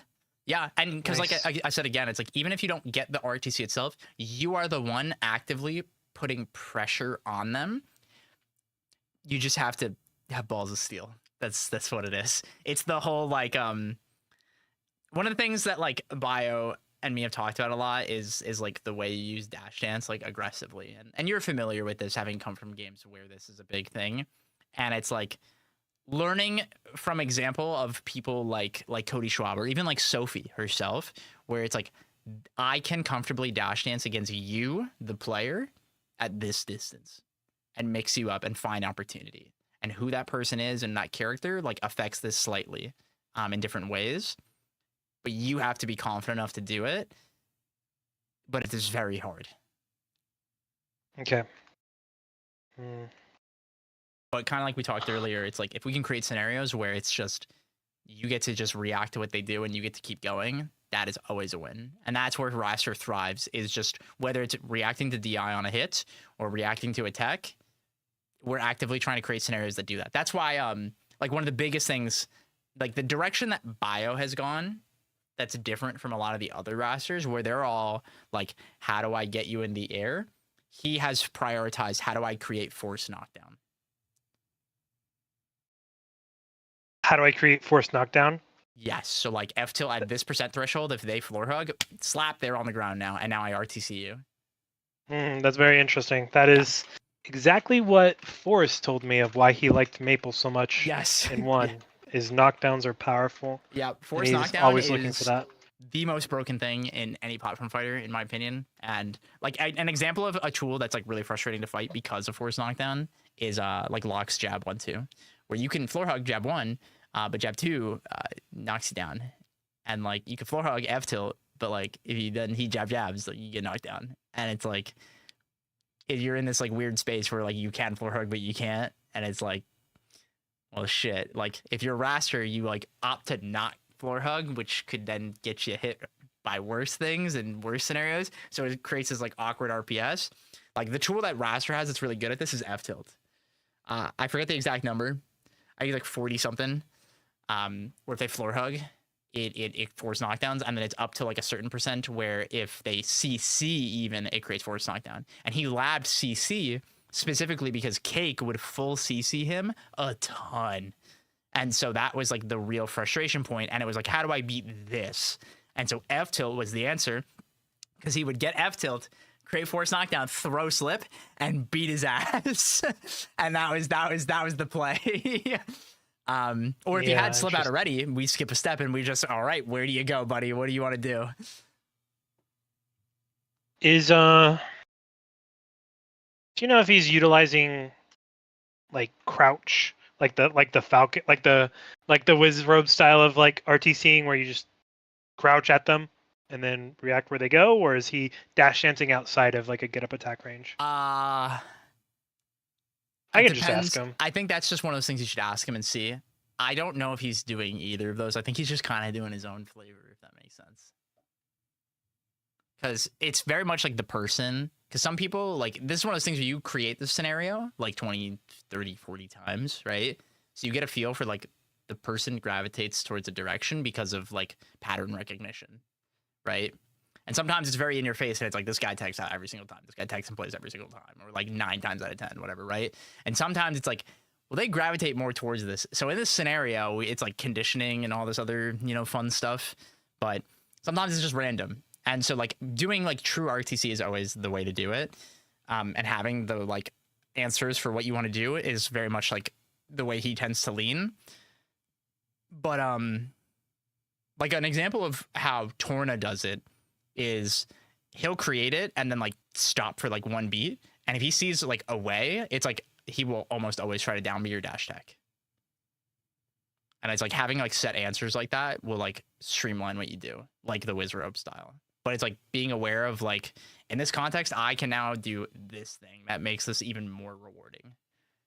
Does that make sense? Yeah, it does for sure. Interesting. Okay. Do you have any other questions? I don't think so at the moment. There's a lot that I need to try to get in my gameplay now. I learned a lot this session. Woohoo! Awesome. Yeah, Getting- that was a yeah. lot. We went over a lot and a lot of hard stuff. You were right. I'm glad I drank that Red Bull. Yeah. Yeah. We'll have to do Arcane another time, but I'm gonna Yeah. take this back. I'm gonna see if I can implement some of the things you say, and then I'll probably have a ton more questions that I'll Cool. come up. TLDR on the Orcane, the wall tech thing, like super simplified, I'll tell you. Your goal is to make it as hard as possible for him to get to the wall. Once he's at the wall, it's exactly what I told you with like the Zetterburn. Like you're playing the funny mini game, and gauging whether it's just not worth it and baiting what they do off the ledge is really important, because the reward he gets is massive. can you even stop him from side being to the wall from Well, anywhere? the whole idea, right, is like mixing them up or recognizing it when they do certain side Bs where it's very, very, very punishable and like can give you can vary the way you hit him and things like that, and faking him out and making him sequence a bad wall jump, or again if he has double jump, like it's a lot of contextual is what's big. But that is definitely a character where you pray that you hit confirm kill him. That's the way you beat him more times than not. Yeah, and that's the worst part. I'm trying to get way better at that matchup, but it's definitely like up there in Raster's top 3 most difficult ones. So he's one of the ones that like punishes you one of the hardest, where you just feel really bad when you get reversaled by him and then you just explode. So I definitely empathize with that. The last thing I've got a question for. Okay. Is if Zetterburn has, say, like in an ideal situation of where I can prep myself in any way possible, Zetterburn is getting close to the area, like right above of where he could down B and grab the ledge. Like he's like pretty close. He's kind of at this diagonal. Do you think I should be positioning myself by hanging on the ledge or walking against the ledge? You should mix it up. Because you want to see Okay. how the person reacts to each one. All right, fair enough. Yeah, because it's one of those things that like it's very much the person, because they don't have a right answer because they have 12 mix-ups, right? So it's up to being like, if I do this, it elicits a response like this, right? And how you utilize that is the part that matters, because it's about like presenting the problem and going, how do you answer? Because you could do that and then like grab it off the slip, right? And then you could do it and not slip and see how they act, and like you can mix that up. And again, it's like if you start seeing the answers that you like more, start doing that and like do that more until you see them actively learn. Because again, it's like I want you to treat everything almost like a skill check. And the way the funny game works is sometimes the things you do elicit a reaction, and sometimes you can sit there and do nothing and they will just sequence their choices. Okay. And like that actively can change as the game goes. That makes sense? Yeah. Cool. Any other questions? Not right now. I've got plenty to work on. Hell yeah. I think literally the hardest part about this is finding Zetterburns to play me. Yeah. Because Yeah. I don't know why, but maybe it's Raster's so easy it's not worth their time or whatever the case may be. I'm sure Sophie would play you every single day if you asked her. Sophie's awesome. she's the She's like best. my hero. Yeah, she's And the then best. she crushes my soul, and it is the most like mixed feelings ever because they are so incredibly talented, and I Yep. know it, and their character is so incredibly busted, At least and she we owns know it. it. Yeah. It's so weird, but I mean, I'll Yeah. always cheer for her. Absolutely. Just Yeah. not her character, and that's cool. That's fine that there's a Exactly. separation of player and character. Exactly. And that's a lesson for all of you in chat. Do not hate the player. Hate the game. It's not her fault Yeah. Zetterburn's broken. And Yeah, you can't blame I her for don't. wanting to pick him. I sure do like picking him too. Yeah. Okay. Yeah, I think that is a good ending point. As always, if you have any other questions, keep working at it. If you can, definitely send me clips of like your attempts with the tornado. I'm very curious at exploring that more. I think there's a lot to be cooked off that. Yeah, I agree. I've been having a lot of fun with it. I just gotta get a little better at doing it at the right percents. But I'm very curious to see how this, because almost like everybody techs in on it. I'm really curious to see this like reactionary tech chasing scenario we talked about. I'm gonna have to, weirdly enough, on box. I haven't worked on reverse Bs. I can only do B reverses. So I have to learn some new tech, I guess. Yeah, Very it's time to cook. For sure. We do be cooking here. Yes, Cool. as always. All right, man. Well, thank you again for scheduling as always. Yeah. Um, Thanks, Zeke. Very excited. Appreciate the time. Of course. And I'll talk to you later. Peace. Peace. Woohoo! Another one down. Hello, everybody. Thank you again, Switch, for the raid. Appreciate you, brother. Thank you for the help with the data, Lynn. You are my goat, girly pop. Thank you so much. Thank you so much. Oh, my Spotify thing broke again. That's so awesome. My music is so quiet. I'm so sorry, chat. All right. That was all we had planned for today. I don't know if I'll be live tomorrow. So do you want another Olympia code? I think you guys want another Olympia code. How do we feel with that? You guys want another one? I got another one if you guys want one. I mean, yippee! All right. The key word is going to be yes. If you want an Evo Olympia skin, type yes. Everyone, type yes if you want an Evo Olympia skin. For reference, I will say if you have won before, on specifically this, so Esme, if you win again, you do not get another one. I will reroll. Rigged for mods. No, I actually have mods. I have a 0.01 chance of winning. You told me I get to choose. No, I changed my mind. If I would have get, no, I've changed my mind. What? In my stream. Anybody who wants an Evo Olympia skin, type yes. More than 0. Yes, you love to see it.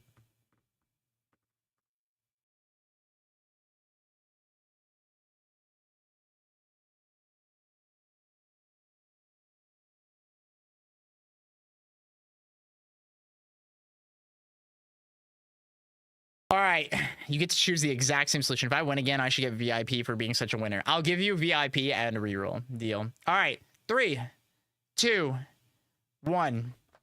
That's insane. That's fucking insane. You got it. VIP.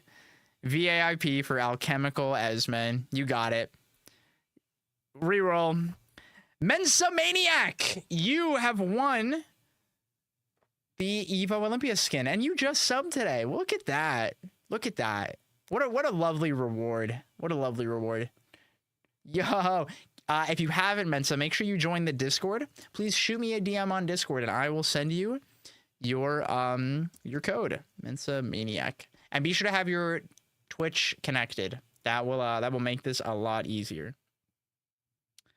Bless. Okay, that is today's date. Okay, cool.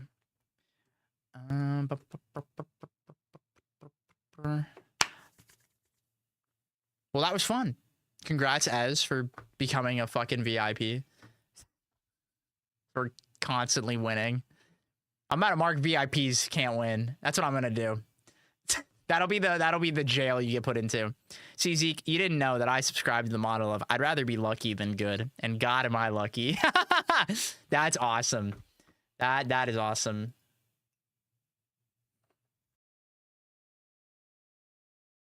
That is awesome. All right, well, I have played too much this week for my poor little hands, so I cannot do viewer battles tonight.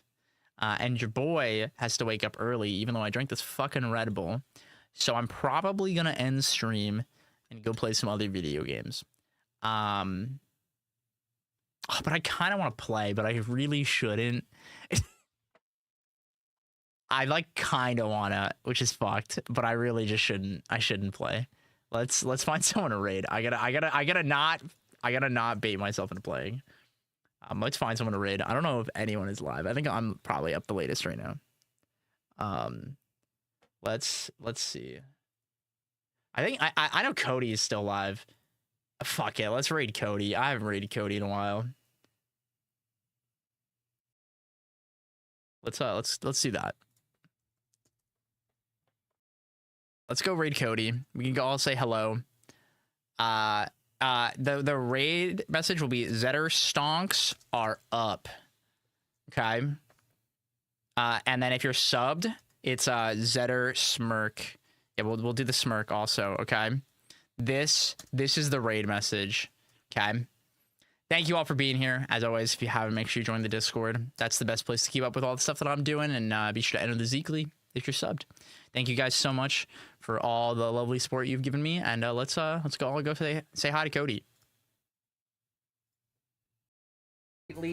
Get owned. I'll be in a good spot, and I can stop sub-goaling everything. Zeke, thanks for the raid, man. Zetter stocks are up, dude. I see it. And it's not that the character is that much better, though I think the up air helps, but just everyone else got so much worse.